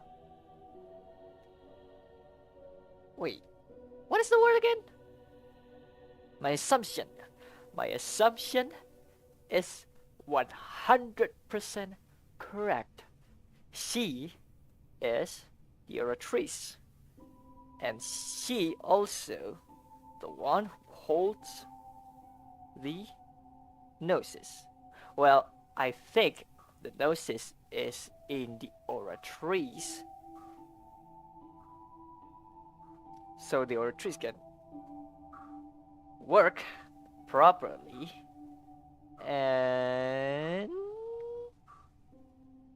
Lenny said that he heard a woman voice inside the Oratrice.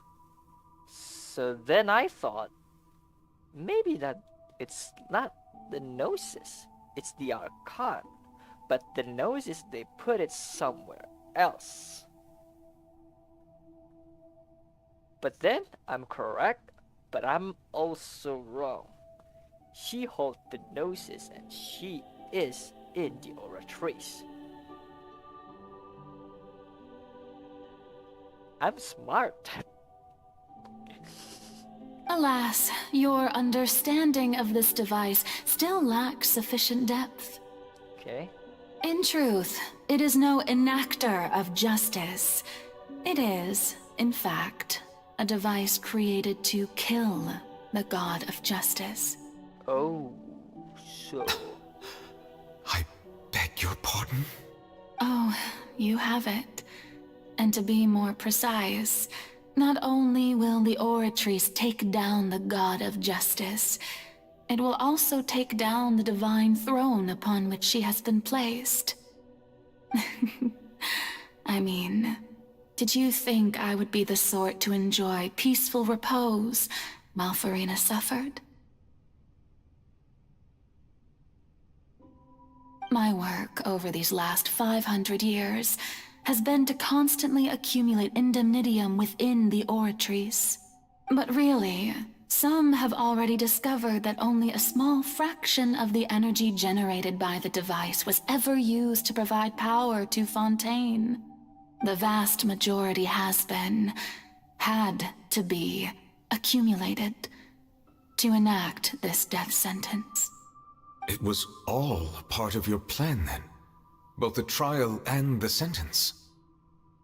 Indeed. This power, accrued over 5 centuries, could have sustained Fontainians for millennia, had it only been used for that purpose. Almost all of it has now been stored within the Oratrice. But only power of this magnitude could hope to destroy the AKRtoon's divine throne, shaking the rules established by Celestia, and breaking through the institution that is the Seven. So the Oratrice's call for death was for neither Furina nor Focalor, but for the AKRton. The destruction of that divine throne. If I do not misunderstand your intent, you must be... returning what's rightfully yours to you, of course. In other words, this was all done to return the authority of the AKRtoon to the Hydro Dragon of this planet. But...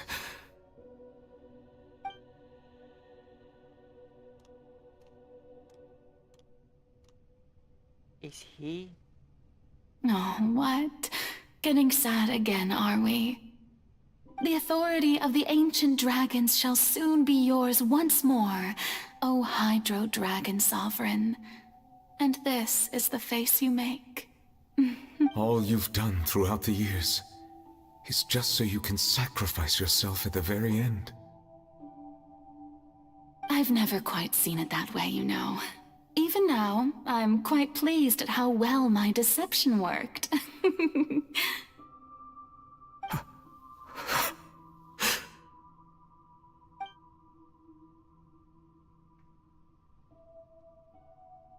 Hydro Dragon, don't cry. I must say, had it been within my rights, I would have loved to judge the heavenly principles themselves. Were they not guilty of essentially the same crime? Egeria stole the power of the primordial sea, and the heavenly principles stole the power you ancient dragons possessed. I, for my part, am the god of justice. And is it not just that your original powers should be returned to you? Speaking of justice, I have always believed that justice lies in the process of pursuing human existence itself. So, if the theft of the primordial sea's might was Fontaine's original sin, then, leaving matters of procedural right and wrong aside, the descent of the Fontainians as humans and their right to exist in this world would be Fontaine's original justice. In other words, existence was Egeria's justice, and to me, justice is the continuation of that existence. Defying the prophecy and ensuring that Fontaine's people shall live on, that should be the justice enthroned over all others. At this point, we, whether it be myself or all other Fontainians, have shouldered the burden of this sin for far too long. Iudex Nervillet, the highest judge in our land, when you regain your full power as an elemental sovereign, what verdict shall you pass upon us? So when I was invited to the court of Fontaine to serve as Iudex, I see now that that was your idea too. At last, I now understand the true purpose behind this position. In the beginning, I was uninterested in human existence. But these 5 centuries of living alongside them have gradually brought about mutual understanding between us. And I have even attempted to feel as they feel. You are a devious one, Focalor. Things being as they are, surely you know that I could never declare them to be guilty.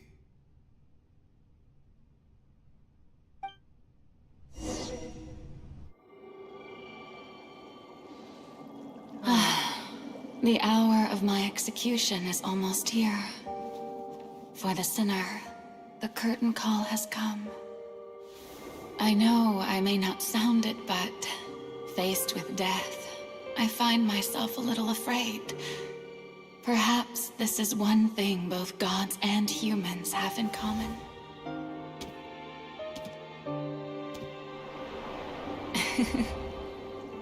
Farewell, Nervillet. I hope you've enjoyed the part you played these 500 years.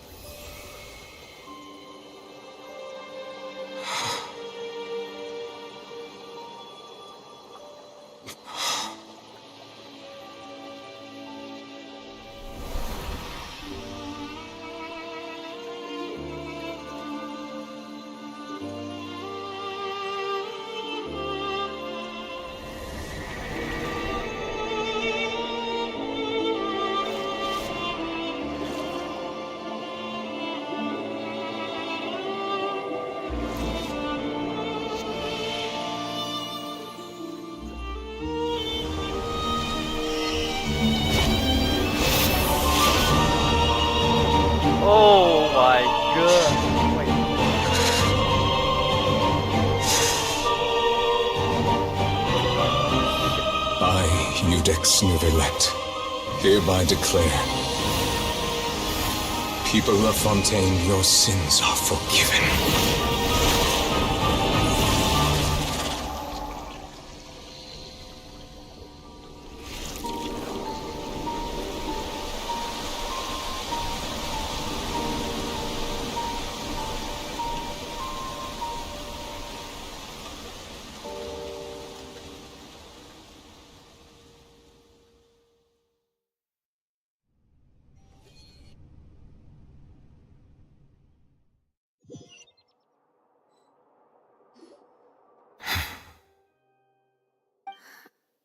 What just happened? Has the death sentence been carried out? Was that bright light some sort of misdirection? I have a feeling that something huge just happened. But since we're all still alive and haven't been dissolved, I assume whatever happened was good for us. It's time to end this. We must mete out punishment to that beast. Didn't you say just a moment ago that it can't be defeated? I have gained the strength sufficient to deal with it. Through certain means, I now have the ability to separate the power of the Primordial Sea from that creature. We should seize the opportunity to pursue our quarry.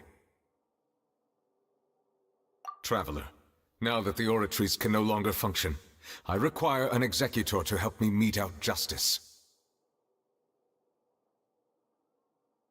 The root of the calamities befalling Fontaine, the beast that enacts the prophecy. Its name is the all-devouring Narwhal. Come with me, traveler. The hour of execution has come. Execution! Now.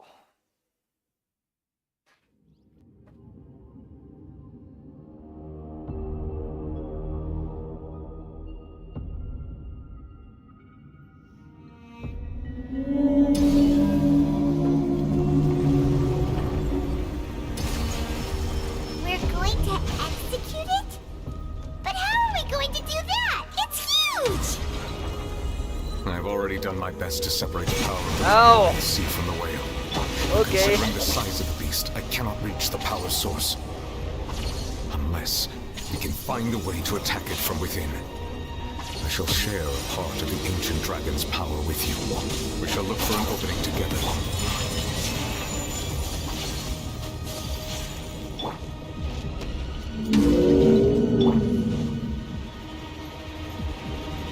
Our bond is strong.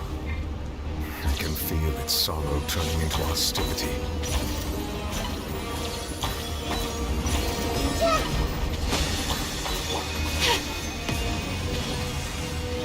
Break! Whirling snow. Okay. That was, oh my god.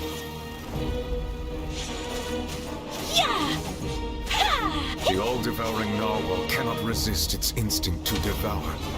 Continue to trigger its hostility. A chance will present itself. Yeah. It's memory.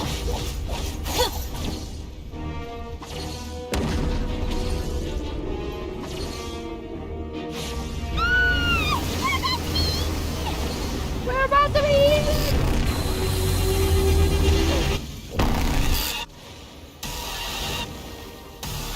Why is there a hole thingy over there? It's really scary.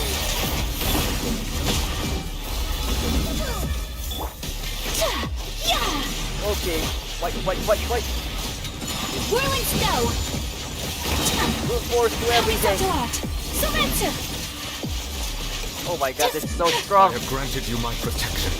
Do not fear.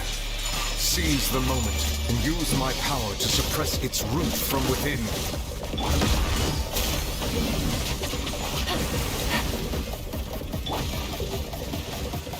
Our bond is strong. I see everything. My apologies.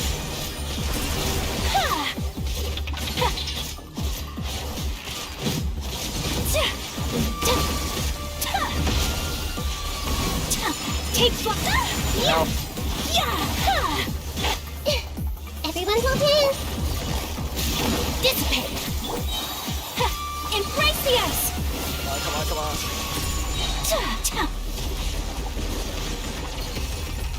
Okay, what happened now? Is it Honkai Star Rail again? Oh, he's dead.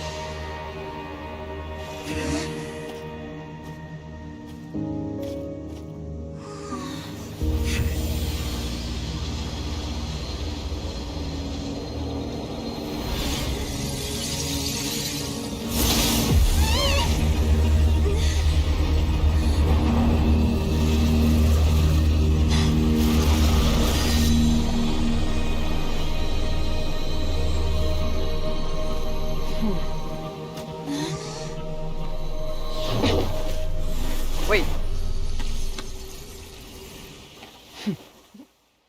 You just killed child? Thanks for helping with the cleanup. It should have been my job, but...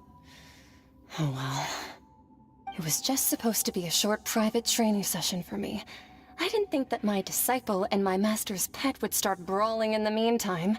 Wait, what? Your master pet? Disciple? Oh, I understand. actually, I had a feeling that it would happen at some point, but they bumped into one another earlier than I thought. What a blunder.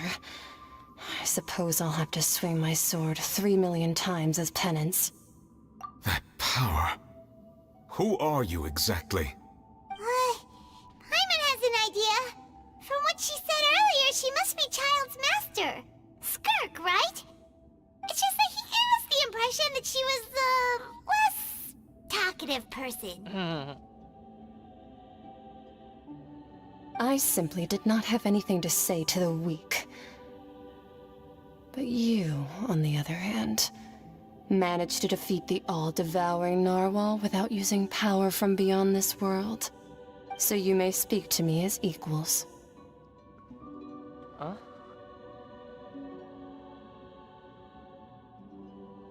I have to agree. It's a strange use of a planet's primordial waters just to raise an all-devouring narwhal. That kind of power is wasted on it. It's not cooperative. It eats too much. And I have more important things to do with my time than pet sitting. The only thing that creature has going for it is its looks.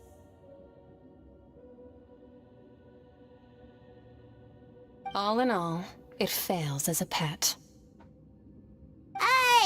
Miss Skirk? I think you might have missed the point. The point being? Well, being that this pet almost destroyed an entire nation. So what sort of person is your master? Well, Child's master's master. Wait, is that right? Oh, right. So you don't know him. Sorry, I assumed you did. His name is Sertologi. Who? I am unfamiliar with that name. Huh. So Master isn't sufficiently famous. How should I describe him then? Have you heard of the name The Fowl? The Fowl? Still nothing? Well, how about the Visionary? Vetterfalnir then? Or Gold Rhine-daughter? Ooh, that one we've heard. Rhine-daughter's part of the Hexen Circle. She's Albedo's mom, right?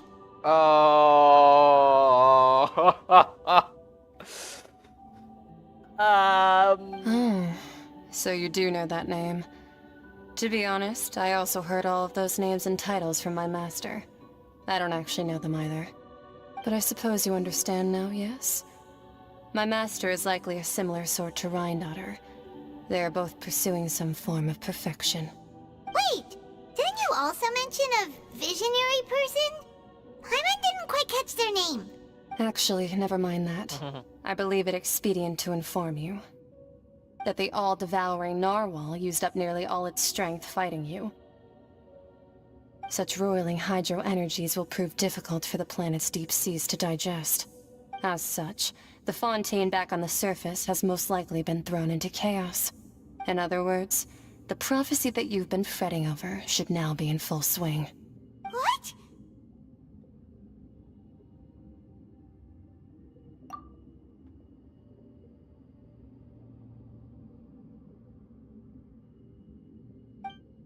Not to worry. Focalor has already managed to deceive the heavenly principles. In the end, the people will all be dissolved into the waters, and only Furina will remain, weeping on her throne.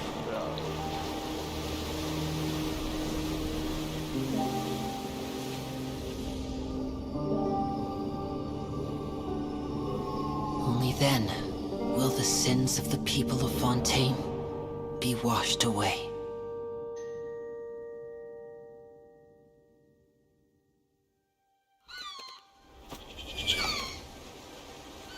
Wait, really?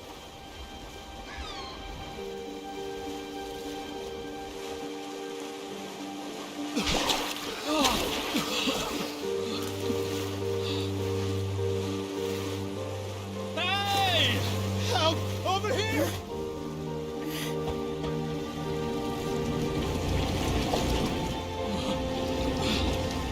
Wow, that's a fast move.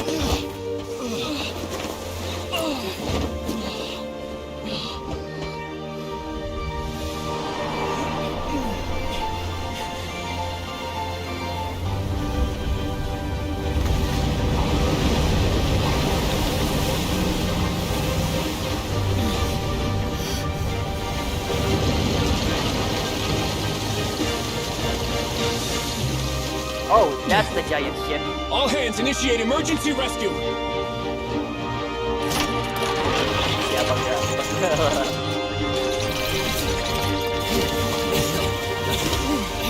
Hurry!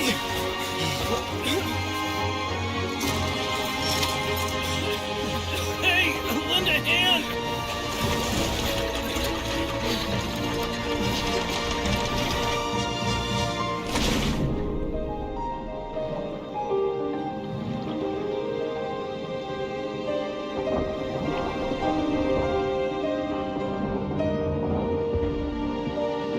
So good.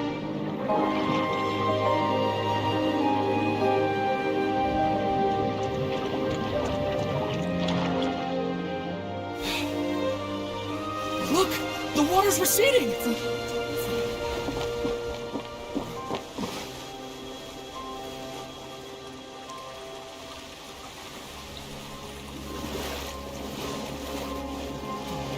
It's a miracle! Water's receding. We didn't dissolve.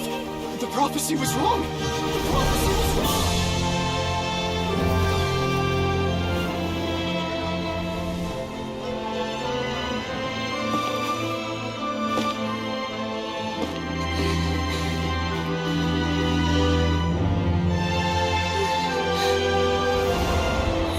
Are you alright?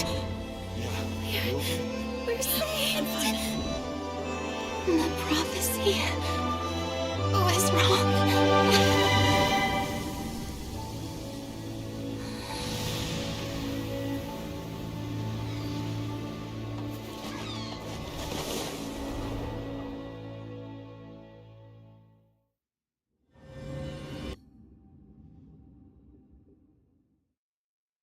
That's so beautiful.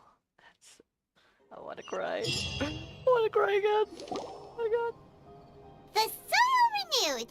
The Spina di Rosula attacks post-disaster rebuilding.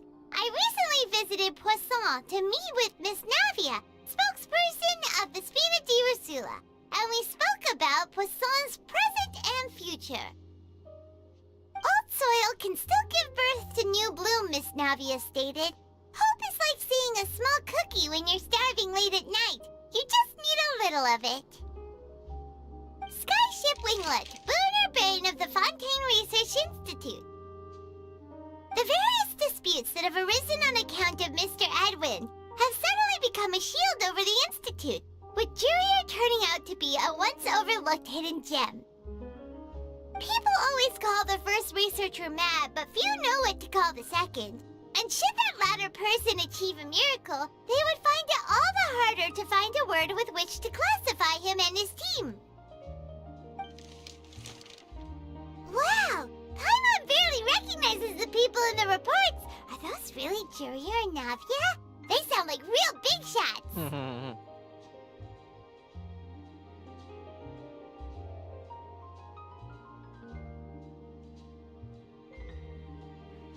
What do you think? Pretty enthralling, huh?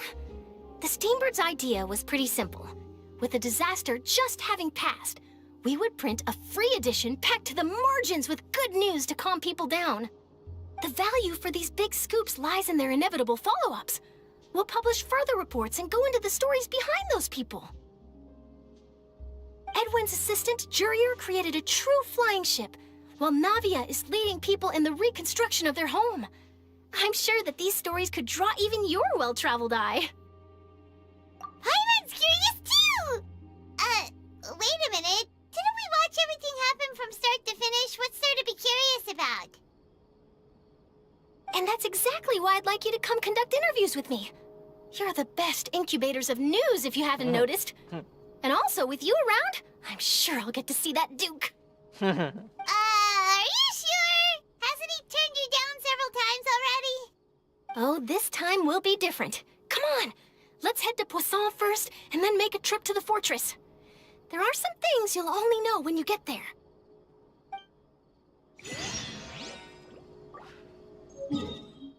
This. Wait, Poisson. I just need to go to Poisson. That was amazing. Furina. Expecting that all the people will be doomed and all her hard work is perished. And see, that's not true.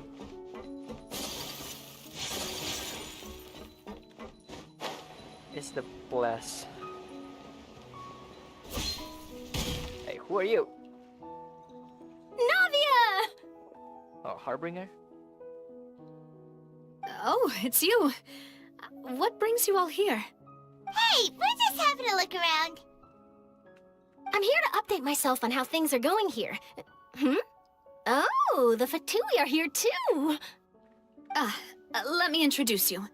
This is Mr. Garunt Snezhevich. He represented the Knave in sending us a large amount of supplies, and is helping with our work. Our residents are hard at work as well. Thanks to everyone, work is progressing nicely. We've lost a lot of people, but we're moving forward. That will have to be enough. Hello, Miss Charlotte.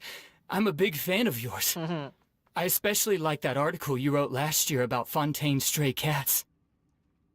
But if you don't mind, could you not emphasize our role too much in your report? It's not charity we're doing here. We just happen to share the same interests as the Spina. I get where you're coming from. I'll keep it as simple as possible. Or would you be willing to feature as friendly neighbors? That would be fine. Thanks. Friendly neighborhood Fatui. Oh, you're back too. How are things? We finished laying down the construction materials. It'll be another hour before the workers are able to go over there. Huh? You're here too, Clorian? Well, her reputation's greatly risen after that whole duel business with Miss Furina. So she's here in Poisson to wait out the heat. All right. She really came here to help me out. There's too much to consider in the reconstruction of Poisson. The Spina has need of more decision-makers. And, well, I do already happen to be connected to Mr. Callis. Oh, wait just a moment. Do you mind me asking a few questions? You know, about how you felt before the duel, about what it was like facing down a god. There's lots of exciting material there, I bet. Forget it. I'm sure you can find a better theme than that, Miss Charlotte. I see you're the same as always. Couldn't you do me a favor, for Navia's sake? Well, if we're talking about doing things for my sake, you might as well just take a few more photos of me. Or of the Traveler. It's better than wasting time persuading Chlorand, at any rate. Of course I will. I'm not gonna let her off that easy. All right, then everyone who wants to be in the photo, gather up and smile. Paiman, pinggir. Paiman, pinggir. Ngapain kamu dito ka? Aku yang dito ka. How did it go? Was it a good shot? Did Paimon look cute in it? Not bad. Your addition really helped the composition of the picture. All right, hang on a moment. Let me snap a few more shots.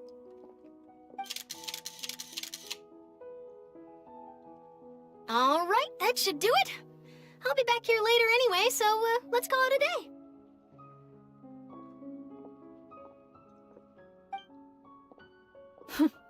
You're very quick.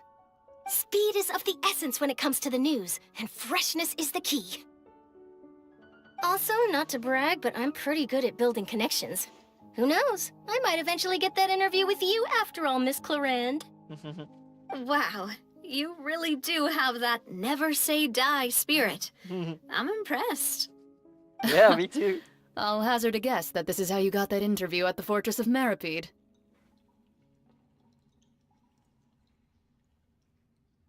Whoa, you're well informed. Let me make a guess too. I asked Sijuin who told Monsieur Nervillet, and he told you, right? That's a very complete information chain. In truth, all Monsieur Neuvillette asked me was, when did the fortress become so friendly towards the media? I told him that it was best not to speak too soon. There's no guarantee that Ridesley will make a personal appearance. You're right. I've got to treasure every moment I have with them. In which case, I'll be making a move first. Stay safe now. And tell me if you hear anything interesting. I'll treat you to afternoon tea in exchange.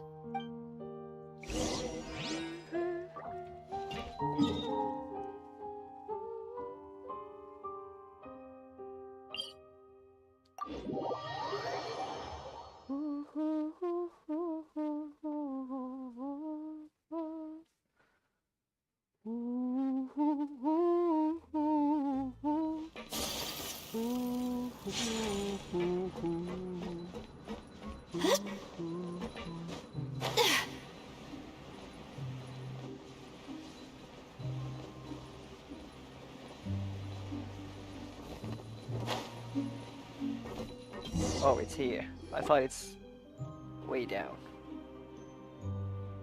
Wow, guess we're here again, huh? There's a real nostalgic feeling to this place. Looks like you've been missing us. Duke! Did you come all the way to the entrance to greet us? Of course. I'm here to welcome you and our dear Miss Charlotte, whom our good head nurse recommended to me. It's an honor to finally meet the much-rumored Duke. Thank you for consenting to my visit to the fortress, sir. No need to thank me. But that said, I shouldn't be the focus of your interview. I trust you recall our agreement? Of course, of course. All right then, this way.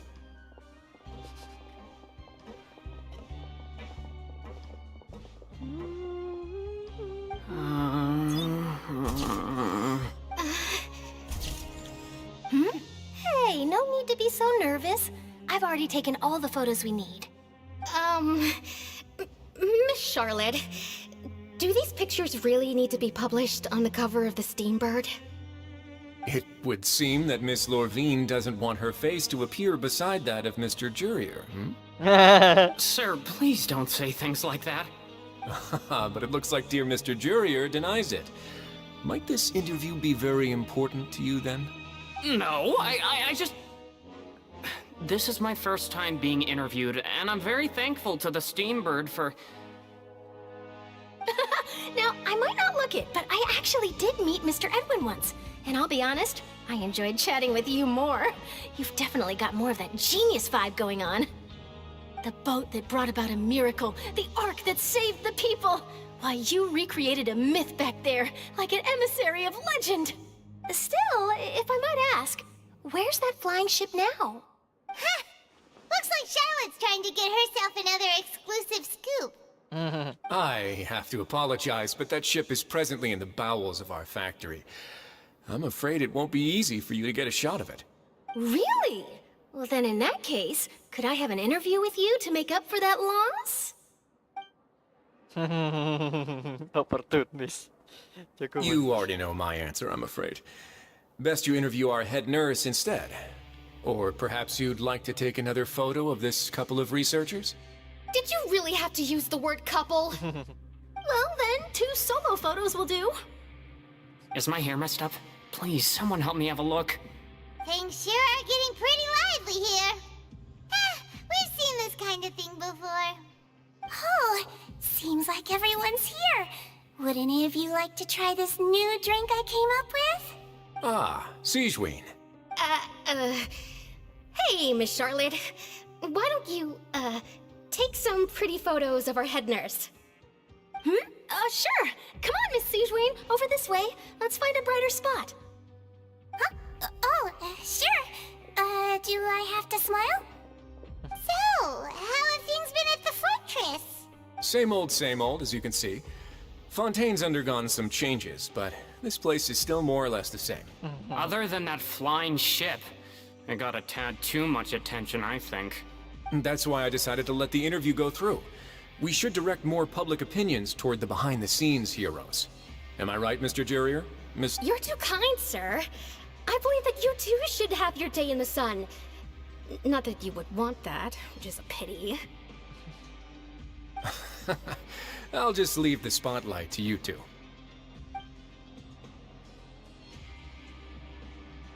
I see. Lots of things happened that day, huh? Anyway, regarding that Harbinger, I'm not sure you remember, but his 3 young followers are still waiting for his return. Wait, what? He sure did win them over, huh? I'll tell them that there's good news and bad news. The good being that their boss seems fine, and the bad being that they must face extended sentences for abetting his escape. Oh, actually, what about you? Are things gonna change for you too? What change can there be? The fortress will keep chugging along, and so will my duties. As to what Miss Furina's departure will mean for the nation, and if our laws and governance will be transformed, we'll leave those to the folks in the overworld. Hey everyone, the photo shoot's done. Good. In that case, let's call it a day here. Thanks for your cooperation. Come on, Traveler, let's go. Till next time, everyone. There'll be a next time? Maybe. Who knows? I might write a story about the underwater factory next time. Until then. All The right. bubbles. Last stop, the docks. The what?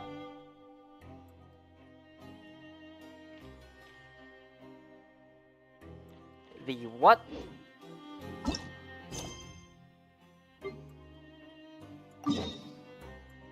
Oh. The docks. I see.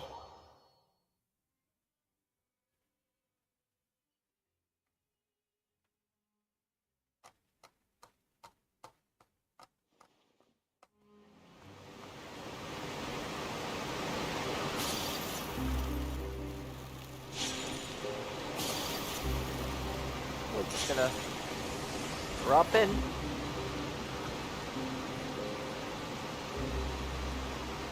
Oh, that's really high. Oh, Lynette. Yeah! Oh, it's 3 of them. I didn't see them! They really are here! How did you know? Navia mentioned that she stayed in touch with Linny and the others after working together. Apparently, they've been at the docks distributing these strange pockets the whole time since.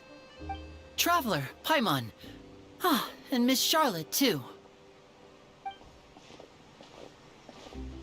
Would you like a magic pocket? What sort of gadget is it? It's a wondrous bag that can be used to carry many things. The water level has returned to normal, but if you see any of your things floating around, you can use this to carry them. Or you could trick a friend into doing it for you. Trick a friend? I wonder which of my friends would fall for that.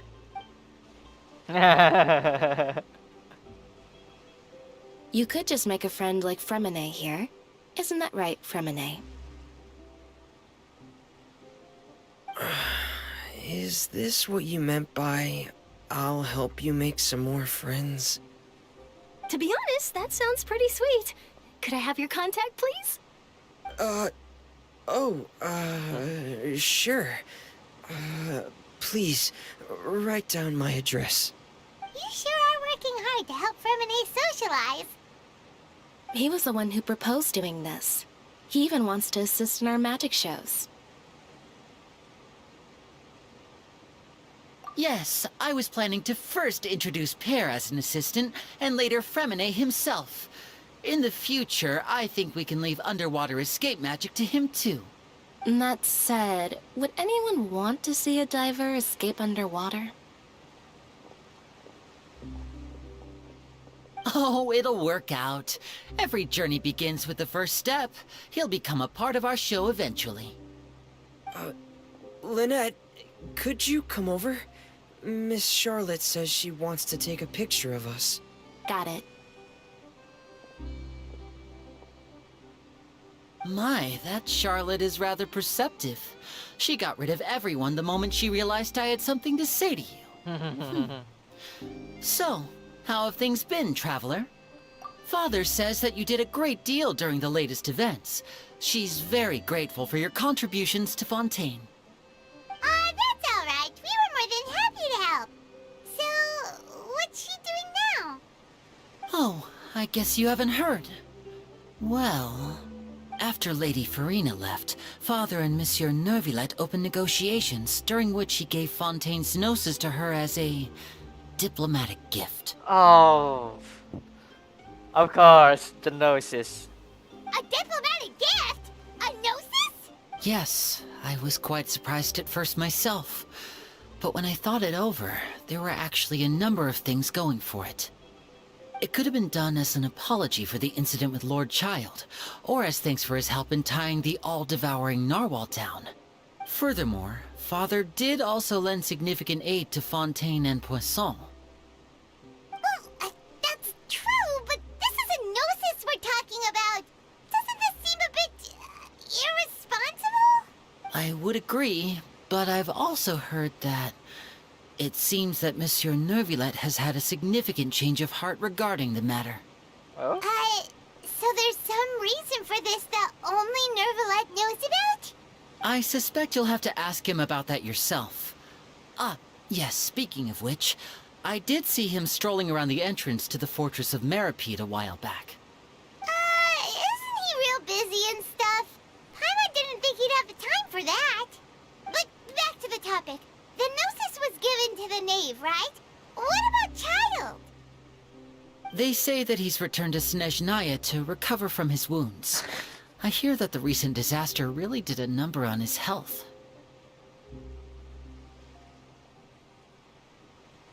That's true. When you think about it, we've had loads of run-ins with the Fatui. To think we'd be allied with them this time. So shocked by such a simple switching of sides? Oh no, not again. Oh. Father! Well, what do you know? Come to the docks to see how my children are doing and meet the Traveler by chance. Are you going to take the gnosis back to Snezhnaya? That is our duty as harbingers, yes. Don't be too preoccupied with sides. The goal of the Fatui concerns not a single place or person, but the entire world.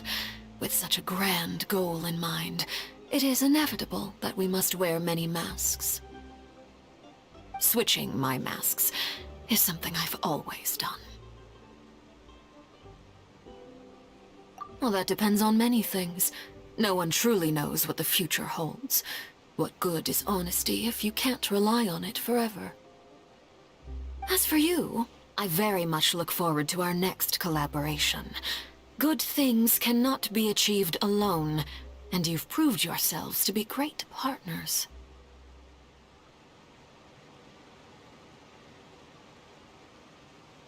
A vision? All right. I'll remember to return it. Thank you for keeping it safe for him this entire time. And that's a wrap for me. Huh? You're... Hi. Greetings, Miss Journalist. Look at that pants. Oh my god. Hello. If I'm not mistaken, there are diplomatic channels I'll need to report to take a photo of you. That is correct.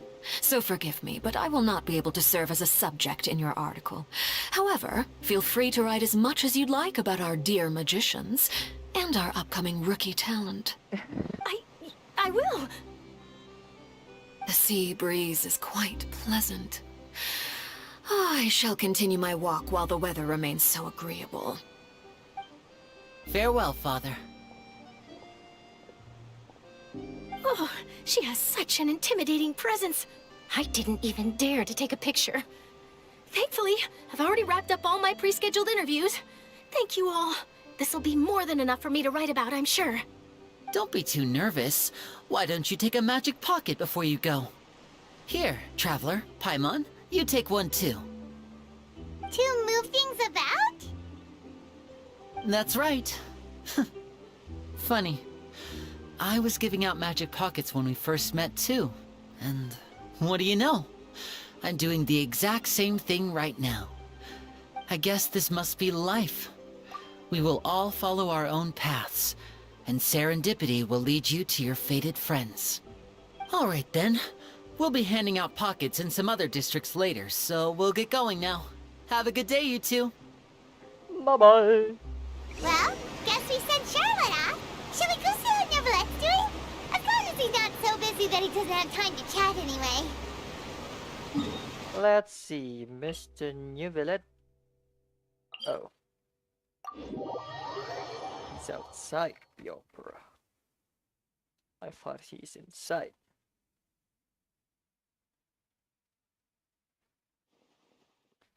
Oh yeah, how about Furina? Is she okay? Is she? Can I cast a god again?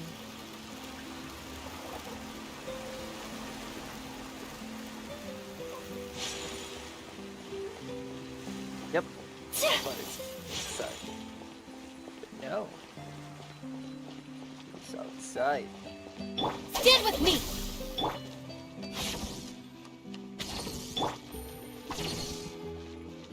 The entrance to the fortress! Ooh, he really is there! Nhưng belum gua lang. Wait. I forget this is a real fire. A real fake The bond fire. is strong! Digital fire. Ya udah mati apinya. So, you really are here, Neverlet! Paimon didn't think you were going to have free time this hour of the day. Really? Oh, I suppose you must have met Mr. Linney. He took the time to greet me earlier when he passed this way. In any case, you came at a good time. I was just considering reaching out to you to set up a meeting, so I may explain some things that I haven't had the time to before. Okay. Aw, Paimon's glad that you remembered. Thank you for keeping us on your mind, what with you being busy and all. Alright, let's have it then. How was Fontaine actually saved? The whole business is still quite the mystery to us. It is strange how words can often leave a bitter taste in the mouth when it finally comes time to say them out loud. Whoa.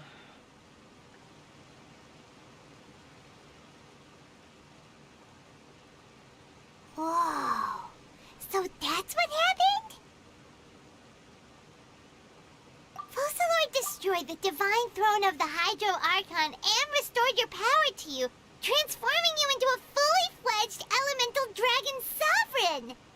But Paimon still doesn't quite get what you did to save the Fontanians from dissolving.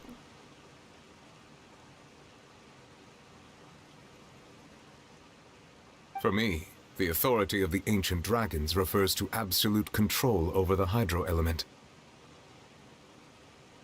Fontanians were incomplete humans born of Egeria's use of the power of the primordial sea, with constitutions similar to that of mimics. But so long as those primordial energies remain within them, I could use the ancient dragon's authority to grant them true blood, after the fashion in which life was first brought into being on this planet. In other words, when I gave my verdict, Fontanians became true humans, and thus would naturally no longer be dissolved by water from the primordial sea. Oh.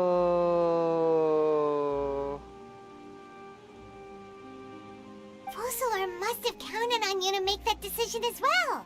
Your verdict was the key to making the prophecy appear to have come true while saving everyone.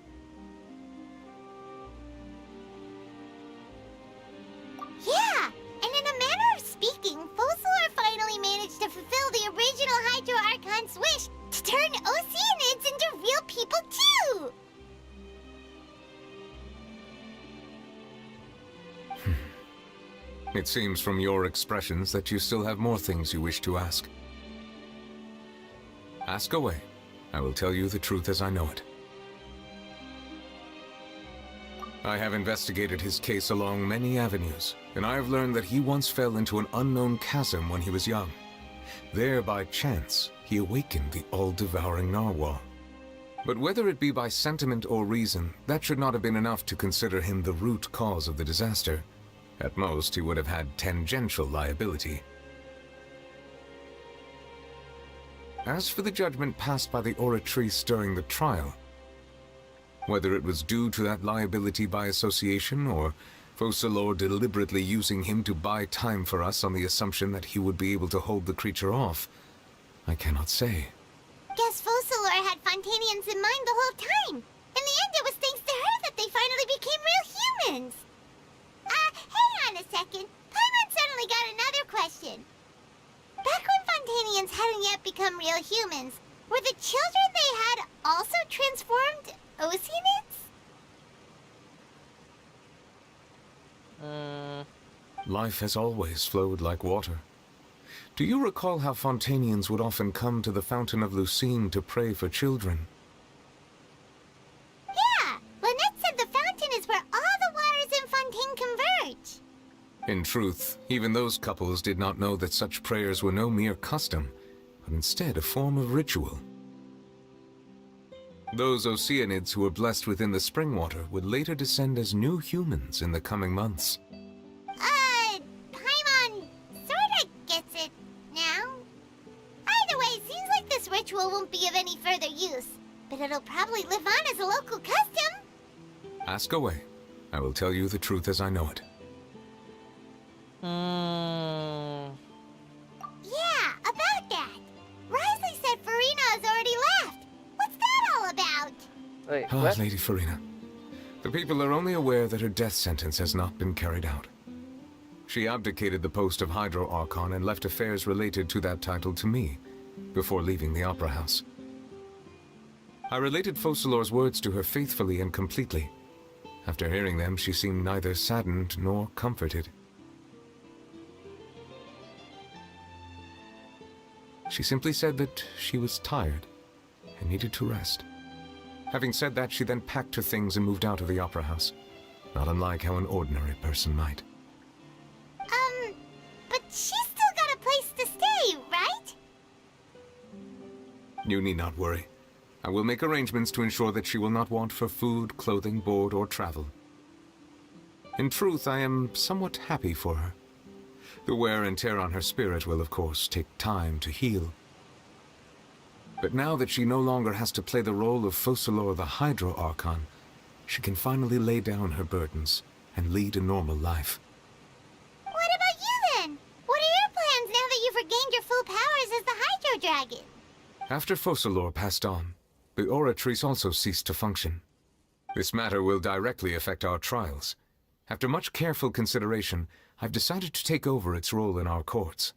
From now on, I shall hear cases and pass verdicts by myself. Looks like you're still considering stuff from the perspective of the Udex, huh? As an elemental dragon, there are indeed many things that I must do.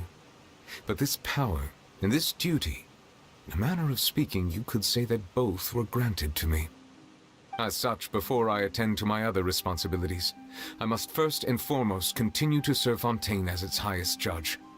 The duty of the Hydro Sovereign and the duty of the Udex shall coexist within my person. Additionally, the AKRtoon's departure has brought about another problem, which is that the Opera House shall no longer produce indemnitium. That's true. That power was derived from the people's faith in the AKRtoon, wasn't it? Wait, but the various mechs and machines in the city are all still okay. Where are they getting their energy from? As I am now, I have full command over New Musia, and it can serve as a complete substitute. Another reason why I cannot quite leave Fontaine immediately. Okay. Wow. This ancient dragon's authority stuff is really quite useful, huh? Ask away. I will tell you the truth as I know it. Oh, that's right! They say you've given it to the knave as a diplomatic gift or something! Leaving aside their intentionality, The two Fatui Harbingers have indeed done much for us during this crisis. Their sole remaining goal in Fontaine, at least at this point, would seem to be the Gnosis. The Oratrice has ceased to function. The Hydro Archon's divine throne is now no more, and I do not need the Gnosis's power. As such, it has lost all meaning for Fontaine. If the Fatui have impure designs, then we might as well accede to their request now, and avoid unnecessary conflict. What complicated considerations? Paimon thought you were just giving it to them out of gratitude to the knave and as an apology to Child. Ask away. I will tell you the truth as I know it. You will soon be heading to Natlan, I presume. I'm afraid that I have little talent as a travel guide, so all I can do is tell you what I know about that land. As far as I'm aware, Natlan can be said to be a nation of dragons. A nation of dragons? You mean like you? No, I suspect that I would not find myself welcome there. Unlike ancient dragons such as myself, the dragons of Natlan have undergone long years of development and evolution. Large numbers of them have entered a form of coexistence with humanity. Natlan is also the nation of war. War ravages those lands like an undying flame. Oh. There is one other piece of information I got incidentally from my negotiations with the Knave that I believe may be useful to you. The Harbinger known as the Captain has thrown his hat into the endless ring of war. The Captain. Sounds like a real tough customer. Seriously, everywhere you look, there's a Fatui Harbinger doing their thing. I suggest that you fully prepare yourself before going to Natlan. In the meantime, Fontaine's doors will always be open to you. Ask away. I will tell you the truth as I know it. Childe udah, Fontaine, Gnosis, and... Hang on a sec. Paimon still got a question about Gnosis. When we spoke to Linny earlier, he mentioned that your attitude towards giving away the Gnosis had clearly changed. We guessed that there might be some reason for it that only you were aware of. No wonder the House of the Hearth is the Fatui's intelligence division. They are certainly sharp. So regarding this specific issue, I was just getting ready to share something with you. What is it? In truth, I exchanged some further words with that lady named Skirk after sending you two back to the surface. It went something like this.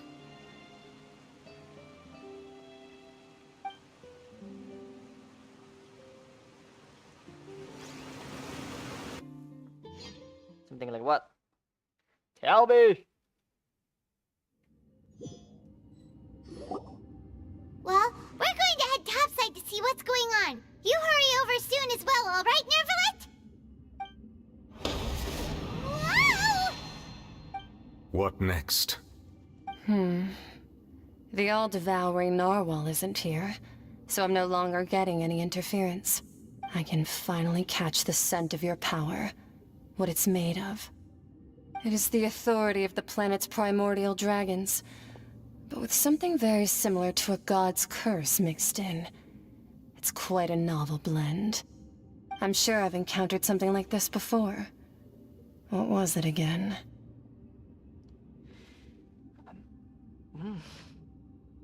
What? I do not know what you speak of. Of course. How could I forget? You should have the remains of the third descender on your person, yes? Remains? I've never heard of any such thing. According to your parlance, I believe it may be called a gnosis. Well, that much is true. After Focalor's divinity faded, she handed her gnosis to me. But I fear I have never heard of it described in the manner that you just did. I've been training with my master, the Foul, ever since I was young, and I have never returned to the surface since. So most of the information I possess, I got from him. It is only natural for those who are greater than humanity to possess a different sort of common sense, which is why there are so many problems in our attempts to communicate with humans. Regardless, you should probably get rid of objects of misfortune to prevent any disasters from befalling you. To live in itself is a blessing, but once a person dies, The bonds he once had with this world shall all turn to curses. What do you mean by that? No need to fret. These are just my personal thoughts. And my reason for no longer wishing to return to the surface. This third descender you refer to, who are they? And when did they die? Master never mentioned them to me. Perhaps it just wasn't that important for me to know. If you're interested, though, I could ask him. I'll be sure to pass the answer on to you next time. Next time? You believe we will meet again? I do. Wait. I have a disciple of my own, don't I? He can be the messenger then?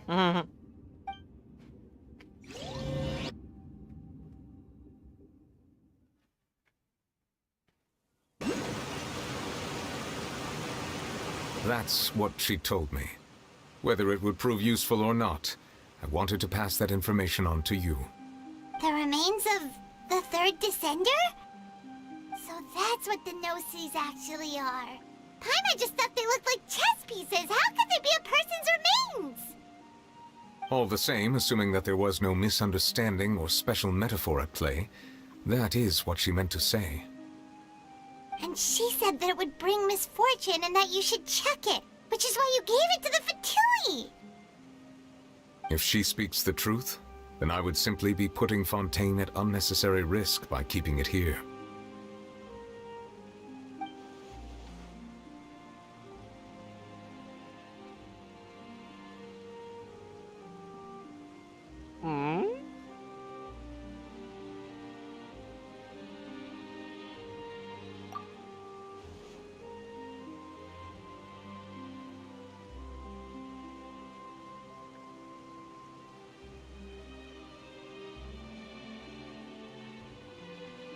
Main apa Hai. Genshin I lagi. guessed that you might already be familiar with this concept, but I did not expect you to be one of them.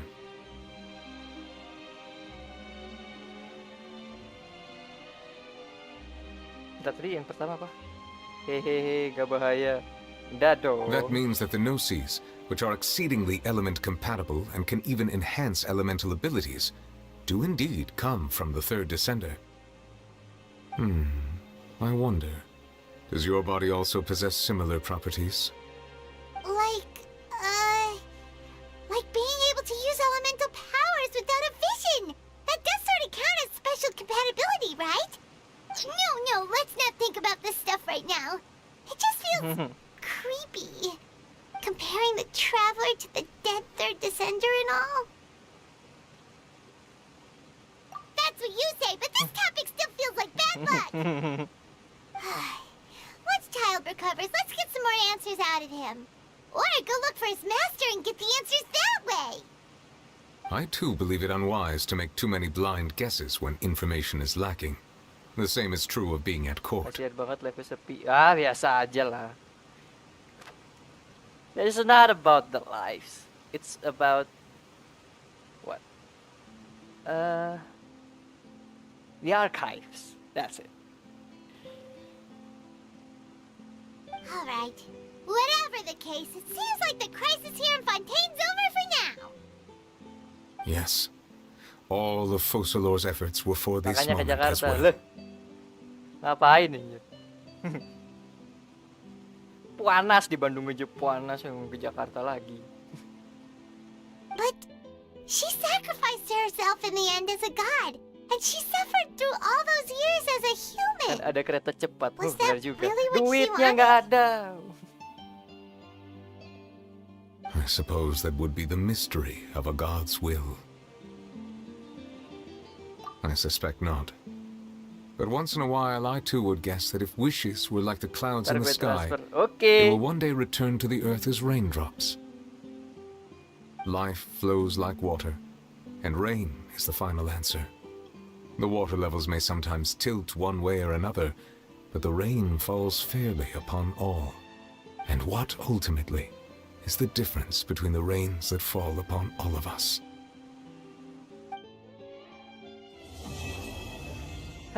Now it's done. I wanna meet Furina. Where is Furina? it above? No, it's below. There you are.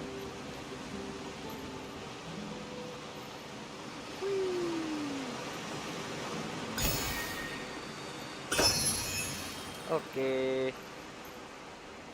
Drop down. And I'm done. I'm finished. Gak kangen gue. Aduh. Pengen banget dikangenin.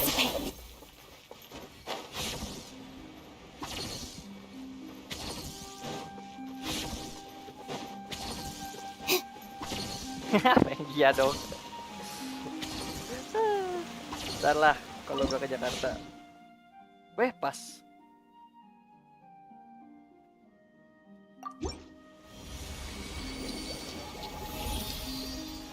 Baru kelar nih gue main. Ah, telat lu datangnya.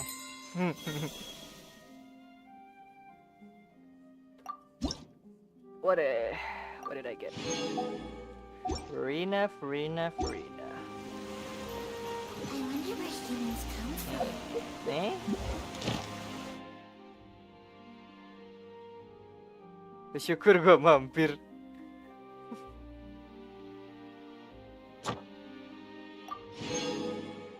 Lo nggak pernah baca ya lagi.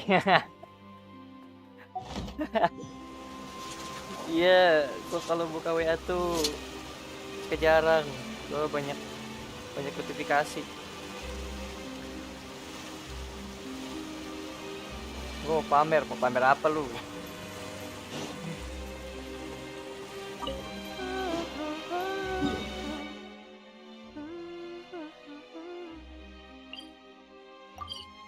Pamer lah, kirim WA kalau ini mau pamer. Selagi aku mau off stream. This stream is gonna end in a few seconds. So, well, thank you for coming. Thank you for watching. And I'll see you guys again next time. Why I have to say that every time I end my stream. Okay. See you later. Bye bye. Wait. Alright, see you later. Bye bye. Bye.